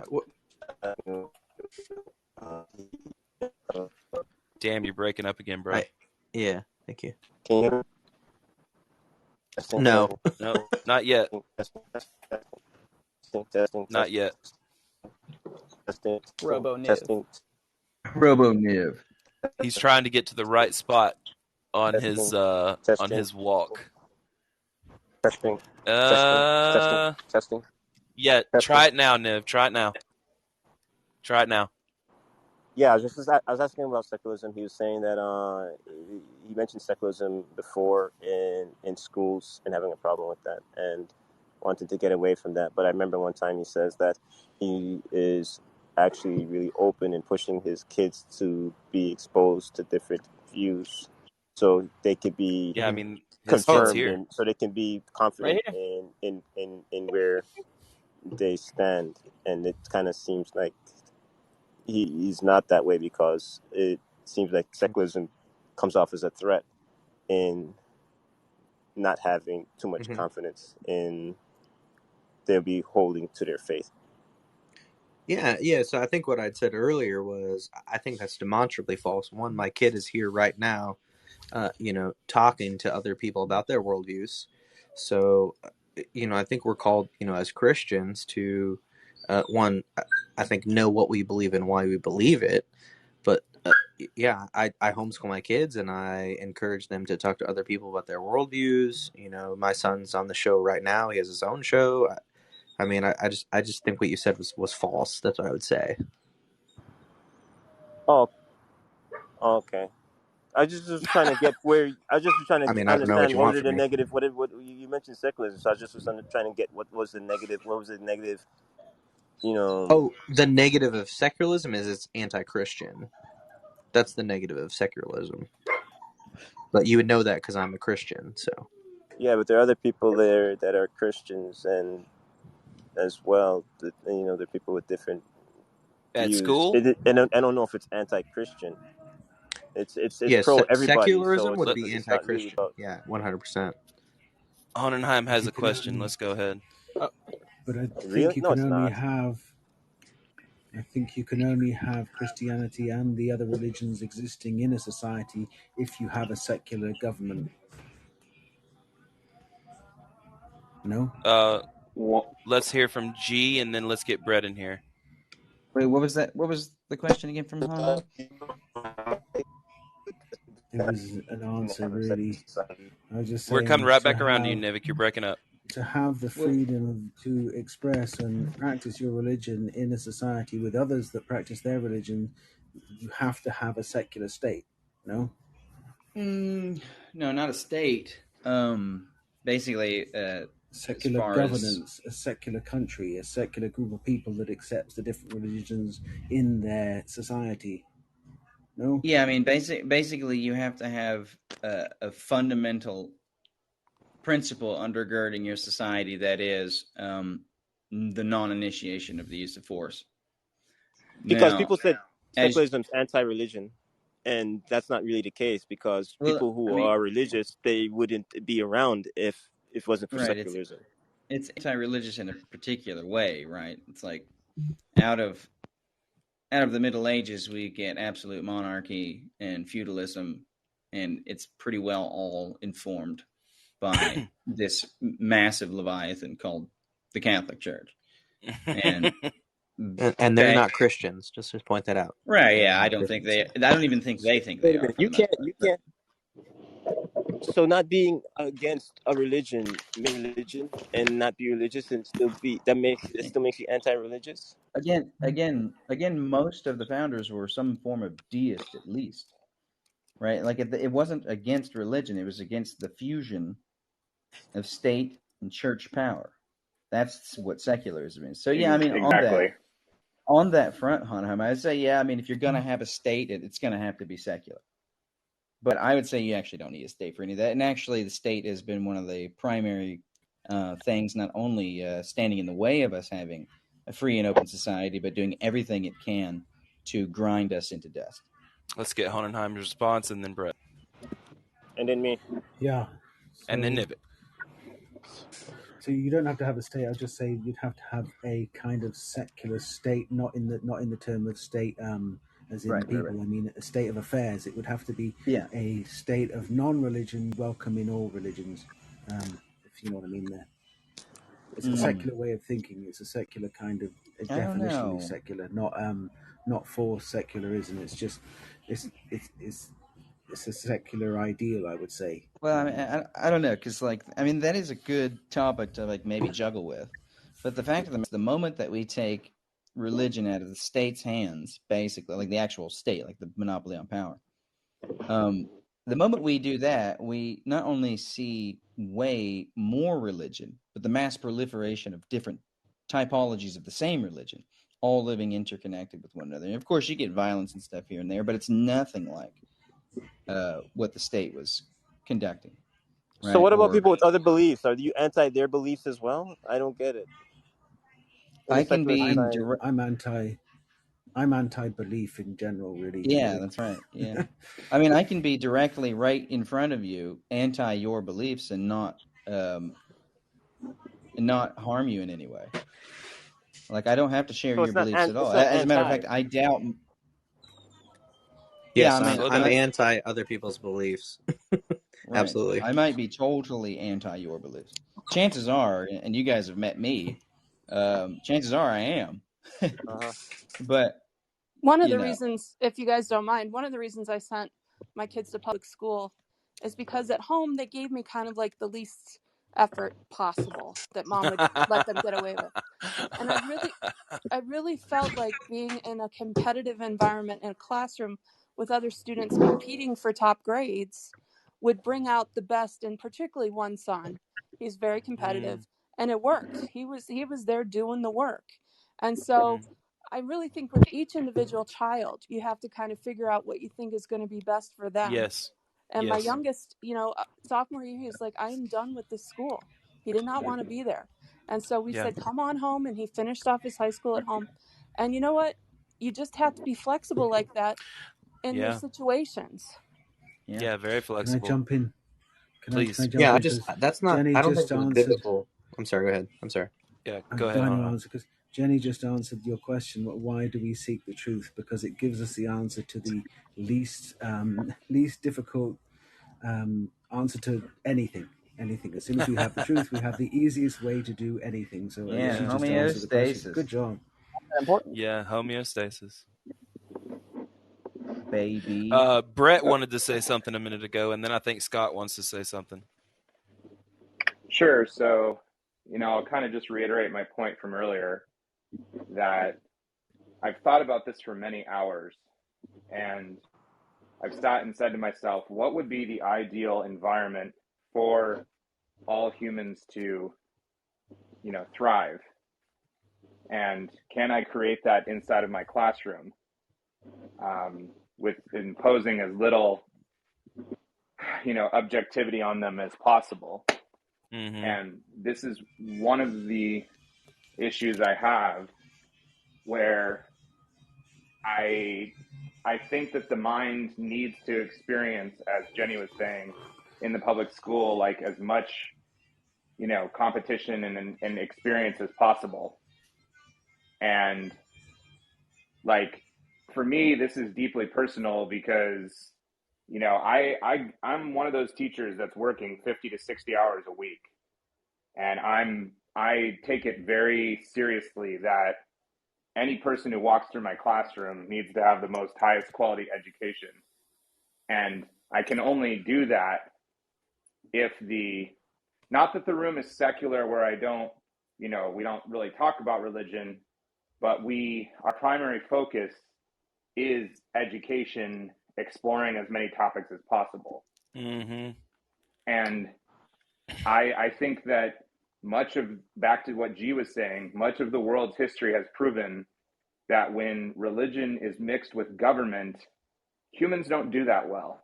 We don't have a good track record of truly making a theocracy and then actually implementing the rights to others. While our country does have some Christian influence, they were very distinct about saying it's not going to be in the government. It's in the First Amendment. People can be what religion they want. And that's the I'm a strict adherent of separation of church and state. I think it's a good idea. And that's my ethos in the classroom, that I can't show favoritism to the Christian or to the Muslim or to the woke left. I don't show quarter to, any ideology that would not, not be questioned when it comes in the door. I'm with you, bro. Let Scott jump in. Yeah. I'm Scott, with you, Brett. I am. Scott, you mentioned Treaty of Tripoli on that. Remember? Yeah. It's not governing. It's not a church governing. It's a governing of facts and logic and rule of laws. No, the Treaty of Tripoli basically states that in no way, shape, or form has the United States ever been a Christian nation. How does it say that? The Treaty of Tripoli? It absolutely says that. Let me pull it up for you. How so? He's gonna pull it up. I Scott is our resident researcher. Nivik, did you have something to say while he's looking at that? Treaty of Tripoli, Article 11. As the government of the United States of America is not in any sense founded on the Christian religion, as it has in itself no character or enmity against the laws, religious, or tranquility of Mussulmen, and has said states never have entered into any war or act of hostility. Basically, it was a treaty. It was all the original Can I add to founding that? fathers are still alive when this was Can I add to passed. that real quick? The Constitution is more about leaning towards the Enlightenment that was about leaning away from a religious worldview and being more about reasoning and facts. And so like a lot of it's based off enlightenment. Are you listening, Scott? No. I know it does, but I was just saying Enlightenment thinkers is the drafting of Constitution. It was mostly Enlightenment. It was inspired through Enlightenment thinkers. That was about leaning away from a religious worldview to say what something is or isn't. That's more towards reasoning than God saying. Yeah, it's kind of we know the Enlightenment was right around that time. Scott, did you have something to finish with? I didn't mean to cut you off. That's what the Treaty of Tripoli says that this is not a Christian nation. Okay. Yeah. And if I wanted to point out real quick that the founders like Thomas Jefferson were deists, and there were like Benjamin Franklin. I don't think he even was. I mean, many of our founders weren't religious, but then of course there were a lot that were. So it was a mixture, just like it is now. It was about interacting with other nations, and that we're not going to impose our religious worldview in a crusade against you. We could deal with you in a secular way, openly, through mutual agreement. So don't worry. I would push back on that. It's like it is now. It's not like it is now. Now I have the Four Horsemen of the Apocalypse and atheism. Dan Dennett. Dan Barker. Sam Harris. Yeah. Sam Harris. That wasn't like that then. Yeah, they might have been deists, but there was no staunch atheists. They would have been very ostracized if there were. Exactly. Yeah, that'd be a bad move. That'd be a bad move during the times. It's just kind of like that's what I said. Yeah. Well, I don't know if it's a bad move, but it's not the case that there were atheists back then. That's why we know it was founded on Christian principles. That's the world. I wouldn't be an atheist. Hang on, guys. Let Scott talk. Yeah. Dude, there were definitely atheists. There were definitely atheists that long ago. I promise you. That wrote the Constitution? No, there's always been atheists. You said atheists didn't exist back then.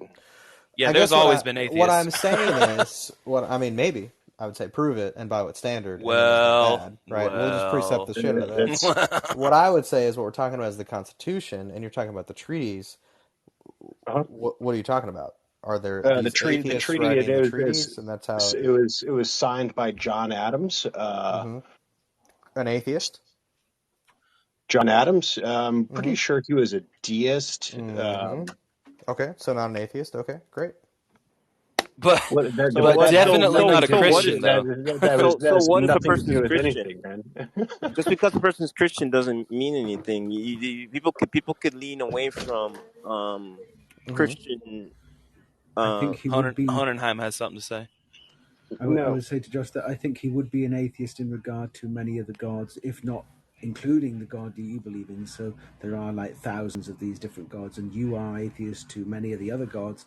And I think this John Adams would also be atheist to possibly your God and many other gods within the Christian list of denominations.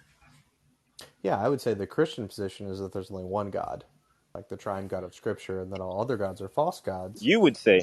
But you would also say that That's someone what I else just said. is. I You would just say said I would someone say else. that. Yeah, and there's a. You would say someone else is. Sure. So Let how do Hanaham you say finish. someone else? And you would say someone else's God doesn't exist. So you are atheist to all of the other, say, 34,999 different interpretations of Christianity. You are atheist to every single one of those, no? No, not at all. Like I just said before, as Nivik pointed out, I would say that there's only one God according to Christianity. You read the Bible. So it's just your word versus another. It's just your interpretation versus another. Whoever wants to ask a question, go ahead. I can't answer 30 questions at once. It's okay. Hanenheim was in the middle of asking you, but we'll let Nivik go. Go ahead, Nivik.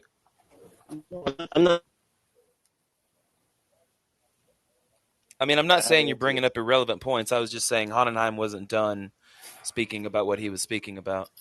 But he's saying he'd say versus what versus another person that would say I would say. And how do you come to any type of conclusion though on how to say what is or what isn't? It's when it's just interpretation based. It's like the only way you can come to a conclusion is through war. What? So what you're saying is that let me see if I can steel man you. What you're saying is that Josh has.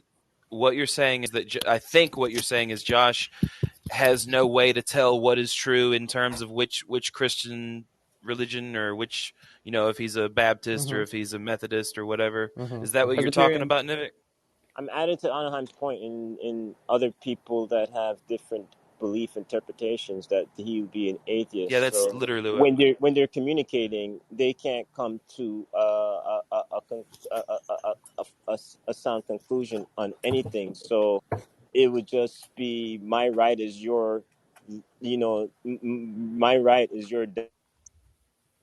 It's the only way you can come to a conclusion on agreement is if I impose my will for you to believe what I believe. There's not any type of sound logic in where a person can say, "Oh, okay, we should do things this way or we should do things that way," because a bunch of Christian sects disagree with each other. The Baptists disagree with the Methodists, and they disagree with the Presbyterians and all that. So we know that they're not fighting wars against each other. I hope they're not. Not right now, anyway. But not right now. Yeah. like in the Middle East, right? Yeah, they're fighting wars over there for sure. They're just not here in America in terms of religions. I belonged to homeschooling support groups when I was a young mom, both in person and online. And I bet that was pretty cool. Well, you have never co-ops. You had never seen mud fighting over ideologies, curriculums, and beliefs like you've seen with this group of moms. It was a wonder to behold. Nobody shared a similar view. It was something else. And being a Mormon, somebody said I'm a Mormon. There were certain homeschool groups, they didn't want my family part of it because of our religion. And I'd never had that experience interfacing with the public schools. But that's what's just being religious people. But the thing is that you have people who are very different that don't even believe in God. So there's some commonality there. There's some relatability there. And I'm not trying to start anything. The issue with the Mormon religion is they're actually not Christian based on their own doctrine. That's a big problem. We're very separate in that, right? So and those moms did not want my kids interfacing with their children. I can tell you that it was something. Which I'm happy to get with a Mormon about certain things, but other things no. So I just know the full story. I'm going to be honest. I reject the idea that we are not Christians because we absolutely are.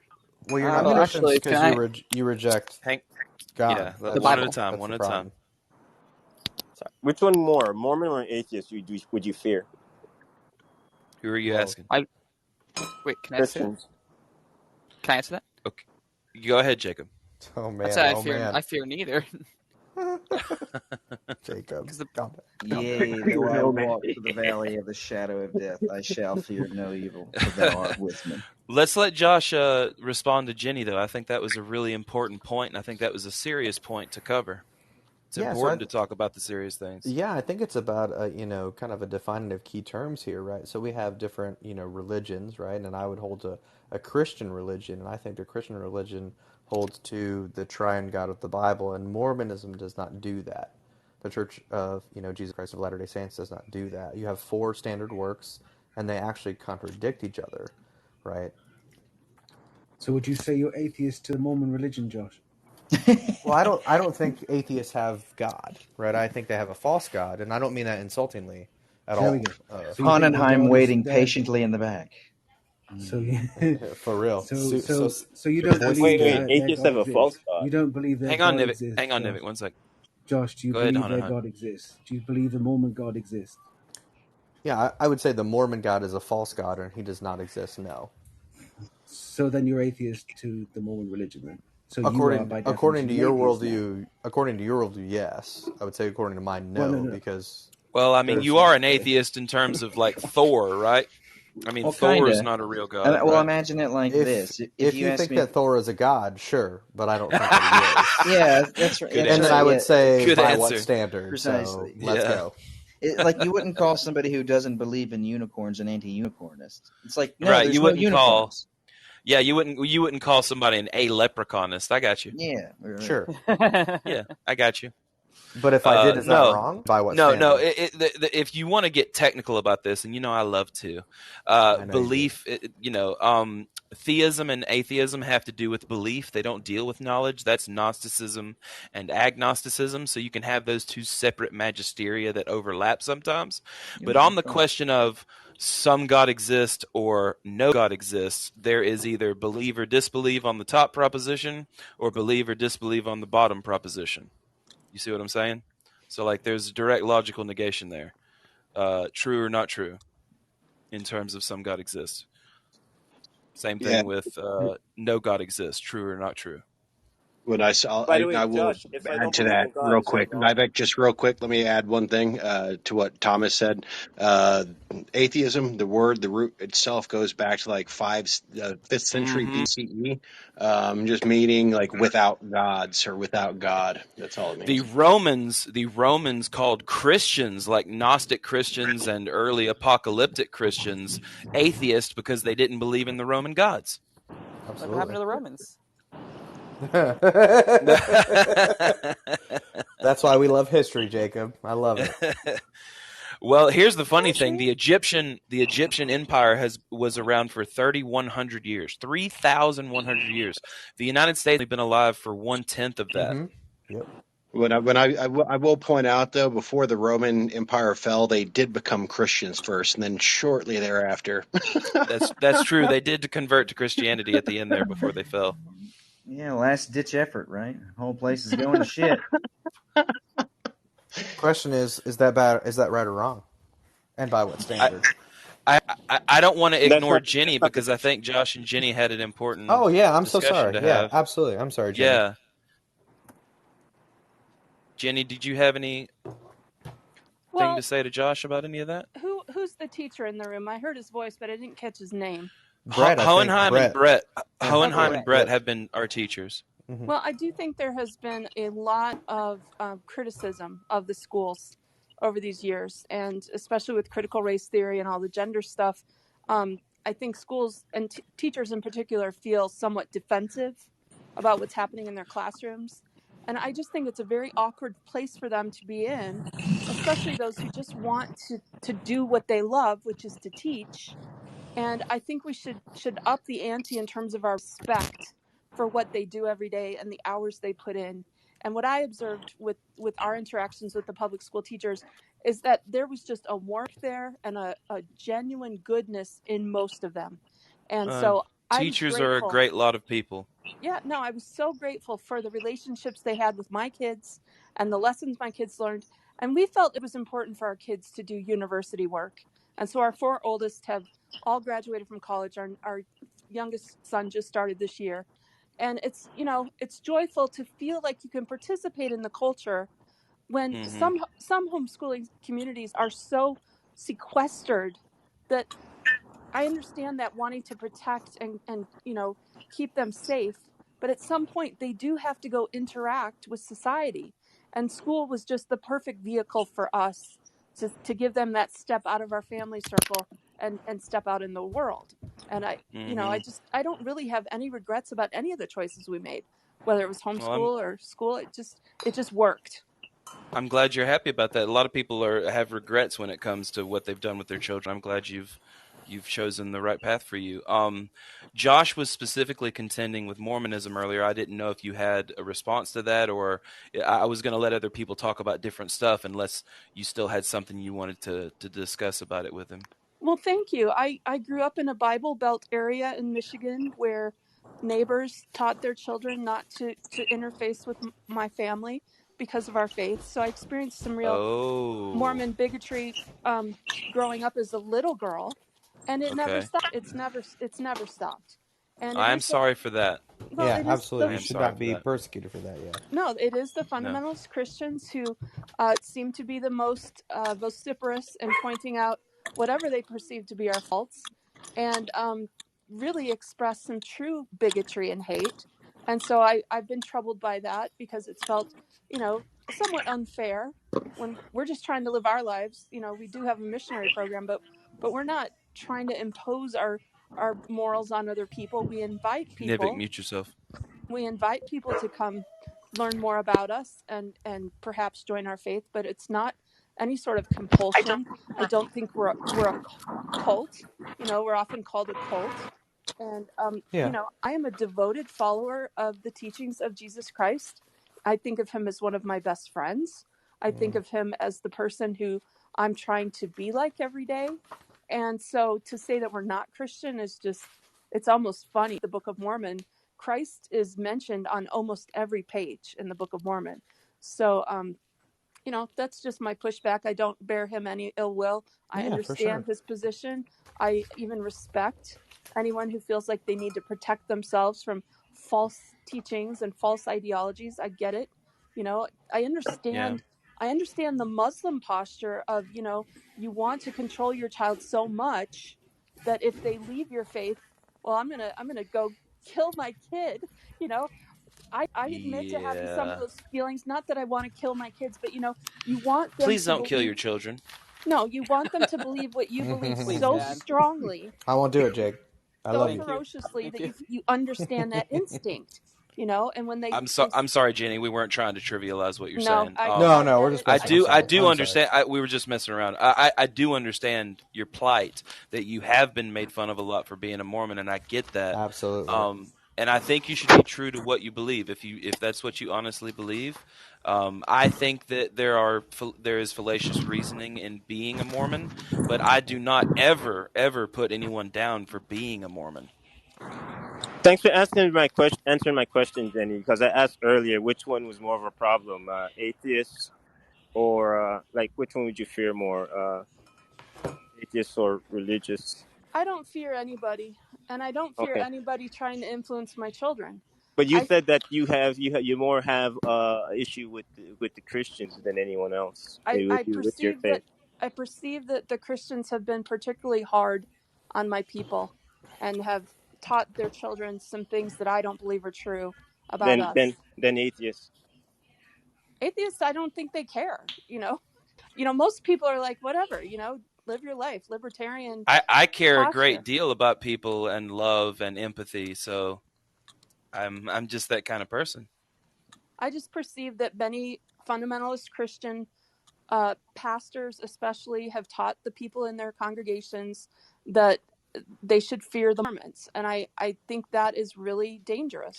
When you I don't teach think anybody, we should fear Mormons. Well, I went to one of these things years ago, and it was crazy what that guy was teaching his congregation. And you know, to sit there and do you still go to a church? Do you still go to a church? The Mormon message is dangerous, though. The Mormon message is very dangerous. That's your opinion. That's not my opinion. Let's see what Honenheim says. Go ahead, Honenheim. I was just going to mess with everyone. And God. Jenny, no, in a funny way. I was just going to say, Jenny, I have a question for you, and that's all I was going to say. I'm not going to ask the question because everyone knows what I'll ask, so I'm not going to ask it. No, go ahead. Don't ask her what she's wearing. That's my joke. He's going to ask the same question. My joke. He's going to ask the same question he's been asking to everybody. Don't steal my joke. Is a good. How's Mormonism dangerous? Hang on, stop. Nivik, let them talk. Let them talk. Sorry. Let's put the halt on, everybody. Screech. All right, want? Hanenheim was saying something a second ago, and I think it was important about before he was going to make the joke. To ask the question. I mean, if you want to ask it again, you can. I think it's funny. I think it's an important question. It never gets answered, so I'll have a go.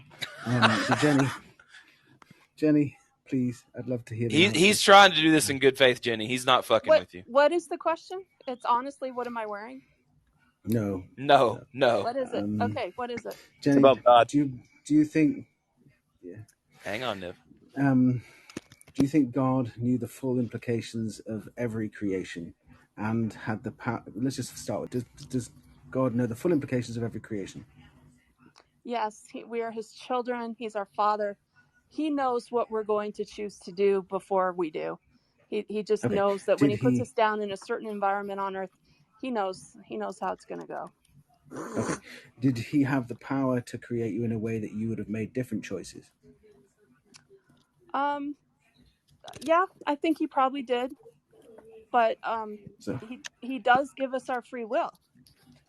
So I don't believe in predestination at all. And I don't think we're little robots down here on the earth acting out our days, predetermined. So how does that work? If God created you before that you didn't exist, and then you are this creation that is going to have this path that He decided in His creation of you, how do you have then any control over that? Well, just because He's all-knowing doesn't mean that He's going to take away our ability to choose. And I think He's always all-knowing. He created you intentionally to make those choices. I don't believe that. I don't believe He didn't. He created us just so we'd be, again, little robots. I think He knows us. He knows what we'll choose in certain situations, and I think He hopes for the best. He wants us to come back. He hopes. I didn't know that God had the capability of hoping. I'm not being an asshole. I'm just seriously. I've never heard that before. One of the teachings of my faith is that His whole reason for being is to bring to pass our immortality and eternal life of all of His children. That's the goal. And I'll be honest. I don't know anything about Mormonism, so you're teaching me here. That's not a Christian position. That's a Mormon position. That's not a Christian position. No. That's a no Scotsman, no true Scotsman fallacy you're doing there, Josh, dude. Sure. What's wrong with that? Let's go. Well, it's illogical. Yeah. She said she believes in Christ. Definition. Sure. The question for her is which Christ, according to her 4 standard works. According to the Doctrine and Covenants, the Pearl of Great Price, which is a joke, the Book of Mormon, and the Bible. That's the question. And that's their teachings, it's not not mine. It's not a joke to me. All of those standard works are precious manuscripts that testify of Christ. Yeah, I would just say respectfully to you, it's same God and same gospel, right? So who is the God of Mormonism versus the God of the Bible? They're staunchly different. What is the gospel of the Bible and what is the gospel of the Book of Mormon? And then we bring in the Pearl of Great Price, which is, I know you know this, it is demonstrably false, that was not translated correct. And then if we even go into the D&C, I mean, let's talk about what Bruce Maher McConkie and Orson Pratt talk about, even how Jesus was conceived. It doesn't make any sense. You know what I mean? We go back to Hanenheim's original question. I feel like every time we kind of get cornered into this cyclical,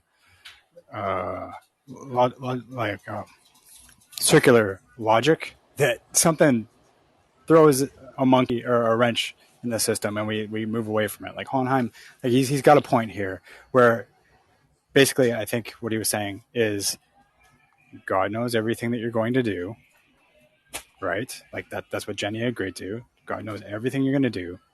Yet at the same time, you're expected not to be a sinner, right? Like not only knows everything you're going to do, he literally created it. As he was creating, he would see the implications of every single part of that creation. The only person that seems to have almost answered the question is G, who isn't a Christian, which is. We have a new caller down there. We have Zainab, a caller there, so I'm going to shut up and let some new people come in. Just don't get derailed. I feel like every time this happens, it gets derailed, and I want like an honest we answer brought to up it. the question. We brought up the question multiple times, and thank you, Lord. I will never answer. It's never. Yeah, I will never stop Honenheim from answering or from asking that question because I think it's extremely important. I mean, the idea is, and I will, Jenny, we will get to the next caller, and you can jump right back in. You can call us right back, and we'll pop you right back in.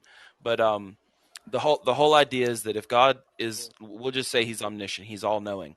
If something is all-knowing and predestines everything, then it knows it is responsible for every single action that occurs because of that. That is what Honenheim is attempting to get at, I believe. It's basically there is nothing that doesn't happen according to God's will or plan or divine plan or whatever you want to call it. It's predetermined. It's predestination. It's a form of predeterminism. So to say that God could God have done otherwise? There's a lot of questions that come up with this all-knowing problem and this predestination problem. I won't bring them up all here, but let's let Honenheim finish what he was saying, and then I guess we need to go around the room and we need to ask our new caller what's up to. That's what I was going to concede to the new caller. The question's not answered again. It never is. Almost by G. Almost, and there's a lot of. No, I answered it, answer, which is interesting. But almost. Zainab, we got to. I don't know if we could give my time to Zainab, this new caller, a very new person, which would be great if that's okay. Oh my God! Let's hear from He said my name correctly. I'm kind of impressed. Thank you, Zainab. What up? Hey guys, I just hopped on. I'm a couple beers in, so I apologize. It's all good. I hear what I'm hearing so far, and that's just from listening for a few minutes, is this concept of predetermination. And I have been meditating and thinking a lot about manifestation. Right. Okay. And so there was the dot experiment. You guys know about that, right? Yes, I do. We have found that matter actually can change based on intention. Right. And so I somehow think that this is a little bit relevant to our conversation. What you're talking about is real quick, that what you're talking about, just for the audience sake, is kind of a thing in terms of like quantum mechanics where we interact with reality. But I don't want to get too far into mysticism or anything. Is that what we're going down? Is that the path we're okay? No, go ahead. I'm not. I'm a pragmatist. Okay, all right. I'm well, let's go ahead. You're good. So like, I'm very materialistic in my. You're good. You're good. She's like, yeah, I'm pragmatically panpsychist. This is my personal experience. I have found that, like, okay, so if you have these random thoughts in your life, and this is like tied to, and here's the thing: I believe that science is ever evolving, right? And that if we stick too hard to dogmatism, we don't experience or investigate things that may have scientific roots in things that we don't yet understand. One great example of that is that in the late 1990s, they determined that dinosaurs evolved from birds. Or birds evolved from dinosaurs. I was about to say that was the other way around there. Yeah, thank you. I told you I was a couple Michelobes in, so you're good. I had the champagne of beers tonight, Miller High Life, actually, Alfred. Is there a good question you could come up with for one of our hosts or anything? my question would be is I guess that okay, so I'm not okay, I have this weird background, right? My mom is Appalachian Southern Baptist, but she doesn't really believe in any kind of deity or anything like that. She's like, hang on one second, sort of like, Zainab. Nivik, we've got some clanking going on from you, buddy. I don't know what's going on here. thanks, All right. Nivik. He Yeah, cool. muted. Yeah, he's a security guard and he's got to walk around with all his keys and stuff, so it's not his fault. But go ahead. Oh yeah, totally. But like, so my mom's like sort of like a-religious. My father was Muslim. I was baptized as Southern Baptist. So I have all these weird ties. And then like I do tarot and I'm really fucking good at my tarot. But so like there's I've like never all met these anyone who did tarot. levels of different kind of weird spiritualism, right? But one thing that I have recognized, and that's just, I also worked in politics. Like I did this for 10 years and I worked in What political did you do in campaigns. politics? I need to know this. I was the press director for Alexandria Ocasio-Cortez before she was famous. So I wrote all of her speeches and I coached her on everything she said before she was famous. She's a congresswoman, Jacob. I worked for Justice Democrats, brand new Congress. Like I've worked 100 about 100 races, right? So yeah, that's awesome. One thing that I've witnessed is this weird thing of manifestation. So people believe something in their heart, like to like the epitome. It's such a strange thing. I mean, even if they're not good people, even if they're abusive fucking assholes, like it comes to fruition. And I'm trying to like wrap my head around this in like a scientific way because I'm a materialist, right?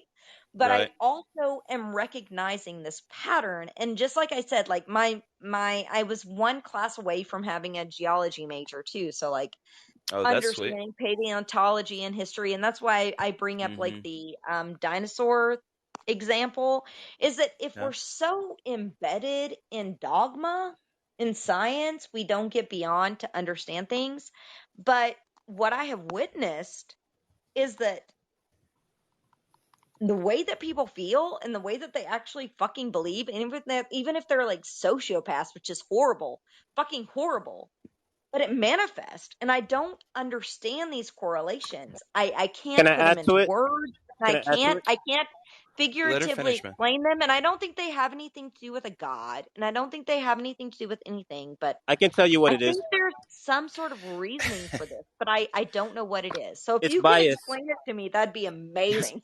It's bias. Human beings naturally have biases, and they want those biases to be validated, and they want them to come true. So this thing that I have a bias belief in, it is my identity, and attacking that belief is an attack on me because you are saying I'm dumb, I'm wrong, and I have to vindicate that in vindication of myself.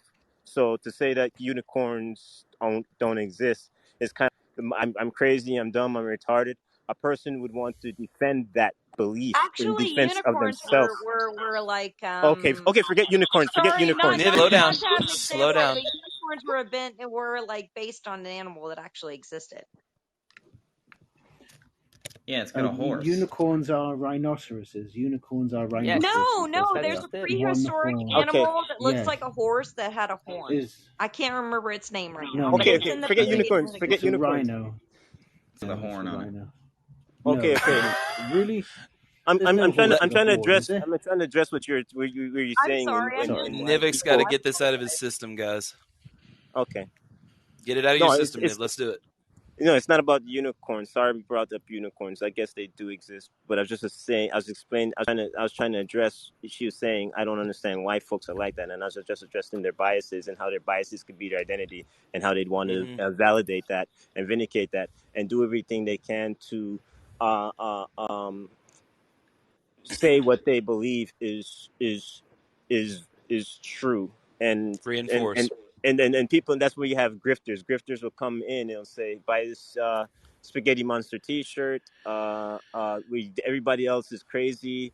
You know what you're talking about, and cha-ching, you make some money. I actually had snake oil salesman. Yes. Yeah. We all don't like snake oil salesmen. I don't think anybody up here likes them. And to go to your topic, well, Thomas, can I where pitch people in just a little bit? I've heard like this is politics driven, but I have heard like this week, and I saw this coming because like I'm the Nostradamus of like social like the shit that's going to happen. But I told people I was like, oh, communist MAGA is going to be a thing. Just give it 10 days. Oh God, are we in politics now? Oh my God. Thomas. No, we're not. Thomas. But I have seen that. No, it is relevant to a certain extent. But I have seen that, like, all of a sudden, this last like few weeks, communist MAGA has become a thing. Like, they're like, we're communist, but we're MAGA. And I'm like, what the fuck does that even mean? Like, I'm very confused that's a weird on one. terminology.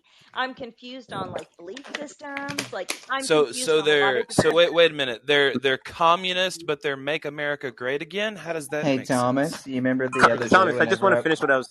I wanted to guys. finish I'm getting overloaded here. I'm getting a little overloaded. We got to go one at a time. I just wanted to finish up what I was saying with the bias and your topic about people seeking truth. People do have a tendency to seek understanding, and sometimes they could be conflicted between that and their bias. And you know, where it's like I want to. Okay, you know what? I want to know, and sometimes it's kind of like, you know what? I want to believe what I want to believe versus finding anything that might go against that. And those two things can be conflicting, and yes, it could be a struggle to make a person lean away from a bias to trying to seek truth, or having them wanting their bias to be validated in confirmation bias. Man. Yes, confirmation bias is one of. Hang on 1 second. Conversation bias is one of the worst things that people have to overcome. There are hundreds of different mental and cognitive biases. Confirmation bias is just one of them. We've talked about it a lot, how people succumb to those things and allow themselves to fall into fallacious reasoning.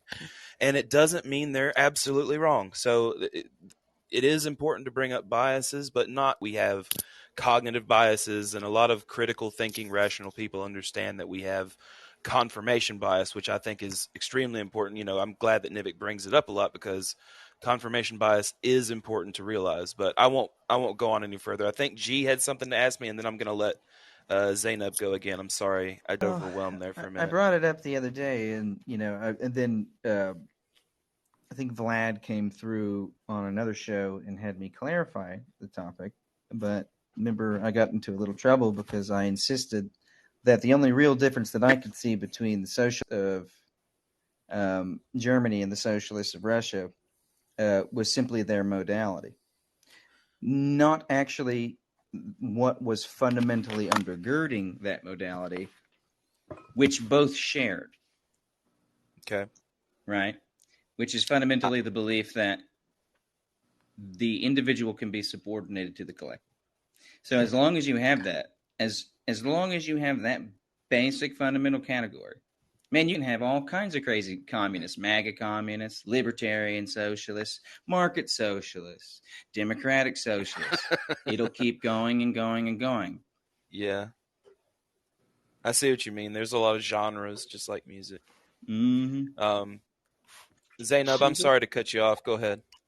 No, I actually agree with that. Like, I've been kind of amazed because, like, okay, so I've been a history buff my entire life, ever since I was a little girl. So when I was a little girl, I read about racism. I read about American colonization, right? And I read about them in history books because this is going to sound really strange, but when I was 2.5 to 3 years old, I used to read encyclopedias like a crazy person. My mom has like this picture of me at like 3 reading encyclopedias. So when I started school and they started teaching me about American history, about like our forefathers and the Indians, and like, they called them Indians back then, and I'm not calling them that. I'm Native saying Americans, yeah, exactly. Native Americans, I'm using their nomenclature. But what I learned was something very different than what I was being taught.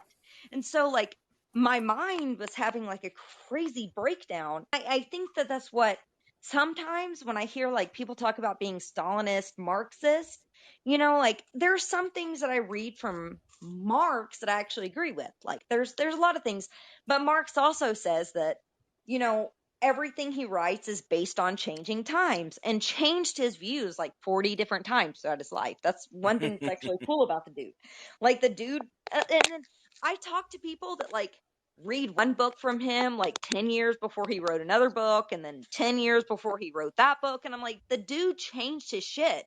That's what's cool about him, is he changed his shit based on what was going on at the time. Like, I don't agree with everything the guy says, but I if feel you're you. going to argue that Stalin never, I mean, Stalin genocide. Let's not go too far down the let's not go too far down the political rabbit hole. No, you're okay. I just wanted to that go ahead. Go ahead. I was just going to say, there are some people up here who have studied Marx much better than I have, like Scott G. I'm sure Brett and Hohenheim have probably studied Marx more than me. And probably even Nivik. I know very little about communism, so I would let someone else respond to those comments. I have studied it in depth, but my point is that I agree with G that there is this what I'm trying to get at, the basis of what I'm trying to get at is that oftentimes there's this, and then what I heard G saying is that there's this dogma, like people get a fraction of a piece of the information, right? Or fraction of this piece of information, or fraction of that piece of information. Yeah. And religion is similar to that. And then you base your worldview on that fraction of information, but anything else outside of that fraction of information you kind of toss out because it's not part of your worldview. And if you toss that out, then are you growing? Are you developing as a human being if you're willing to just shrug off anything that's outside of your worldview? But because of social media and because of the way that things are developed now, literally we are spoon-fed things that are inside of our worldview. We're rarely shown things that we don't choose because it's not profitable, and so we're not. We all agree with you on that. Outside of that zeitgeist. 100 fucking. And so the zeitgeist is that we're shown things that we agree with. So we're constantly getting a constant intravenous stream of confirmation bias, whether it be religious, whether it be political, whether it be, you know, your favorite. Well, I mean, yeah, one sec, Nivik. I'm gonna let you come in right after me. Zainab, I agree with everything you're saying 100%. In a lot of ways, I won't say 100%, but go ahead, Nivik. I don't want to. Go ahead. But if you have a society, I agree with what you were saying. But if you have a society that's inclusive, that would have different people communally, you would have naturally different views and perspectives. So, you would be more your mind would be less likely to be narrowed if you're like that versus I get where G's coming from. He's getting at something. I get where G's coming from. He's making a contrast between fascism and communism. Not what I want things to be, but how things are, right? Like, I'm a journalist. I would love us to get away from punditry, where every time we get on the news, it's somebody who has a goddamn opinion about whatever the fuck it is, and just tell us the facts. Like, well, what you said a second ago about the. Remember what you said a second ago about the only having the fraction of the information. Like, that's like one of the most important things to understand, especially in journalism. Would you agree, Zainab? Yes, I'm a print journalist, so I'm one of those nerds. Like, there used to be like print and broadcast. There's a whole like rift between that, because broadcast people basically be actors that read off of a teleprompter. But print journalists, they go out and they interview people and they do the investigative work and stuff. But that's going to the wayside And I love independent journalism. I love citizen journalism, but I think there needs to be some kind of ethics with that. They need to understand what interviewing people means. They need to understand what, I mean, I see all kinds of crazy dumbasses being like, I'm a journalist, like Jackson Hinkle and fucking Kim Iverson. They're not journalists. They ain't never been a journalist. They don't know about journalism ethics. They ain't never done an independent study in their life. They ain't never done an investigative piece. They ain't never done the grunt work. They're just somebody rich who has a platform, who had the money to give themselves a platform. We got to be They smart. They wouldn't know what research is if it slapped them in the face, right? Right. And I hate it because I won't report on anything, even when I was in politics. And that's why I'm not in anymore, because I won't report on anything that ain't true. If it's bullshit, I ain't going to report on it. If it's bullshit, I ain't going to say it. If it's not true, I'm not going to say the bullshit. And I feel you. Let's let thing that we gotta do. But religion really clouds that, because it's like it's a thing that's in the heart and the soul. You know, so if you believe something that you've read that's based on like spirituality, and I'm not against spiritual, I love spirituality, but if you read something that I just know it's true because it was in this text that was given to me that's like 1,000 years old, and I believe it, and I can't see beyond this because this is what I've been told to believe, and this is what I have to believe. You've had to deal dogma. You've had to deal with a lot of people who have dogma, especially if you were like secretary to Alexandria AOC and stuff. Like, you know, you've probably dealt with a lot of people who have different dogmas, haven't you? Well, in my time, since I worked with so many campaigns, I've spoken to approximately 19,000 voters. And that's a lot. God. I think that's a pretty good sample size of the American public, considering that I was talking to them from multiple states and stuff. But the beautiful thing that I realized is that most of us want the same goddamn things. It doesn't matter what we're registered as politically. It doesn't matter what we are seeking. Like, people just want to be treated decently. They all hate corporations. Wow. They all hate they all want healthcare. They all want education. They all want, like, everyone basically, for the most part that I spoke to, wants the same shit. Now, occasionally I ran across racists. Occasionally I ran across people that were assholes. Occasionally I ran across people that were like, I'm Democratic Party no matter what, and I vote for Joe Biden because he's God sent from Jesus Christ, or I vote for Trump because he's God sent from Jesus Christ, you know, whatever. Right. People believe it. Believe that shit. Crazy. Yeah, Jenny, But I was addressing that. for the most part, the amazing thing is most people are like, I'm independent. I don't give a fuck about any parties. I want some shit to happen in this country, and I'm tired, and I want my tax dollars to go to something that means something. And I feel you on that 100%. Let's let somebody jump in here real quick. She's got my vote. Yeah, I was addressing the. Why don't you run for fucking president? For me? Oh, go ahead. I'm never gonna be a politician. I was just joking. I was joking with you. To quote Slavoj Žižek, real quick, he says in The Pervert's Guide to Ideology, he says, once you think you do not have ideology, that's when ideology has you. And basically, this, I think, stems from a problem that has to do with how we operate in the mind, right? So I've brought this up before, but Schopenhauer called religion the metaphysics of the masses. And the reason how he did that is because the concept of metaphysics is something that even if you're not actively doing it, you are doing it. It's just you're doing it on an autonomic basis for the most part, and in accordance with what standards of doing it you have been imparted with, right?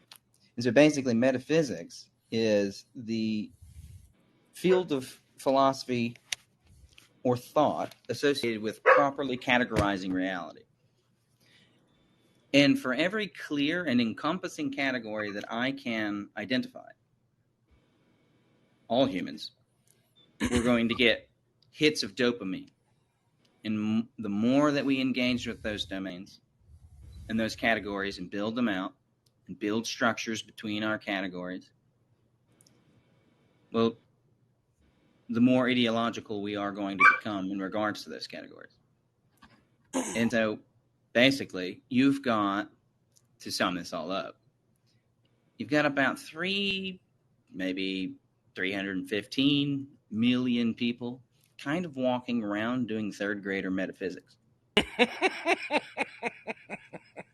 Yeah, there's like 340 million people in America, I think. Yeah. Something like that. I'm going to go ahead and be super, super, like, just liberal as hell and say there's maybe 20 million of us. Gene, while I agree with you, I'll ask you a question.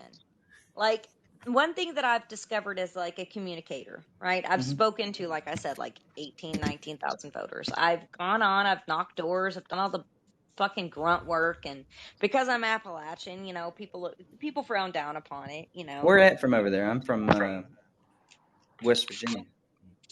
Oh, West Virginia. I worked with Paula Jean Swearingen's campaign. She's my best friend. Cool. But I'm from the coal fields in southeastern Kentucky. No kidding. Yeah, that's cool. Yeah, the heart of the billion-dollar coal fields. Yeah, I'm actually from around the Williamson area. Williamson, that's awesome. Yeah. But anyways, so question. You know, I hear a lot of people talking about messaging. I hear a lot of people talking about like how you reach people or trying to understand people. But I've spent the last 10 years listening. Yeah, it's 19,000 people. That's fucking insane. And so the thing is that when you listen, you hear things and it changes you. Mm-hmm. You know, and it changes your worldview. Like, I see all these pundits, all these people telling us what to think and telling us what poor people want. Because I'm a poor person. I'm fucking tired of these rich people telling me what poor people want. I'm poor too. 99% of the time fucking wrong. And none of those rich people have ever taken the time to listen. They don't listen. They don't talk to people. I would say a lot of them don't give a fuck. No, they're pulling stuff out of their ass. And I'm so tired of that. And they have these caricatures of what poor people are, what Democrats are, what Republicans are, what, you know, what Christians are, what Muslims are, what, you know, they have all these caricatures that just aren't true. Like, people have these, like, ingrained ideas of what people are. Dumbasses like to stereotype. That's a well-known It's like thing. when Hillary Clinton went over to, like, Alabama or whatnot, and she goes, I ain't no ways tired. Right, exactly. That's exactly what it is. And you're like, what the fuck? For fucking ever. Mm-hmm. Like, people don't realize, like, they're like, we need to reach the right wing by, like, placating to racism and ignoring cultural shit and being anti-woke. They're like, let's just manipulate them. Do you realize that's how we'll get votes. If you're in Kentucky or you're in West Virginia or you're somewhere and you're coming in here with a bunch of anti-woke rhetoric, we're not going to give two fucks. Look, we don't care about that. We want to know if we have food. We want to know if we have clean water. We want to know if we're going to have good jobs. Like, we I'm don't a poor care person about being too, anti-woke or people being canceled on Twitter. Like, we don't give two shit. Can I ask you a question, Jenny? Well, hang on one second, Zainab. Zainab, 1 second. 1 second. Let's let Nivik speak, and then we'll let G go, and then we'll go back to Zainab. Okay? You're saying that a person is more about the reality of their situation, and they could be more about their biases mattering more than that. I mean, like, the things we're going back to cognitive biases don't that they don't care about and catering to them. I don't really believe that's the case. I do think it's about, like, issues of race. Okay, G. I couldn't agree. I couldn't disagree more.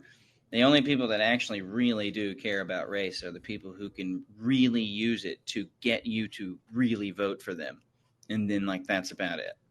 But as far as I can tell. But Zainab, you had a question that was attached to all that, like, communications stuff. And I can't remember what it was. Zainab, you remember your question? I was saying, like, what's the value to listening? Like, I feel like so many people, like, have prescriptions for things. Like, I don't try to be arrogant, but I led I don't know if you guys are familiar with, like, the Abolish ICE campaign, and it became a national thing. I've heard about it. Heard of Medicare for All, right? Yep. When I started that campaign, not a single American knew what it was. I Damn, also girl. helped write and led the Green New Deal campaign. You're a fucking So, like, celebrity up in here. no, I'm not. I'm Nobody just knows who playing I with you. am, I'm and I'm just okay playing with with you. that. Like, I Yeah. stayed behind the scenes on purpose, but I don't give a fuck. I don't care if anybody knows who the fuck I am. I didn't do this for celebrity. I did this because I'm tired of being poor. I'm Yeah. tired of my family suffering. I'm tired of shit, and Yeah. nothing's happened. You know, so I'm kind of sad about it because I did all It's this work frustrating. for 10 years. I worked 90-hour work weeks. I did all this, and what came of it? Nothing. Not That's a the whole goddamn game. fucking thing. But But at you the still end of have the your day, I journalistic keep talking integrity, on though, right? calls, and I keep hearing things, and I keep hearing people giving prescriptions from their opinions about what the world is supposed to be and how we're supposed to message. Like, I hear that a lot about communications and messaging, and I'm like, have you done communications? Have you talked to people? Like, how the fuck do you know? Like, I talk to people, and the reason that my messaging campaigns were successful is because I adjusted them. I didn't change our moral standpoints, but I adjusted them based on the feedback we were getting from talking to people. Like, Yeah. in order to understand, you have to listen. That's the thing, is everyone's so fucking arrogant right now. I am not arrogant. I am stupid. I'm a stupid Appalachian redneck. You know, I'm from the hills, and I'm a dumbass. And I went to EKU. I'm just dumbass. But I listen.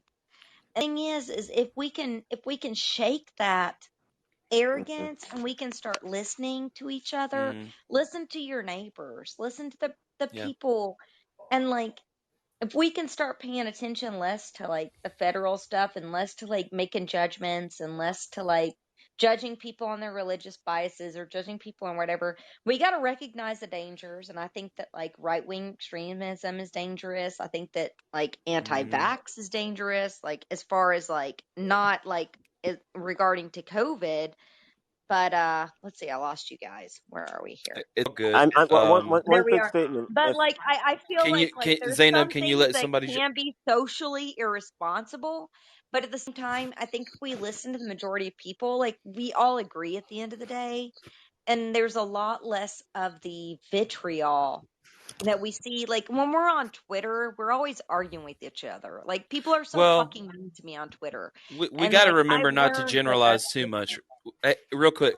We got to remember, and I know you know this, but we got to remember not to generalize too much. I know, I know you're just saying we, as in the general we, and I follow you. I agree with everything you're saying.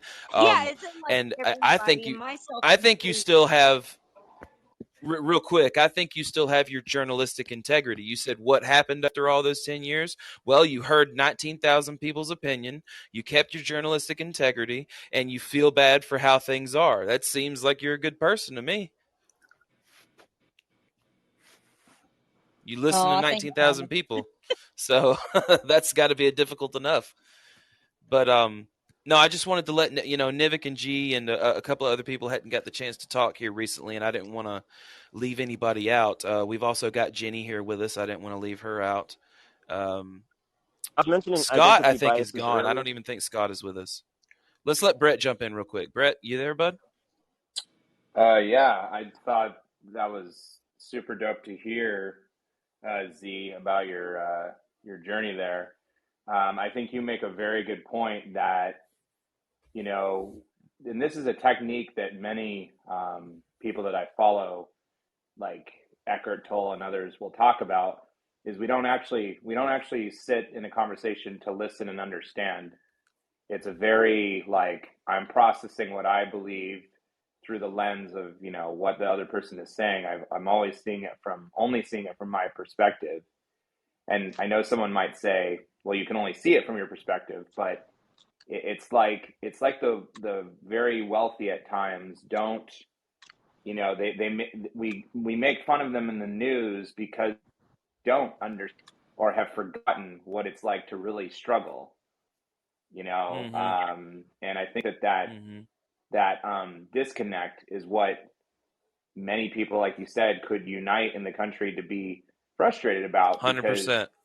Because it's like, again, 100%. like, it's like Mississippi's having major water crisis right now. That should be the focus of the surrounding states and the federal government there, to help everyone there so that they aren't suffering through that huge basic need. But we tribalize, and our news doesn't.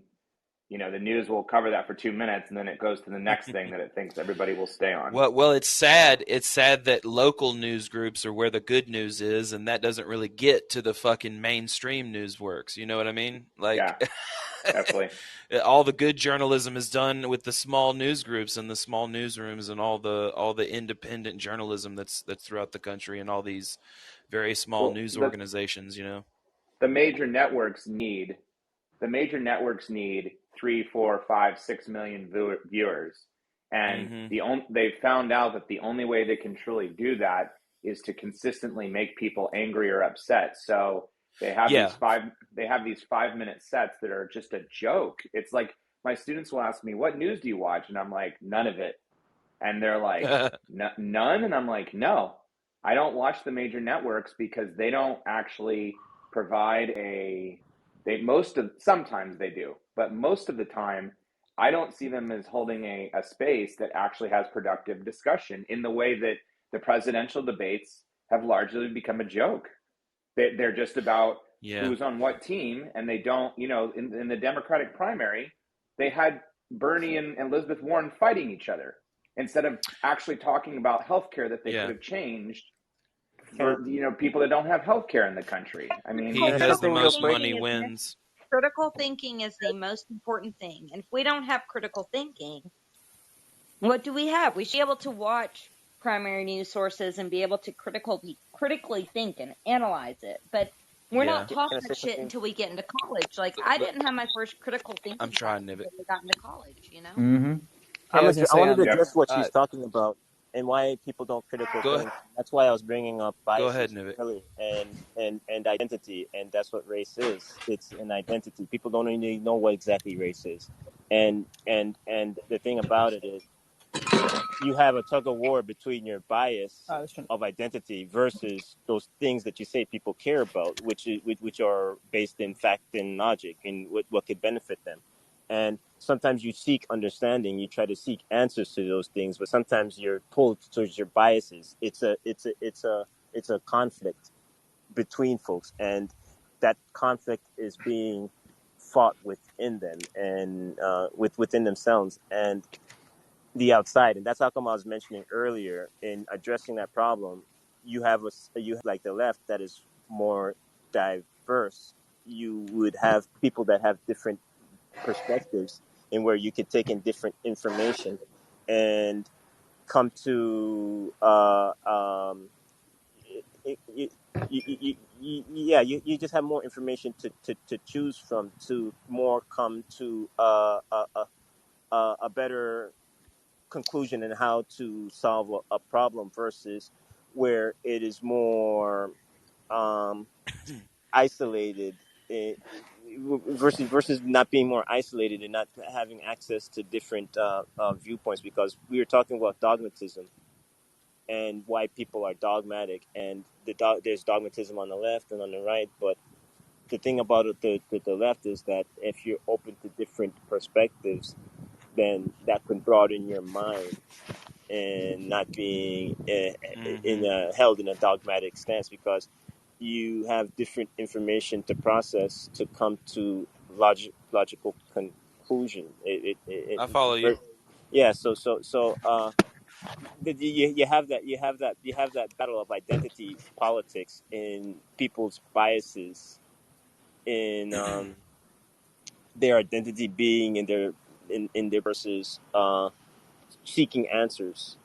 And you can see a lot of times people attack conservatives. Like, you guys all you do is just bring up these identity politics. You never really have answers or solutions to anything at all. All you do is peddle in hate and fear. But Nivik, that goes the same for, I've seen people attacking like neo-libs or progressives or like, like I have in the political space, I've like seen people like attacking everybody. It's not just, I keep hearing people talk about like MAGA or conservatives being attacked, but those same people can turn around sometimes and like attack people that, I completely don't like AOC. Like, I disagree with her on a lot of stuff. Like, I went Everybody after gets her so attacked. much that her press office called me about it because I exposed her in a Politico article, some crazy shit she did. But regardless, it's not just, I hear this all the time. Like, we have to reach out to right-wing people. We have to reach out to conservatives, but blah, blah, blah, blah, blah. But the thing that they miss out on is that there are a lot of people, like 2/3 of our country are registered independent voters. And those are only the people that are registered to vote. Most people don't even vote. And so, like, if we're basing our assumptions on that, like, it's kind of crazy, like, on people's ideologies overall. But the thing is that, like, I hear this a lot about, like, reaching people that and stuff. And I'm from a conservative area, I'm Appalachian. And so I get it. I'm from But at the Alabama, same girl. time, like, we can't isolate people that are progressive or people that, like, believe in Democrats or whatever the hell it is. Like, this has to encompass everybody. I mean, if we're talking about everybody, it has to mean everybody. Not like just that the conservative, like, right-wing people. Because what I found is, like, so Haas and Jackson Hinkle and a bunch of people posted this week that they're communist MAGA. What the fuck does that mean? I don't know. And so, like, it's this idea that we have to reach just right-wing people because right-wing people are the poor people. Now, that's some bullshit offensive stuff if you're a poor person. Because I'm from Kentucky and I'm poor. And I've grown up in generational poverty. And I will say that most people here aren't fucking racist. There's some, but most people aren't. And most people, like, that voted for Trump either did it because their family were conservative or because, like, they held their nose at, like, his misogyny and did it because they thought they would get tax cuts. Like, it was stupid things that people don't even realize. And let's finish up what you're saying. Let's let somebody jump in. Yeah, I'll finish this up really quick. But they have this neoliberal caricature of poor people that we're all a bunch of uneducated, stupid, redneck hicks that are racist and we don't care about misogyny and we don't care about social issues. But that ain't true. We care about those things. A lot of us do. And so unless, like, you can't, like, have these caricatures of us and then try to, like, appeal to us and then, like, that's going to, like, I agree with you. It's extremely complex, right? Yes. Yeah, I agree with you, all the facets and the variables. Before I let you go, Nivik, G, did you have something to say? Yeah, I was gonna say, it seems complex, and I guess because we're in society, and there's just so many of us, and there's a lot of seemingly proliferate dynamics. But really, all you have to do is go over to the Internet Encyclopedia Philosophy page, go to the fallacies page, take a gander at the fallacies, get to know them a little bit, and then turn on any run-of-the-mill TV show that has something to do with CNN or Fox News or something like this, or some politician speaking to you, and watch yourself being gaslit in real time, and then come back and talk to me about logical fallacies are the most favorite thing of politicians ever. Yeah, it's how they're getting you. I mean, like, if most people aren't having, like, just like what Zainab said, logic courses until they're in college class, and so they barely just skim over it because it's not any value to them. They're just trying to get their degree and get the hell out of there. They don't know this stuff, and they're being manipulated. Journalism and researching and sourcing is not for most people.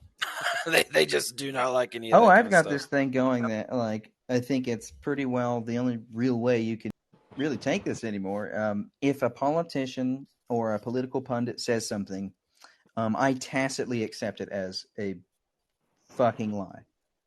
Tacitly. But that's a problem because no, it's their problem. No. This. I understand that, but this is a problem because this is creating, like, 1985, like, bullshit thing where we're 1984. Like, thank you. Yes, 1984. Thank you for correcting me. It's all good. I'm just playing with you. We're doing this thing where we're discounting any information off the cuff, and we're automatically thinking the opposite. No, just their information. I get my own information all the time. I'm a trained researcher. Yeah, I think that there's a positivity about, like, double checking everything, like having critical thinking, like having that analysis that it could be untrue. but also realizing that some of what they say can be true. Like it's a balance there, because like if we think the opposite of what they say, we can fuck ourselves over too, just as much. Like you know, New York Times sometimes will print stuff that, you know, some of it might be off, but some of it might be true.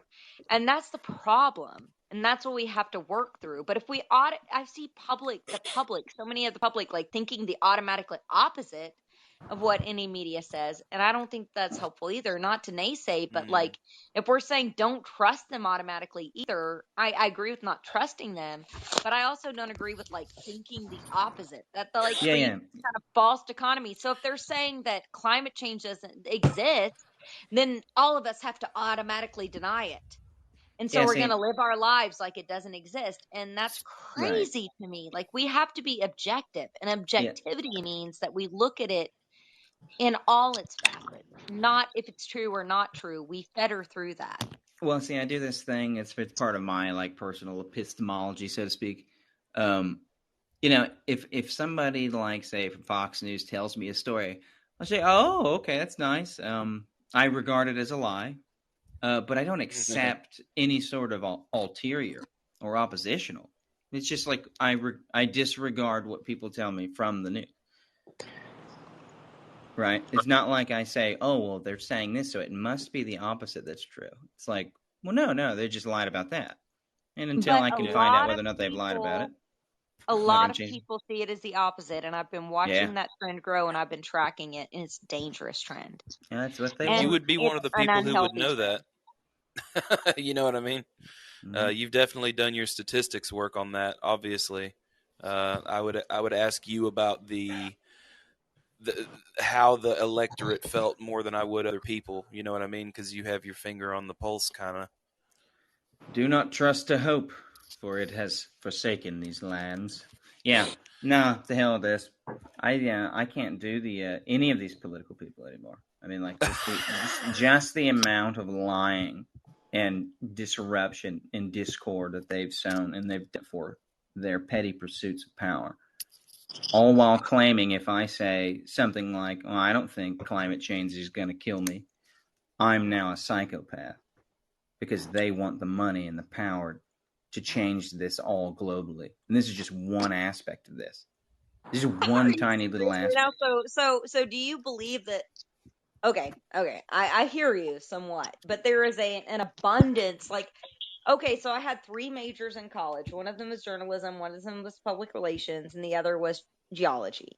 So do you believe that 20,000 bodies of evidence, there's been 5, literally 5 against climate change, against 20,000 research studies that show that environmental impacts, not just climate change, but environmental impacts, socioeconomic impacts on our environment are fucking us over to the massive extreme, are fake, just because some politician comes out and says that climate change, and I'm sorry, I'm not trying to be rude, but that just because this person comes out and says that all of a sudden it's got to be the opposite. That's where we got to get out of our mindset of like, it's just because those people are assholes and opportunists doesn't make it untrue.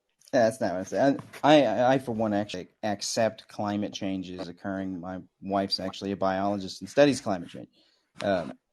That all being said, I do not think it's going to kill me, and the people that are telling me it is, I regard as liars. Well, where do you live? Oh, I live in beautiful Charlotte, North Carolina. Well, climate change actually killed 264 Kentuckians last month. Not only climate change, but mountaintop removal, degradation, and environmental impacts killed 235, and it displaced 223,000 Kentuckians last month. Well, yeah, how floods. How so? How does that happen? Flooding because there was flooding from like some of the like coal encampments like flooded, and then there was also torrential rains, the greatest that we've ever seen in the last 225 tracked years. here in the state. And if you look at the flooding in eastern Kentucky, you'll be able to see not only that, but the forest fires in California, Sure. the forest fires that have been all over the country. Like, people are literally dying. Sure. They are dying. You may not be dying, but People there die are every day. people dying. Sure. That doesn't What's matter. the It problem with that? matters why people are dying, and can we prevent it, or can we do something that can help Well, no, prevent it? because the organizations that are causing it, namely the military-industrial complex and the state's corporations, that it funnels all of its power into to maintain monopoly over the markets of, those are the groups causing all of the issues with climate change, predominantly.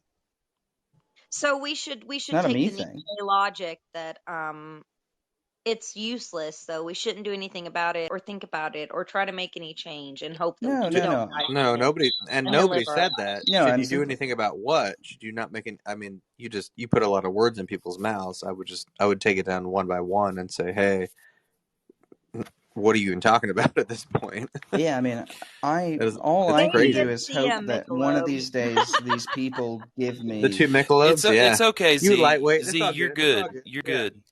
The only thing I can do is sit around and wait, which I'm not going to, but I guess it's the only thing I really can do. Sit around and wait for the apologies that I'm owed from the people causing all these problems. I'm sorry, Jim. I'm so sorry. The corporations and the lobbyists don't give a good goddamn. Yeah, I care. I care about you, G. Because you know what? The people that have the power are the people that make the engines run, and they're the people that do the work every day. And I don't know what you kind of guys do, but we're the ones that keep the machines I'm in the military. Well, we're the one not outside of the military, just in general. Oh, so we don't matter. Cool, no problem. No, the military matters, but yeah, they're part of it, absolutely. But the people that are keeping you guys all should go and watch Metropolis. It is an old 1920s. I've seen it. Yeah, it's pre-industrial revolution film before the Great Depression. It's and it super really monochromatic. It's fucking. Yeah, but it kind of explains where we're at right now, ironically. And then the fact that it's so sad because we're 100 years later and we're going through the same shit. I've read other people saying the same thing, Z, about making the analogy about Metropolis and now. I mean, I guess I think as a Mormon, I would just wonder where your foundation is for even saying anything at all. You know what I mean? But you're talking to Z now. You're not talking to Jenny. Jenny's down there. She's listening to us, but you're talking to Z. Josh. I don't even see Z on here. Yeah, Z's on here with us. You're talking to them the whole time. She's in the speakers, though. I thought we were talking to the caller. No. Jenny's been listening to us very kindly, and she's been patiently waiting to say something. Thank you, Jenny. I love you. We love you too, Z. We love you because you obviously have a critical and rational mind, and you've talked to a fuckload of people, and you've seen a lot of things, and that's cool to hear from. I appreciate all the information you've given us. I like Tipsy Z-Nab. She's really spicy. She is spicy. Jenny. Jenny's been on a bunch of my calls, so I know Jenny. Oh, okay. Yeah, and I just wanted to say that Zay made the point that people who voted for Trump perhaps didn't have their own best interest at heart. I just want to push back on that a little bit. I voted for him because I felt prompted by Heavenly Father to vote for him. It was a spiritual thing. And there are a lot of people of faith who said the same thing. We weren't quite sure what was going on, but we really felt like there was a spiritual battle taking place and that he would help our side. And he had certain prophets come out. Jenny, can I ask you a question? Sure. I know that there was a big religious push during Trump's campaign. Was that something that was like, there's supposed to be a separation of politics and church and state, but there was like this breakdown a little bit. We saw it a little bit with Romney, and I kind of like, there's some things I like about Romney actually, and I'm extremely progressive, but there are some things I liked about Romney, but there was a little bit of breakdown there, but there was an immense breakdown with Trump, and I'm just wondering is that something that like you heard about in your church, or was it No, like, no, no. where did that feeling come from? Most of my people went with the left, progressive left, or McMullen, I think his name was, that guy in the primary. It was the rare Mormon I crossed paths with who was a pro-Trump voter before the 2016 election. But and just FYI on Mitt Romney, I grew up in the same Mormon congregation in Detroit that he was from, and he left on his Mormon mission the year that I was born in 1968, and our parents were good friends, but that's no big deal. I don't particularly like Mitt Romney as a politician that much.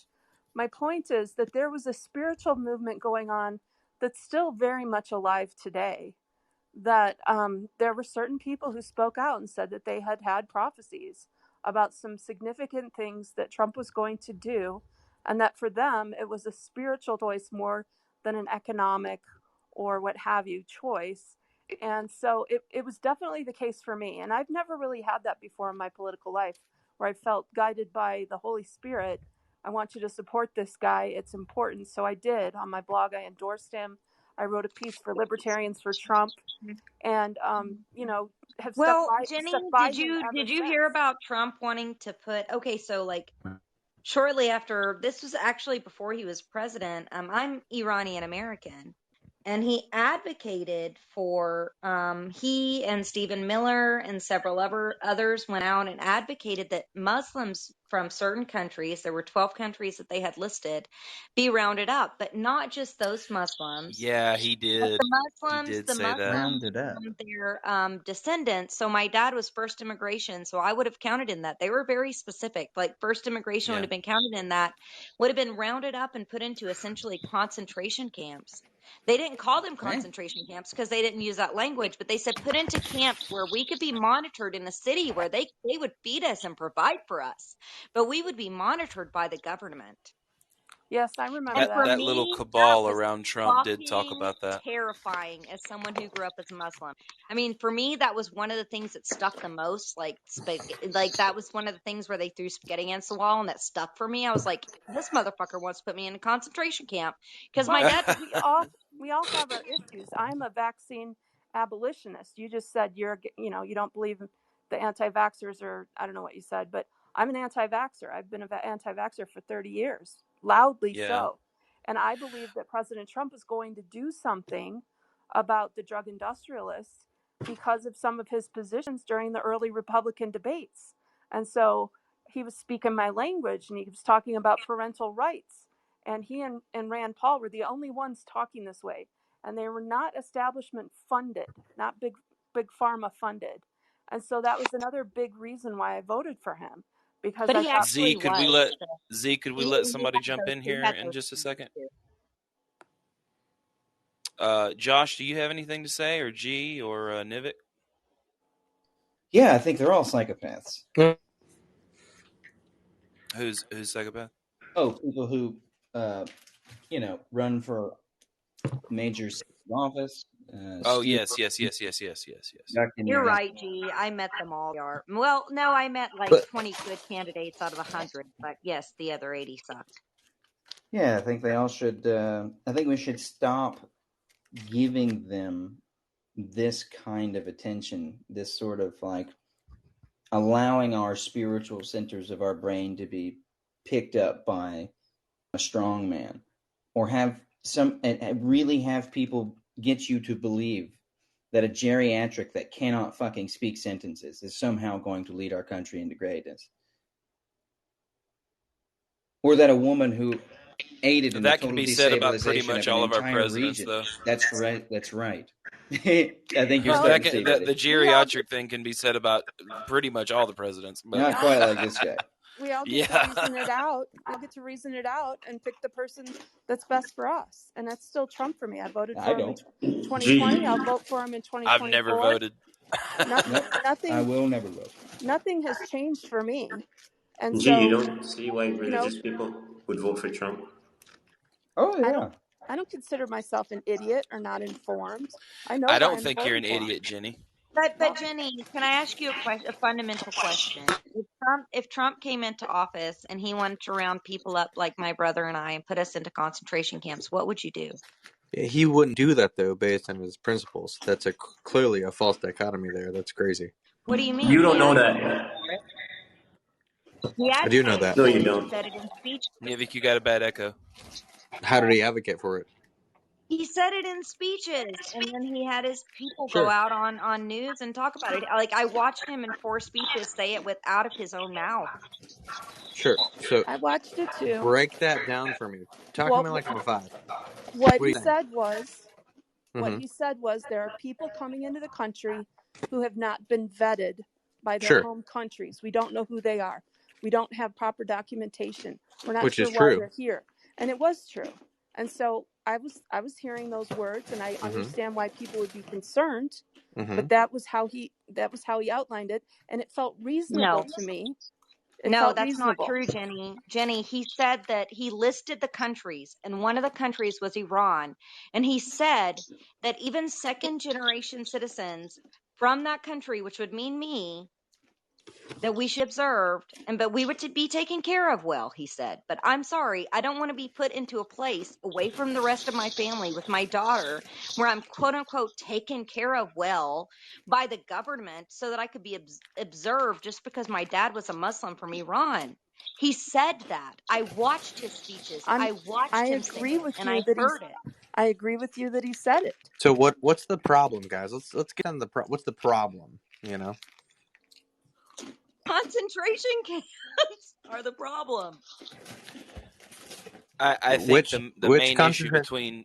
Hang on one second. I think the main issue between Jenny and Z is that Jenny feels as though Trump is a good thing, and Z, obviously through experience, and I know that Trump said those things because I've seen his speeches as well. I'm kind of on the side of Z. I hate to say that, Jenny, but I mean, I feel as though someone who would say those kind of things doesn't necessarily deserve your allegiance. Well, like I said, live and learn. We all get to vote, and he is still the person who I want in charge of the law in this country. But if you were the person, like, let's say, I understand where you're coming from. I get that. Wait. I have empathy for Jenny. But if you were the person, let's say you were a Muslim American. Let's say you were a Black Muslim American. Like, I am biracial. My dad was Black. You know, like I'm a Black Afro-Iranian American. If the president was saying, if the person who was running for the president of the United States said they wanted to round up people from the country that your father immigrated from, your mother's Appalachian, you're a citizen, you've paid your taxes, you've done your due diligence, you followed the law. If they're saying that they wanted to round you up, we have to have empathy for each other. Like, even if this didn't have to do with me, if he said that he wanted to round up Christians, if somebody ran, let's say I'm right here. Ran, and he said that he wanted to round up Christians and put them in a place where they could be observed, I would be livid. Like, I would not vote for him. Like, that would be like a defining moment for me, and I would say no. Do you think and I appreciate you and I respect you on so many levels, Jenny, but I'm just saying that, like, I don't know, it's like a looking beyond kind of thing. Do you think it's possible he had some intel that you are perhaps not aware of? I don't care what kind of intel he had. He shouldn't be rounding up me. What the fuck have I done? Jenny, people who are guided by hypocrisy and not empathy. Yeah, I guess I would just say who's rounding up who and by what standard, is it wrong or right? They made it very clear. Their standard was Nivik, get back on shift, man. Pull security, bro. Oh no, they lined this out. I mean, they weren't equivocal about Who's it. They and what are you talking about? Words. Is God a day? Stephen Miller. Guys, let's slow down and talk one at a time. Hey, guys, let's talk one Stephen Miller, Donald Trump, and Jeff Sessions. So what's the problem with what they said? They were going out advocating for it. Their criteria was, and they were very specific, they had 12 countries. And the countries were Iraq, Iran, Saudi Arabia wasn't one of them, which is really hilarious to me.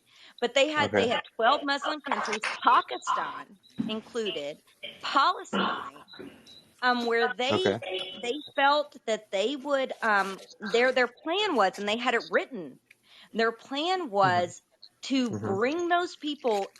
And the argument that was made against them about how we created concentration camps during World War II People for the don't care, Japanese Z. was wrong. That's the reality. People don't care. That makes me really sad. But you know, the thing is that they had a plan, and it was very specific, and they weren't unequivocal about it. They were very equivocated about this. They said that they were going to take us into basically Nazi ghettos, but they didn't call them Nazi ghettos, but they said that they were going to take us into housing complexes. They went on Fox News saying this. You have to stop doing into what you're housing doing. complexes and monitor us. And I'm not hang on. kidding. They said this literal A thing on TV. quick statement. I know they said that stuff. You're but hang digging on a just one hole for second. yourself. There's people who don't relate to you, and you're pointing to yourself in where you're this as an other. You're just digging yourself a hole in why should I care even more. Nivik, what do you mean, buddy? I'm saying when you communicate with people, you have to go about it in a way that is relatable. Well, that could be anyone, Nivik. If any president got in and set this precedent, right, like we did in World War II when we rounded up the Japanese, if any president gets in and they set a precedent that you can round people up and put them into a community and take them out of their homes based on some sort of, and then monitor them, you're setting that precedent. Anyone. There you go. The next there you go. time, Now you're it could be a communicating. president rounding up Christians. The next Now time you're it could be a communicating. president rounding up anyone for any kind of ideology or background. Exactly. Or first they came for one, you did nothing. They came for the other, you did nothing. And when they came for me, there was no. Yes, it's not just about myself. It's the precedent that's set, and it was scary to me. And it was scary to me in part because, that's personal. If they round up me, I should be fucking pissed about it, and that should be okay. And that should be okay that I speak out about that. But when you talk to people in a way that's relatable, is more communicating. If you just say, "Hey, care about me," I'm this other. How many voters? No, wait. How many people have you spoken to? How many voters? How many people? She does have a leg up, Matt. yeah. Okay. No, I'm not saying there's that a leg bad missing from this conversation. I'm just saying what a lot of times when you're talking to somebody and saying that they should care. No, actually, if you share your personal story, that's a misnomer. If you share your personal story with people, even conservatives, sometimes that is actually what changes their mind. Earlier, okay. Be honest, guys, because I thought people are more biased to others that they relate to, and less to others that they don't relate. No, if I start a conversation and they get to know that I'm a regular person, and then I actually have a conversation with them, and then I talk about how it affects me and how it affects others, and then we get into a conversation about how it can affect each other, then I have found that that's actually more effective. Yeah, they can relate. Earlier in the show, Josh outlined some anti-Mormon tropes that he's obviously memorized online, and I didn't say anything because there's not much to say, but I could foresee a moment when there would be a group of people who'd want to round up some Mormons and do something about us and deal with us because we're perceived to be a problem. So I share your concerns. My people have experienced genocide and have been rounded up and kicked out of communities. So, I understand in a heartfelt way what you're saying, but I still err on the side of they were probably in tune with some intelligence that you're not aware of, and that's why they made those public statements. I mean, well, Jenny, you're not Christians because of the things that you profess. That's the only thing I was saying. I'm not saying you're not persecuted. I agree. People don't like religious people, and I'll stand alongside you to fight those people. But the bottom line is, based on your 4 standard works, Doctrine and Covenants, and Joseph Smith, you're not Christians. Well, when you teach your children to hate and fear my people, as I've observed, I don't teach them that at all. Some That's not what I teach them. I'm not saying you do. You just said it. That's what you said. I'm saying you generally. Some homeschoolers I've observed, they do that.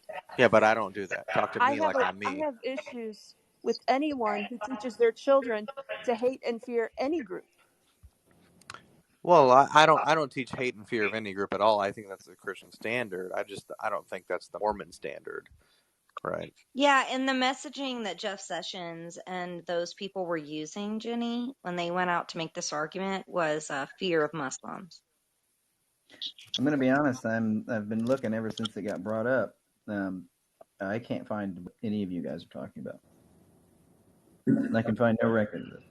Now, a lot of records of online pundits trying to level the accusation of concentration camps along a number of different years and along a number of different lines, particularly as regards the southern border, but nothing about Iranians in camps. Well, I don't know why you're not finding, but I'll look it up and see if I can share the links. But yeah, no, that happened. Jeff Sessions and Stephen Miller, and yes, they went out and in 2016, 2017 advocated for the rounding up of people from 12, the same countries that were proposition for the Muslim ban that actually went through.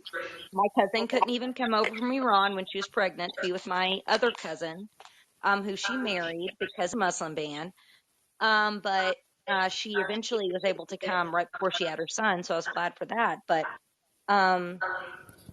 they had those. They that's real. I saw it with my own two eyes. I watched it. I heard it in Trump speeches. That happened.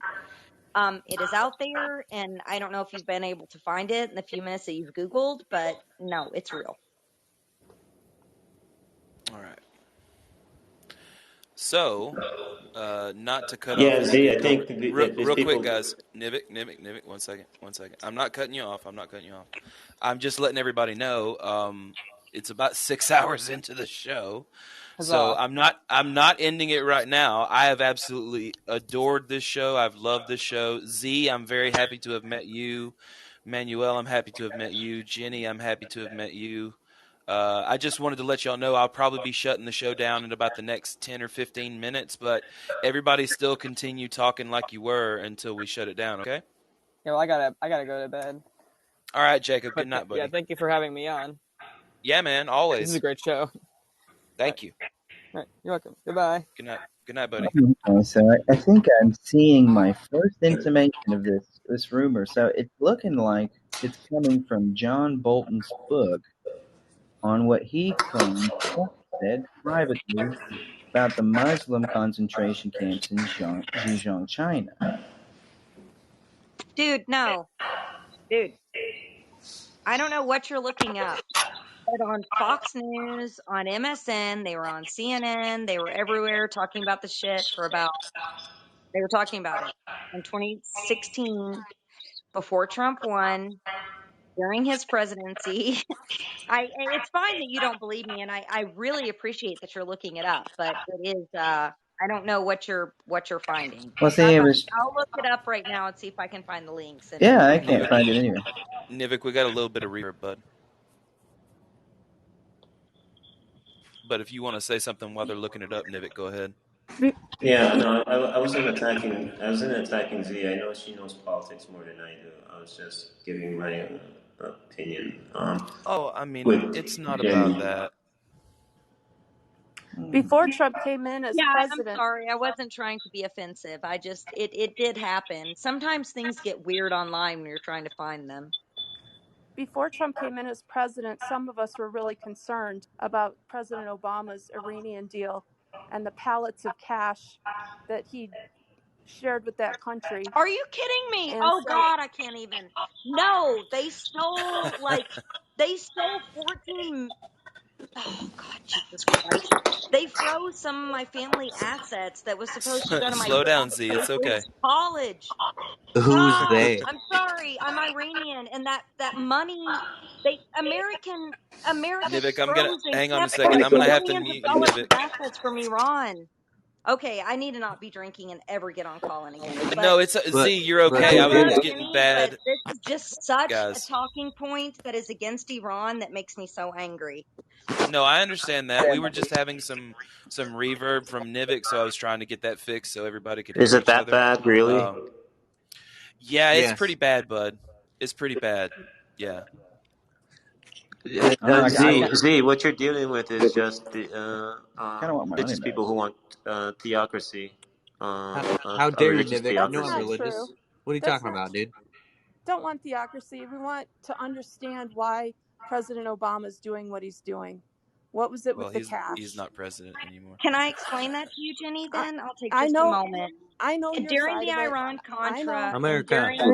when America overthrew the Shah, who was a Democratic president, and then we put in a theocratic president. We did that. Theocracy. Yeah, we implant theocracy into Iran because we thought that it can control Iraq, right?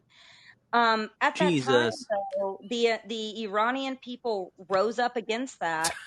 And because they rose up against that, the American government froze millions of dollars of Iranian assets. My family wasn't even that rich, and my family's asset was frozen. My dad literally started stealing from like department stores because he thought that he'd get his money back that way. It was kind of funny and horrible. But he did that. But they like froze they froze Iranian assets that were coming to America and Iranian assets in general. So like my family was sending my dad money to go to college, and those assets were frozen, which is fucking crazy. So they froze a bunch of assets, and one of the things, and I hate Obama, I can't stand Obama, and I hate that I'm having to defend him right now. But this isn't defensible. Some of that money was only 11% of the assets of the Iranian people, not the Iranian government, the Iranian people that America took. We just took it. And we kept their cash. No, we didn't take anything. We didn't as the people. I'm talking about our government. Yeah. Like people. So it was we they took the money from to give to Iran. This is not defensible. It doesn't matter what one country might have owed another country in accordance with what one mafia group says. I think you should. Assets of Iranian. I'm a pirate. Assature. Pirates are cool. It was I am not responsible. Of the Iranian people, not the Iranian government. I'm not responsible for paying back these assets. I want my money back. That they didn't take your money. Oh, sure they did. No, taking your my tax money in dollars taxes for the didn't go past. into that. No, that's a mythology. No, it's not. Well, there's some of us who question President Obama's loyalty to the American people. We felt like he was doing many, many things at the bidding of international interests. Valerie Jarrett grew up in Iran. There's a lot of questions about her heritage. What was her role? What was she doing? And President Trump came in and started asking a lot of questions. Why are there so many members of the Muslim Brotherhood embedded in our State Department? What's that all about? What's going on? Are there interests outside of the country trying to control our economy and our government, and they don't have any accountability to the American people? What is going on? That was what President Trump said. What's been going on? And so he came in and asked all of the uncomfortable questions, made some very uncomfortable decisions. And he asked dumb questions that weren't based on fact. Oh, that's your opinion. What are we? They were can I just ask? What are we talking about? Fact. I'm an Iranian.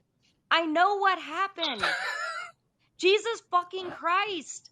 Like, it's not based. I'm not based on some kind of mythology, man. Like, no. And okay, after the Shah fell, there was some horrible things that happened. And Iran sucks in a lot of ways. And they suck after the theocracy. They sucked before. But American imperialism loves to go into countries and, like, fuck shit up. And that's what we did before the Ayatollah and after the fucking Ayatollah. We did both of those things. We set up both of those regimes. What regime did we set up? What are you talking about? I'm talking about the Shah. We set up the Shah. What is that? What is that? That's the Shah. Talk to me like I'm 5. You know The Office when he's okay. Like, the Shah of Iran was the one who took over well, his like the whole regime under the Shah took over in the 1960s, right? It was like to spread democracy through the blah blah blah, and so like America had a massive hand in the Shah taking over because they thought that it would benefit Them, sure. yeah, Their they thought interest, it would benefit us, but mostly of because course. of oil. All of this comes back down to oil. The Shah confiscated a bunch of land that belonged to people that was like their oil land. Some of it was my family's. So the Shah did that under the guise of like, international betterment or whatever. And then the Shah fell. So a bunch of and Americans like helped the Shah fell to like raise up Ayatollah, because then maybe the Shah wasn't so much giving on like oil reserves and other shit to the United States. So they thought, well, maybe Ayatollah will give us more oil. Maybe Ayatollah will work with us more. So then they went in and they helped with the fall of the Shah. We gotta let somebody else get in. Yeah, I mean, sorry. Okay, somebody asked I me the just history. don't The history is understand where actually the convoluted, and epistemological it or takes moral a long position time to comes explain. here. No, I get that it's hard to explain. I understand that, but we got to let somebody else get in. We can't just. I have to share the room and share people speaking. It's the job as moderator. No, I'm I sorry. apologize. You're absolutely right. It's okay. I just have to get everybody equal time so that these shows operate smoothly. But Josh, would you like to respond, or G? Yeah, I'm sorry. Go ahead, G. No, I was just gonna say I don't buy into any of this international shit as anything important. Basically, you've just got mobs of people doing illicit things with money that's not theirs, that they stole from people who wouldn't have them unless they had a gun in their face. And that's basically it. We're dealing with a bunch of psychopaths.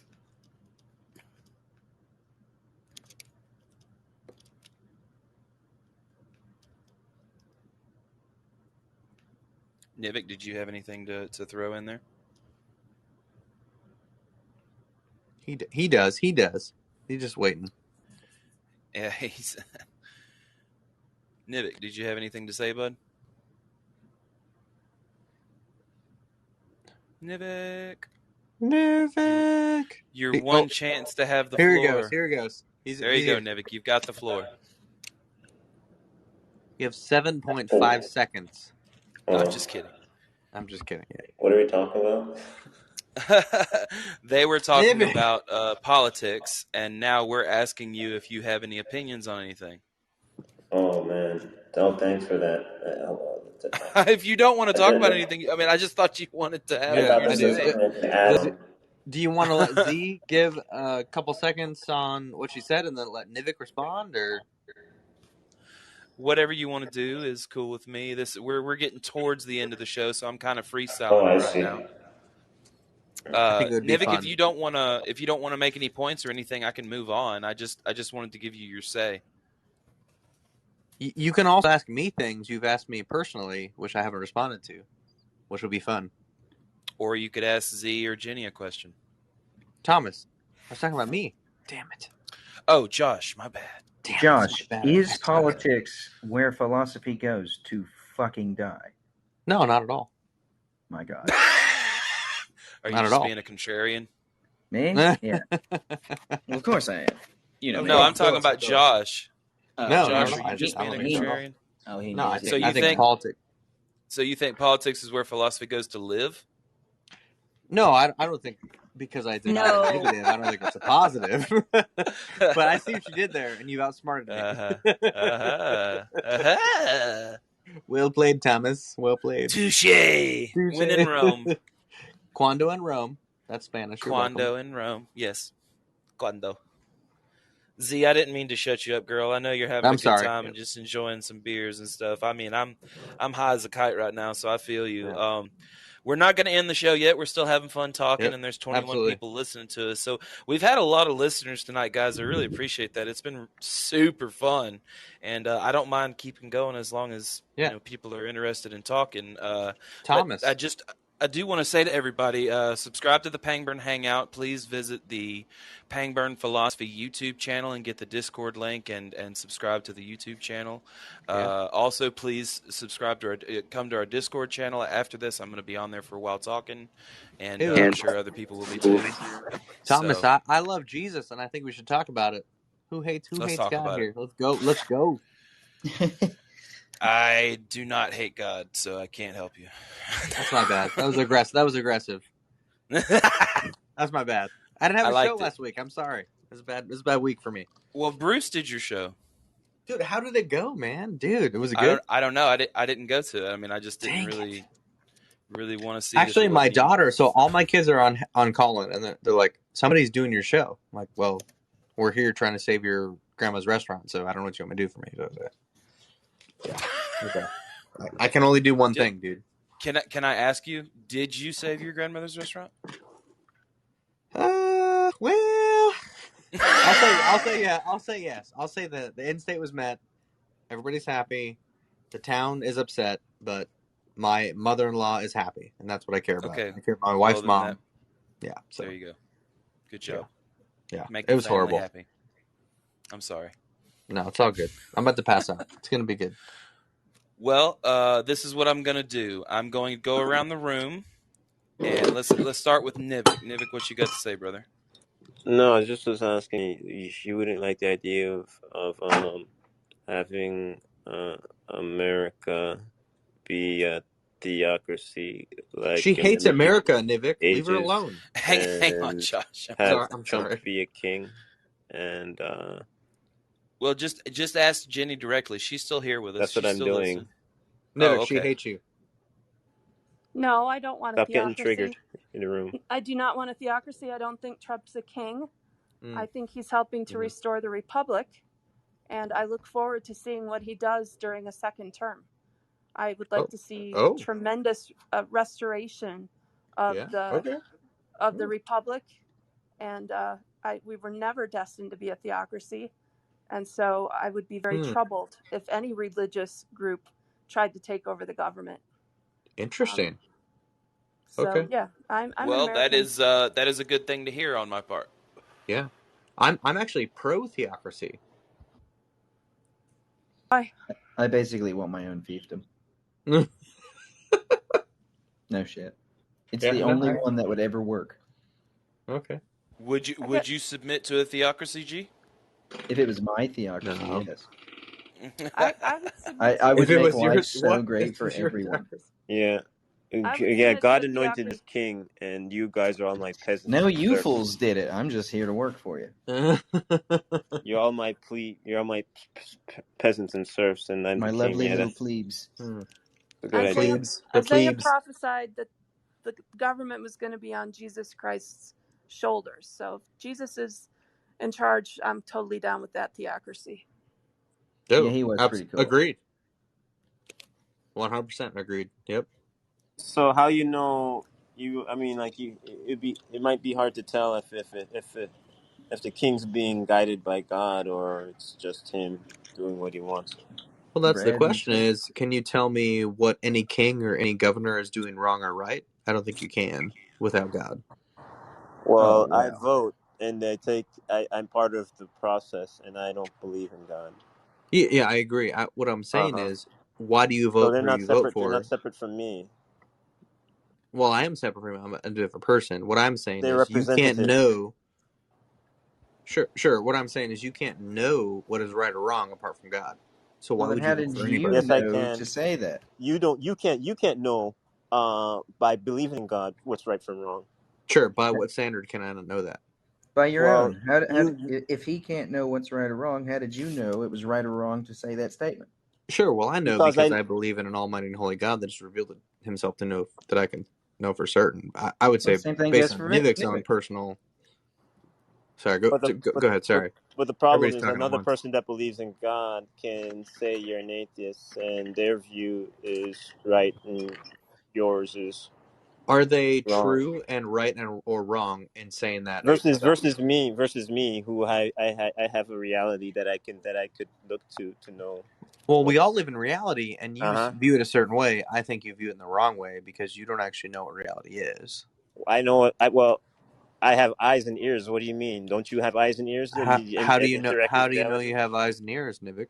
How do you know that? Well, you're talking, and I'm responding. How do you know I'm talking? Because I have. because your little indicator keeps lighting up every time it comes from your. How do you know you're seeing a light? I am going to go now and become a Nietzsche nihilist, because nothing exists in reality, and all reality is formated based on our own mental projections. So nothing matters. And if people die, then they die. And it doesn't matter what exists, because we're all in thought, and thought and emotion is all that matters. Are you going on a continental sermon? Philosophy is the backbone of realism, and you know, I'm in my own cocoon. And I'm understand. pretty sure you won't live like that, though. Maybe reality don't exist. I don't but even know if reality exists, or concentration camps matter, or like, you know, if but you act as if though if does. people dying every day on, don't have health care, hang on, and guys. our country sucks matters, like, it doesn't matter. Z, hang because on just you know a what? second. I'm living at this moment in poverty, Z. and I'm going to go and just do what I can do and pay my bills, Z. and nothing else matters. How do you know it's not the devil talking to you, Josh, and not God? Does Z need money? Z, you still here? I'm here. What's up? You need money to pay your bills? No, I would never ask anyone for money to pay my bills, because all right, guys. The host is. Hey, I would never ask anyone for help. I know you wouldn't. I'm gonna force mute everybody until they listen to me, because I'm the host. I'm not trying to be a dickhead, but god dang it, guys, I've been trying to get a hold of Z for just a minute. I don't know if Josh heard me or not, but I got Nivik. I had to mute Nivik because I couldn't hear anybody. So let me unmute Josh, and let me unmute Z. Now that I have control back in the room. Notice how I need to be unmuted. Correct. I wanted to ask Josh, how does he know it's not the devil talking to him? Hang on just a second, Nivik. I brought you back up, and I unmuted you. Hang on. So we're going to close it down in just a little bit. But Z, I wanted to let you know, I understand all that stuff you were talking about with idealism and nothing matters and all that kind of stuff. But not everybody here thinks the way that Josh does and thinks the way that Nivik does. So, I mean, there's a lot of different opinions here, and a lot, you know, I think very differently from Josh and Nivik, and very differently from G. So, you know, just don't paint us all with the same brush is all I'm saying. I'm very glad to have met you. I think you're a very intelligent person. I like listening to you talk. You've obviously had a lot of experience with people. I mean, 19,000, good Lord. But I think you got spunk. Yeah, you got super spunk. But I think you may be a little deep in the alcohol, just like I'm deep in the in the marijuana. So it's okay. Everything's good. I'm going to end the show in about 10 minutes, but I'm going to let everybody say just a few more things so they can get it out of their system, okay? Thanks, guys, for putting up with me. I appreciate it. Yeah. Go ahead. Yeah, same to Josh. How does he know it's not the devil talking to him, or the voice in his head, and his stance versus another person's stance isn't real? Those are too many conflicting things for me to even listen to what you have to say.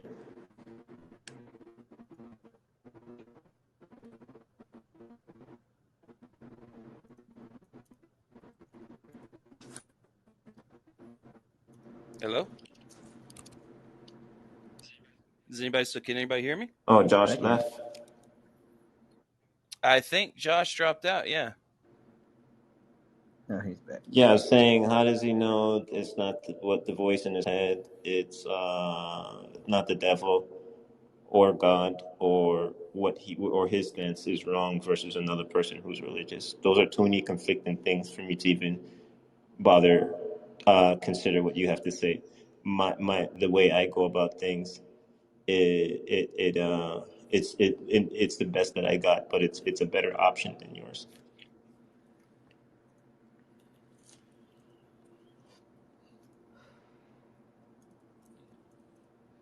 Well, did you want to respond to that? Oh yeah, absolutely. You said it was the best you had to offer, the best option you had. How do you know it's the best option you have? Because it's what's being received by me. Sure. And how do you know that? Well, how do you know? Is more the burden of proof is on you, and you act as if it's on me, and which is false. It's you to prove, and I don't know if you're delusional or you're crazy. I don't know if another person who has a different perspective, that their perspective is more true versus yours, and why should yours take more priority over theirs, and I don't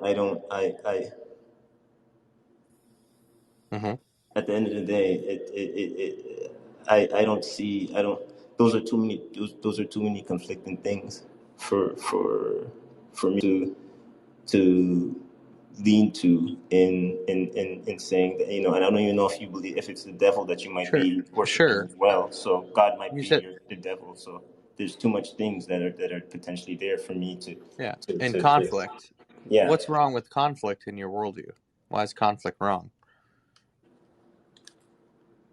Well, it breaks down. It breaks things down, and you have disorder. That's not good to survive. So why is disorder not good? Well, disorder is not good because it's in nature to have order in a way that is homeostasis with the environment, adaptation. So homeostasis is good, right? Equilibrium Can you give me a between definition real quick? equilibrium between me, animals, other human beings, and the environment, and that's a natural logical order that happens. Sure. How do you know that's a natural inherent logical order? How do you know is the question, not me. I'm not a believer in God, and I don't. And what you believe, you asking me a question from the perspective of yours. I don't acknowledge your perspective. Nivik, you're the one telling me things, and I'm asking you questions. I'm happy to respond to you, but you've been saying things, and I'm asking you how you know, and then you turn it around on me. That's fine. I don't care. You're saying how do I know is because I don't believe in God is what me. How do I know? Well, and I'm telling you how I'm telling you the same reality that I interact with is what you interact with and what you communicate with me on. So if you want to prove to me what's right and wrong, close your eyes, close your ears, and then tell me, and then guide me through your God. And you cannot do that. You cannot prove that. And the burden of proof is on you. So don't ask me to prove anything to you. You're to prove to me. Don't put it's kind of like. Yeah, Nivik, what I'm telling you is you can't prove anything at all without God. I'm telling you everything you have is an assumption, and you borrow from Christianity. I'm telling you. So tell me what you think about that. Yeah, everything is to a degree an assumption because you're not perfect, right? And you're not going to, when you come to conclusion, have 100%. How do you know I'm not perfect? And what is your standard of perfect? I'm answering you, and you keep cutting me off. Are you okay? Are you angry? Are you triggered? No, not at all. So let me talk. I'm trying to hold you to a standard of what you're saying. Well, I'm answering your question, and you keep interrupting. Can I answer it, please? You're actually not answering my question. I am, but you keep cutting me off. Can you not talk so I can answer your question? Is it a problem that I should not interrupt you? Is that a problem for you? Is it morally wrong? Well, I mean, if you're communicating, right, you want me to respond. So what's the point of us talking if you don't want me to respond and you keep cutting me off? Nivik, you're the one that wants to know things from me. Okay. All the time you do. Let's figure out how to talk to each other first, and then you want to know we can get things back from to the me. conversation. So you tell me how you know what you know, and then we'll talk. Go ahead. Okay, I was saying that I forgot what we were talking about. How do you know what you know epistemologically? This is what Travis pushes you to all the time. How do you know what you know, bro? You got to start from that. How do I know what I know? I take in information from the environment and the the information that I take in is not going to. I'm not going to know everything there is to know, because there's only so much information that I can take in. So I'm not perfect, and the logical order of reality in itself is perfect in its order, and I take in as much information from that. So you said to you said process. perfect. What is the standard of perfect? Standard of perfect? Well, yeah, you said I don't take in the perfect knowledge, and I'm not perfect, and kind of that. How do you what is perfect for you? Well, I think reality is logical. I meant your standard of logic and perfection. I answered which your is question. What you're talking about. I answered your question. Sure, but it was a logical. different category. You answered it, and you talked about reality. How do you know it's perfect in terms of knowledge? Because it's logical. I answered your question.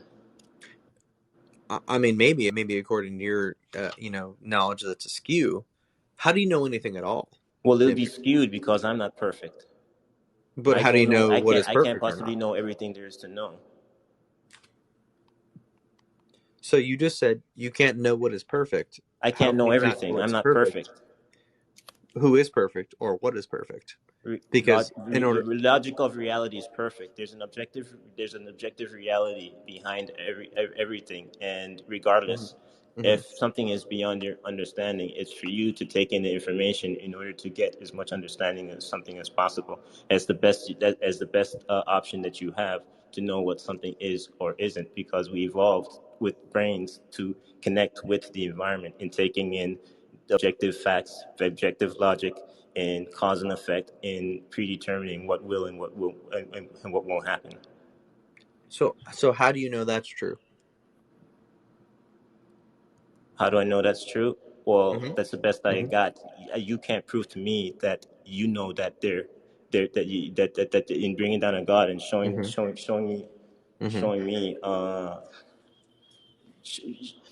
answering a question, not using your senses in finding out by communicating with God.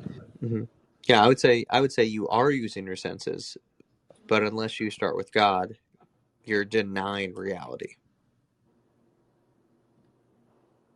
No, I could be denying reality by starting with God. So you don't know if you're denying reality or not. You could Can or I could not. interject?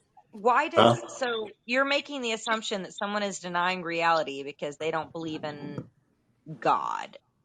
But what is your I'm a very spiritual person, but what is your vision of God? So when you say that, you're saying it from the context, I'm assuming, and I could be wrong, A Christian context, yeah. I'm saying he's denying reality, and he's saying, no, I am.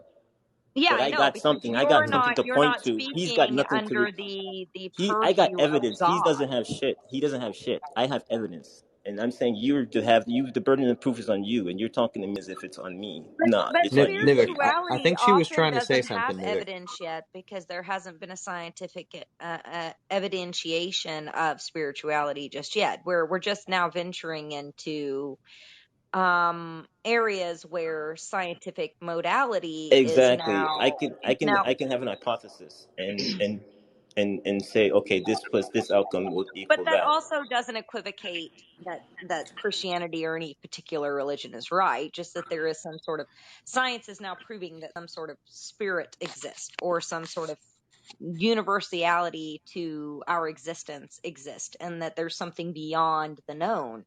We just haven't gotten to the point in our scientific methodology yet to where we can understand the things that we don't understand that are statistically unavoidable. You could talk about aliens under the same vein, or the phenomenon of seeing ghosts, which we've had for Can I thousands. respond to what you're saying? But the difference between me and him is that he's talking about standards, but there's not really a standard when it comes to reality. It changes all the time, and you have to adjust to those constant changes of standards. So this absolutism of a standard that is to be followed is delusional. You all have standards. You all have foundations. It's invalid. You just ignore them because you're not Christians. What? Wait. It's people kind of like I ignore have this standards standard and where of I believe I'm in being on a bike, Zoroastrian, but there's a so flood. wait, I just a second. This will only take me a second, I swear. I'm Zoroastrian, so I believe that that Jesus was a prophet, but I'm not just Mm-hmm. Zoroastrian. Like that's one of the Mm-hmm. modalities of my spiritual journey. But I do believe that the teachings of Jesus has merit. But I also believe the teachings of Buddha has merit, and all They these don't. different religious figures, and then we can take from all of those, and that there's not just one that we can learn from, that there's many, and there's many that aren't even in books, that aren't even in you learn from a lot of different ways about your own spirituality. That's what I've taken as a Zoroastrian, and as Sure. somebody who has a complex like spiritual faith. But Mm-hmm. if there's like a dogma associated with it, so if someone doesn't see reality in the same way as someone who reads the Christian Bible, then their reality is obsolete or isn't accurate. How so? And that for me is where I kind of draw the line, because at the end of the day, one of the things that's universal, it's actually universal, is the 10 Commandments. So And it's how in do you different know that? forms. Who told you that? That's just fact. If you Okay, study so brute religion. facts. How do you know those facts are true? Oh my God, if you start getting into that, You mean that's epistemology? true. Yeah, I mean that's I mean, that's philosophy true, 101. but again, that kind of ventures on nihilism. At some How so? point, because if nothing is fact and nothing that you read is true and nothing that you see is true, then why are you even a fucking Christian? So if nothing is true, then I shouldn't believe that at all? I shouldn't believe that nothing is true, that nothing is true? That doesn't make any sense. if he wasn't a Christian, he would be a nihilist, is what I think. I'm very confused. Yeah, what I would like to hold you because both to is a everything is standard. only And the standard Christianity I've true and seen everything else is not true. nihilism is what I'm garnering from this, and I'm a little bit confused by that. I mean, you're clearly confused. I mean, if you want to lay out your position again, I'm happy to hear it. But what I'm hearing is you can't know anything at all. That's not what I said. I said actually the opposite. I mean, I'm happy to hear you out. I really am. I'm not trying to be a jerk. Just tell me what you believe and why you believe it. What do you know about truth? What? That's what I just explained to you. It is partially a personal experience. It's what we garner through education. It's what we learn and we read and we live through our life experiences. But also, you have to be smart enough and critical enough to understand that your myopic worldview may not be what is the reality for millions of other people. Like, you're one person. So if you're a white person and say racism doesn't exist because no one's ever called me the N-word, doesn't mean that racism doesn't exist because you're one white person that may have never experienced it. It is it's something where you have to look beyond yourself. You have to have empathy. You have to listen. Can you tell me what look beyond yourself means? Because that's a very critical race theory type of term. Look beyond yourself. What does that even mean? I'm talking about actually taking in information. Critical race theory, by the way, is only taught in law school and isn't a thing. That's a whole mythology that the right has I think you're thinking whipped of up to critical people. theory. Critical theory is taught in law school. Josh, I think critical race theory is not. Josh, I think you're kind of a hypocrite in being a bigot in just for theocracy. And is it wrong to be a bigot, Nivik? Well, yeah. How so? By what standard? Well, being anti-bigoted towards others, it would be harmful to many people. And what do you mean by harmful? No, is wait, harmful just a wrong? second. This has nothing to do with alcohol because I am not drunk anymore. I only had a couple. Okay. I mean, right now I'm happy we are to answer any question. We're engaging in civility politics. Two of you are talking to me at the same time, so I'm happy to talk to either of you. Yeah, I really am. Is it okay, Nivik, if I speak for just a second on this, and I'll finish it very quickly, I promise. Okay. I just was saying, like, his type of view is what he's peddling of not caring for others. It could potentially hurt him. That's not true, Nivik, at all. Well, you're dismissing other people's views and wanting a theocracy. Well, I'm dismissing other people's abhorrent views. If but anybody that doesn't else, mean I if care somebody about else other people. got you need to define your key got terms power here and use that your words aren't wisely. like you, then you're validating the argument of doing those things to you then, in being racist against you or being bigoted to you in your belief. Well, I don't believe in critical race theory as it is commonly heard in the community today in terms of my circles. No, I'm talking about secularism, and you're against secularism, and you're about theocracy. But yeah, I'm against secularism because because I'm actually misinformed on a what Christian. that even means, dude. You may I'm be sorry, I you can't. may not even know what critical race theory freaking means. That's crazy. Who I do not know what critical race theory means, There or are like other people circles that don't. are extremely misinformed about what it even is. Sure, I mean, I'm happy to hear what you have to say about your circles and what CRT means. I am. It's not my circles. It's what I've read the books. It's what it was Well, you just designed to said be. It I was don't know. only in law Mhm. school. Like it Mhm. is not the thing that people are. No, it's saying. everywhere. It's not No, just it in is law school, man. not. No, it is Okay, not. that's fine. That's fine. I mean, Z, I've got he's not white. He's an There's Indian. fact, and then there's multiple fiction. There's universities, opinion, and there's multiple. fact. Okay, yeah. He's not I'm white. not He's a calling you a Navajo. liar. I'm He's just a saying I Navajo. have other experiences. He's an Indian Navajo. He's not white. Just letting you know that. I don't I care am if Navajo. he's white Nivik, or you're the not. That's man, bro. not How'd you what remember this is that? That's cool. about. It's Okay.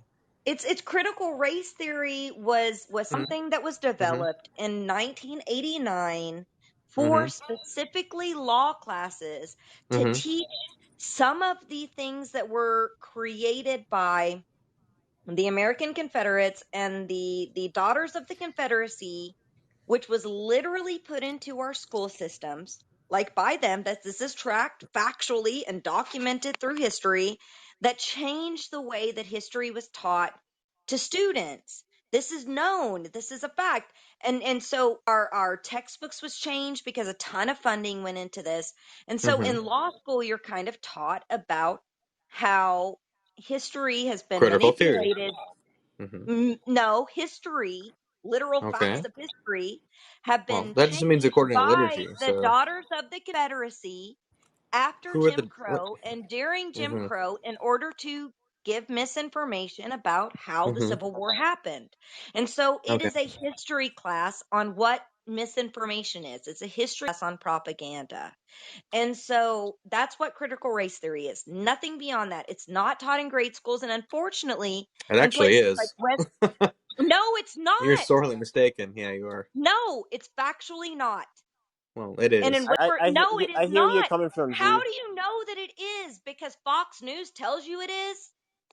Well, It's I not. don't watch Fox News, but I know multiple teachers that actually teach it. Josh, So Josh, that's give how I 1 know second it. for real 1 second quick. to Nivik. Yeah, so absolutely, man. No problem. Real quick, You're good, Z. Josh. Z, there are things that were done by the right in changing things through critical race theory and their version, and then when that's want to be addressed, people want to act like, oh, there's nothing to address because the things were done are already Okay, I'll done, give and an they don't want it example. to. So No. when I'm agreeing with you, but I'm saying like you're not going to have the right acknowledge that because those things were done by them, and the left trying to address those things to reverse it, they're going to act as if it's not there. So the yes, like grandfathers when of I the was okay, so Confederacy, I'm just going to give a really quick example. When I was in grade school, right? We went to oh shit, why am I drawing a blank? We went to Henry Clay's estate in Kentucky, right? And they had the slave houses. And what was so fucked up, man, this was so fucked up. They had like white people working inside, and they had like people, like black people acting as house slaves. And I was like, what the fuck is going on? And then outside, they had like people, and they were like, the slaves here were treated wonderfully. And then, like, here's the slave houses, and here's how comfortable they were. And they were literally black kids in my class crying during this. I'm not shitting you. God. And then we went after this, we went and saw a Jefferson Davison monument that was like talking about how he was really a good guy during the Civil War, and how the Civil War was really only fought over state rights. That is propaganda. They did And I should knew homeschool, that at is what the you're time. saying. I knew that at the time because I started reading, Homeschool, like I I said, agree. early on, I started reading encyclopedias when I was like 2 and 3 years old. So I knew the difference, Yeah. and I was like, "What the fuck are they teaching us?" But when you Like, talk to I people on the knew right, they're at gonna like play 12 dumb. They're years gonna go, "What?" old that it wasn't right. But when you talk to people on the right, they're gonna go, "What are you talking about?" Oh, there's no problem. Nothing is. It's in the past, and it's not gonna be acknowledged. But the fact So is so those so people, I don't care how comfortable the houses were, they were fucking slaves. That's not okay. And so the fact that the whole story was when we went there to see Henry Clay's house is how well these slaves were treated. But they were slaves. I'm saying you have as much The chance point. is talking to an election denier in changing their mind. Oh, I'm not trying to change their mind. I'm just passionate about this. But critical race That's fine, theory Z. is okay. So there is real history and there's a history. A history means that it's non-factual. Why don't we just teach real history? Why don't we teach about what Andrew Jackson did during the Trail of Tears? Why don't we actually teach about that? Why don't we teach about Because the fact people that are our founding fathers were slaves and thought that black people were 3/5 of a vote, and they Because of didn't give public people a school. vote. They didn't give That's women why they don't votes teach until it. 1922 or 1921. So just 100 years ago, women weren't allowed to vote before 100 years ago. So It's for crazy to think about. 150 years of our history, because you have a vagina, you weren't allowed to vote. And our founding fathers were supposed to be fucking awesome, and they didn't allow me to, like, if I lived back then, I couldn't vote because I had a vagina. Like, No, fuck I mean them. seriously, if you think about it, For all I give a fuck. Like, George Washington was probably a big dickhead. If you you know what I mean, like people 200-300 years ago were probably assholes compared to what we are now because their social skills weren't really developed. You know what I mean? Their manners and taxed stuff. anymore by Britain, and so Thomas Paine wrote Well, I this was talking about something different, but Thomas Paine wrote this beautiful revolutionary document as somebody who was poor, and they went and took that and they were like, "Oh shit, we might not have to pay. We can create our own government. We don't have to pay taxes to Great Britain anymore. Let's do this shit." And then they told black people, they were like, "You're going to get your freedom if you come and fight for us. Come and fight on the front lines." And they did. Like, thousands of black people came and fought on the front lines during the Revolutionary War with a promise that they would be emancipated as slaves, yeah, and that never happened. That's true. Yeah, that's I mean, true. I think the issue is so you're talking about the forefathers and how they did it wrong. Would you rather be in Britain now? Like, I don't understand. What? No, that's a false equivalency. That's a straw man bullshit argument. I mean, that's what you said. They're all dumb. I didn't say I'd rather be part of Britain now, and I don't know, maybe because they have universal fucking healthcare. But regardless, I'd like to live in Finland. No, not at all. America for life. Regardless, that's not the point. The point is the fact of true history being taught. The point isn't the fact of that's a good question. whether or not, you know, would I America have been better off? That's a straw man bullshit. You think America would have been better off if it was that's part what of you Britain? said. It's not a straw man. So it's not about Britain. I mean, like, maybe America would have been better off if it was still part of Britain. I don't know. That might be you'd have to define what is better off, Nivik. By what standard? And we would have to make it like you can say whether you want. I'm not going down that rabbit hole, bro. It's not about guesses. It's about you can't go facts down the and rabbit hole. history. That's fine. Dude. Okay, let's. I mean, you already know what I'm going to say. I already know what you're going to say. So do you? Why even? Yeah, the standard is God, and that's how you know.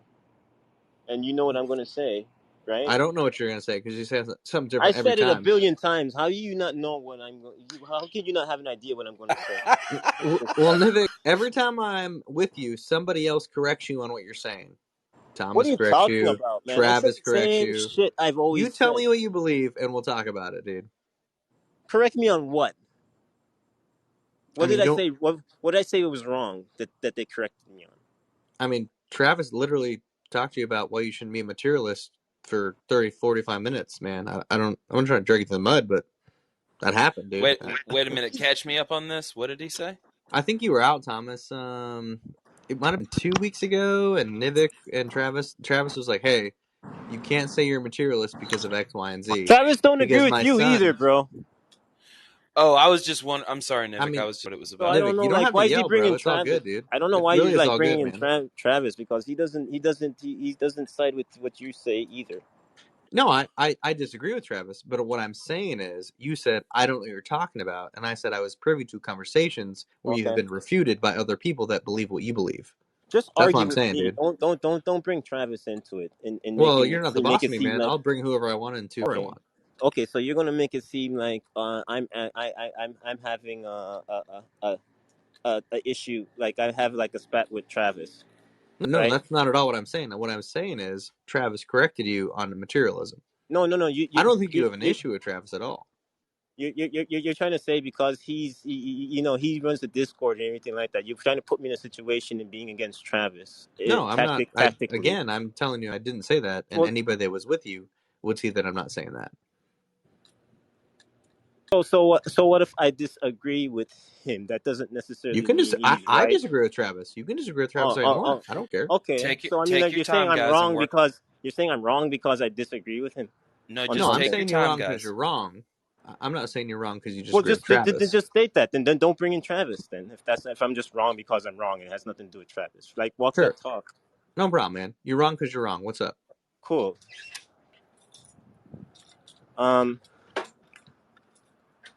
Okay, so what exactly was it I'm wrong about with the I get what you're saying. Okay. The whole thing is that the emotions. It's kind of like that's how I know about why I would do or why I wouldn't do. And yeah, so I'm not saying that emotions are bad. I am saying you're one of the most emotional people, and you should keep it in check so you can think about what you're talking about before you say it. That's what I'm saying.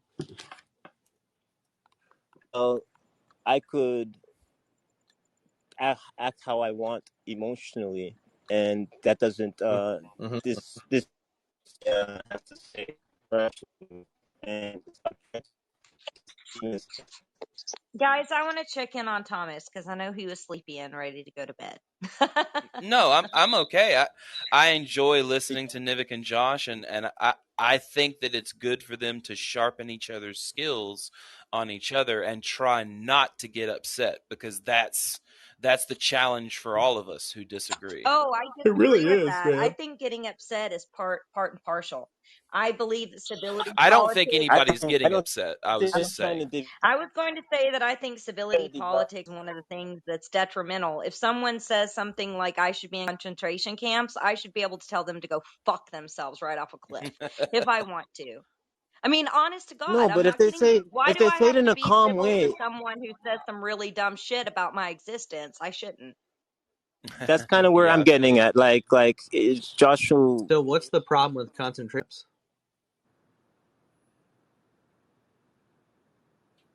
Anybody? She's not biting on that one. All right, no problem. Nivik, go ahead. Okay.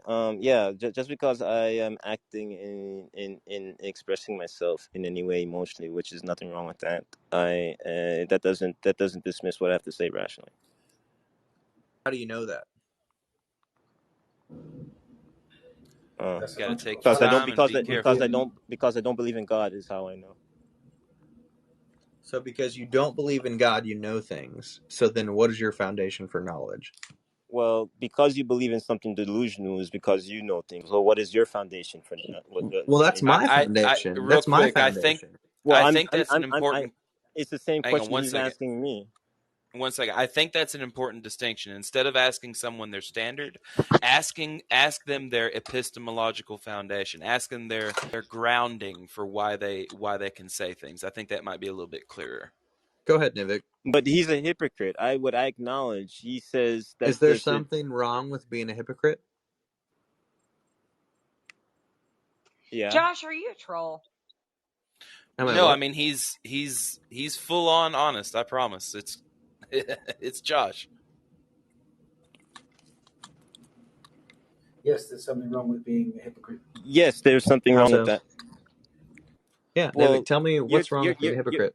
Well, you're saying that you have God as guidance, and I say I use my senses. While we're using our senses to communicate, I mean, why don't you use God to communicate in doing a miracle? And why don't you use God in coming to conclusion? Then use my method in seeking answers to things that I don't know. And if that's the case, let me finish. And if that's the case, you can't come to a conclusion by doing that. Just simply say, I don't know, which is, much saying that you don't believe in God, because there is no God, and this being that you're using to guide yourself, it doesn't exist, and you can't ever there's no way for you to, like, if I hold your feet to the fire to prove that he does, you can prove that. Yeah, I guess I would just say I asked you your standard, and then you attacked me and told me why I can't have a standard. What's your standard for anything at all? What's your standard for knowledge, for truth, for morality? Can I ask Josh a quick question? You sure can, Z. Do you engage in these conversations to sharpen and hone your debate bro skills? Or do you engage in these conversations in order to learn, hear other people out, and take the time in a moment? Like I said, it's fine if people get upset. Like, I don't like civility politics. Like, if somebody says that I don't have a right to exist in my freedom of state, I'm going to get pissed off, and I have every right to, as a human being, as a person that feels like my rights are being taken away. That's fine. And I feel that way for anyone, even if I disagree with them. But at the same token, I see a difference between wanting to take other people's rights away and somebody wanting to take people's rights away. Like, there is a difference. Like, somebody who's like, I don't know, somebody who believes that like all black people should have to live in on an island can go fuck themselves, because like, or doesn't believe in gay marriage, they can go fuck themselves because they're not cared. If you don't want to marry someone who's a man, don't marry someone who's a man. But that doesn't mean, if you're a guy, that doesn't mean that you have the right to tell other people not to do that. Like, fuck that. I'm kind of a libertarian How when it comes so? to shit. But by what Well, standard? because it's not your business and it ain't your goddamn life. Oh, you raised your voice, Z. So I guess what you say, it's invalid at that point, right? Because you're just being emotional. She's just passionate. Well, she It's didn't just curse passionate. him. I'm using Josh's tactic. Hang on. No, it's Hang on, fine. guys. It's just she's passionate about it. Yeah, it's I okay. would just say, by what standard are you saying that I can't say? I think you're talking about gay marriage. Why if I can't say that's wrong, why not? You can say it's wrong, but if you want to pass legislation against it, why then can't I'm I going do to that? stand up against that. You know why? Because you're trying to infringe that belief that you have that people shouldn't do that onto other people through legislation. But why can't I do that?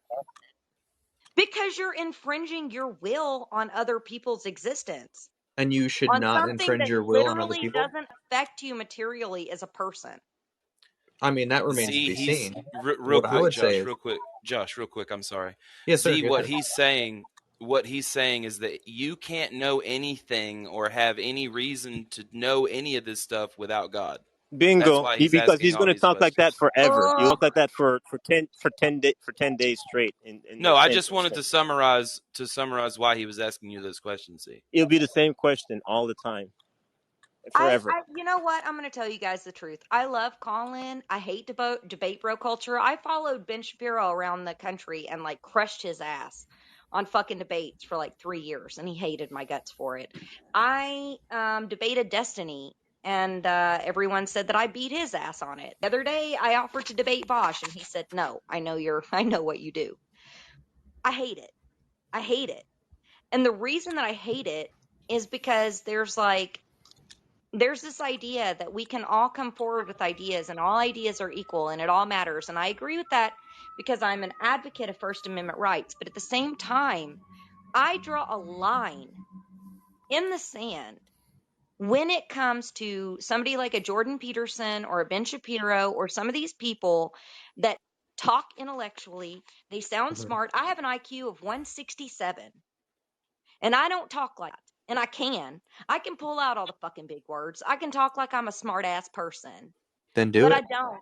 And the We're all point here. is, no, I don't want to. I hate it. Because I don't It's need to do that shit superficial. to validate my fucking Why self not? as some kind of goddamn intellectual. Do you with think we're some dumb? We kind of. can't understand the big words? Hang on, guys. It's That's not okay the to talk about point. intellectual things. Can I respond to what she's saying? What she's saying is that there are people who use a big word and act as if that big word would therefore mean that they are right, and where it scares a person off, and it'll make a person think like, oh crap, like I can't engage with this person. And Nivik, she refuses to answer the most basic questions from a Christian. That's the problem. And she's going off on a tangent about Ben Shapiro.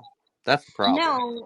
No. The point is, what I'm trying to get at is that there's this foundational idea out here that we're just having conversations. We're just why are concentration camps wrong? Let's just have that conversation. And then that conversation normalizes this horrific action. Why is genocide wrong? I'm What just Josh trying to is have a saying is that you can't. conversation. What Josh is saying is that he can't talk to you because you don't identify, you don't acknowledge God. Pretty much is what he's saying. So you can't really. That's how come. Like anything you say, he'll be like, "Well, what are your standards?" Which means my standards are God. You. What are your standards? As in, you don't have a standard as God, and where you're just keep talking until you come around to God being your standard. And then, you get in this position when you're a person that's like defending against like a concentration camp, or you're defending against like your own rights as like a human being. And then you get into this position where when you're defending against your own rights, you feel like you have to be civil when defending against your own rights, because there's been this idea that we're just having a conversation. We're just having a debate. But I really worry about that in our culture right now, because some things do need to be. I'm not talking about censorship. I'm talking about freedom of speech. If you say speech, you have the right to say that speech, but people have the right to passionately respond, and that's not canceling. Jenny, can I say People one? have the Can I say right one to thing real push quick? back on rights being taken away, because if you don't have the right to push back on rights being taken away, and it's just a conversation, that trivializes that thing that's causing real systemic harm that's built into our institutions, and I worry Can I about say one that. thing real quick, and on where the clash is. A lot of times when you're talking, to people, their belief is in their identity, and they're fighting for their life. You get what I'm saying? So the beliefs that they have that are of you, it's almost as if I have to destroy you for me to survive, because the view that you have, it attacks my identity, and that's who I am. So it's like you're trying to destroy me. Hey, It's what a person believes versus, it's a clash between what a person having their identity being a belief versus your reality of who you are, and they would rather destroy you as a person than have their identity be destroyed in what they believe in. So I guess I get where you're coming from, in where you're saying like these type of injustices that are infringing on you, and Well, not on me. people. I'm talking about on anyone. Yeah, but I'm saying what the battle is. A person's what the person I ideologically believe in their identity versus an other person Well, I don't really in mean who they identity are though, of a. Nivik. I mean like material. I'm So I telling you the like I like reality. focus in like material reality. So if there's going to be something that's past No, yeah, that no, no, actually have no, a. no. Just Hey listen guys, to me. I have a Just listen question. to me. Listen to me. I'm telling you about the reality. People have I like North, it's the Wild West, bro. with the Enlightenment. People had their identity in religion versus versus objective fact and logical thinking, and that it was an either or battle. Is where like that's it. This factual logical conclusion will go and override the will of God Hmm. in what I find my identity in. And I'm saying No, a that's false. person's identity in what in what they have is it's a versus. It's a versus between it's either it's destroyed or be destroyed, in where a contradiction to my identity is a destruction of me, and have to I have to infringe on you. I have to infringe on Okay. reality. Hey, can I ask a question? Yeah, let's let North go real quick. Yeah, Thomas, you seem like this is kind of your jam. No, I just like listening to him. No. This question that I'm about to ask you, I think Oh yeah, sure. you might be able to answer it. Sure. Just really briefly on high level, what are the other kind of foundations of epistemology, or like just what are the other Core foundations concepts of like how you can know things like Yeah. Well, I mean, it's a lot of explanation, but I mean, the core concepts of epistemology are belief, justification, truth, and knowledge. Right. Well, I guess what I'm asking is like, if Josh's foundation is that he knows what he knows because God reveals the truth to him, and he knows the truth because of God. It's kind of, I don't really want to get into that right now. I'm just saying, right. Along like horizontally, what are the parallel kind of epistemologies that would like be like, no, this is how I know things. Just like, here's this genre, here's this genre, here's this genre. There's many different genres of epistemology. Which one do you subscribe to? Scientific hypothesis is Nivik, I'm just trying to ask Thomas.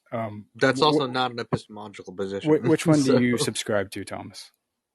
I lean probably mostly towards epistemological agnosticism because of the problems of philosophical and academic skepticism, like the global skeptical scenarios and things of those natures. I'm like Aristotle. I know that I don't know, or Socrates, excuse me. I know that I don't know, and from there we can start. But as far as like epistemology would say, your foundation would be, if you got down to it deep enough, it would be the laws of logic. It would be A equals A, non-contradiction in the excluded middle. You could derive pretty much all language and everything else from that. There are different arguments about if you could or could not do that. Right. But most people in the science world are going to say, either physics or the laws of logic or, something like that. That's going to be their grounding. And when somebody asks you the question where it tries to kind of atomize or like go on a deeper level of like, okay, well, you're basing off physics, or you're basing off science, or you're basing off of things that you can measure. How can you be sure that those things that you're measuring are true? Because it's just, do you just kind of default to, this is the best we can possibly do? Oh, yeah, we have to. This is as close as we can get. Yeah. And we're continually changing the models. You know what I mean? We're putting new ideas in and throwing old ideas out. That's the self-correcting mechanism of science. But I mean, of course, when we're talking about philosophy or epistemology, there are different things to consider. Now, if you're talking about, our groundings, of course, are what I told you. But if we're talking about our justifications, then I'm going to use scientific empirical evidence. You know what I mean? I'm going to use my sensory experience, my phenomenological network to figure out reality.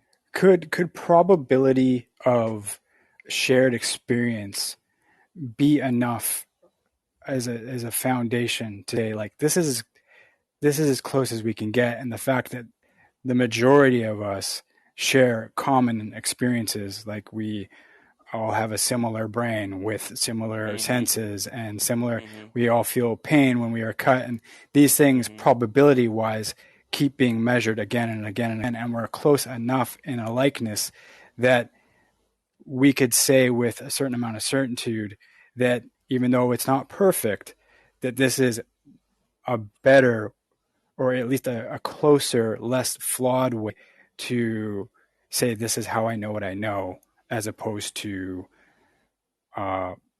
putting trust in a philosophy of I don't know, a greater I'm trying deity. To follow you. I'm trying to. Then a greater deity. I see what you mean. Okay. Physics and our understanding of it, and mathematics and all of that, have had to been revised many, many, many times, and it will have to do that way ad infinitum, as far as I'm concerned. So I mean, nothing is. I am a fallibilist. I don't think anything is certain for sure, dead sure, absolutely sure. But yeah, I mean, physics and our reasons for the ground, our groundings for epistemology. I mean, maybe one day we'll find out that the laws of logic are actually deeper than we originally thought, and we reinitialize those axioms. And the same thing with like physics. Maybe physics isn't quite what we thought in 100 or 200 years. We have to redo that axiom and that epistemological grounding. So all of it can change, but at the moment, what we best have are the models, of epistemology and of science. So, okay, great, thanks. Hey, man, thank you for the questions. That was awesome.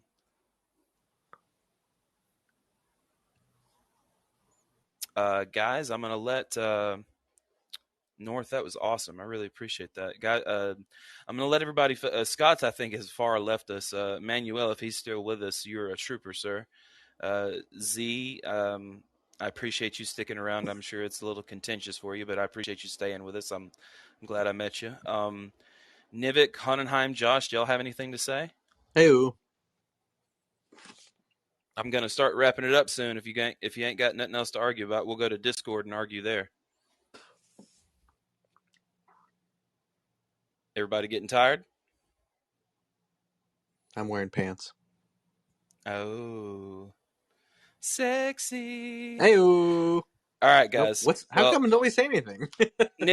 I think Nivik got worn out. I'm so sorry, Nivik. It's tough. Z's probably worn out too. We're all really tired. So what I'm going to do is go ahead and thank everybody for coming. And thank you. I'm gonna go ahead and thank everybody for coming to the show. And I had such an amazing time tonight. This is one of my best shows ever because everybody's been really nice and kind and good faith conversations and everything. It's been really awesome.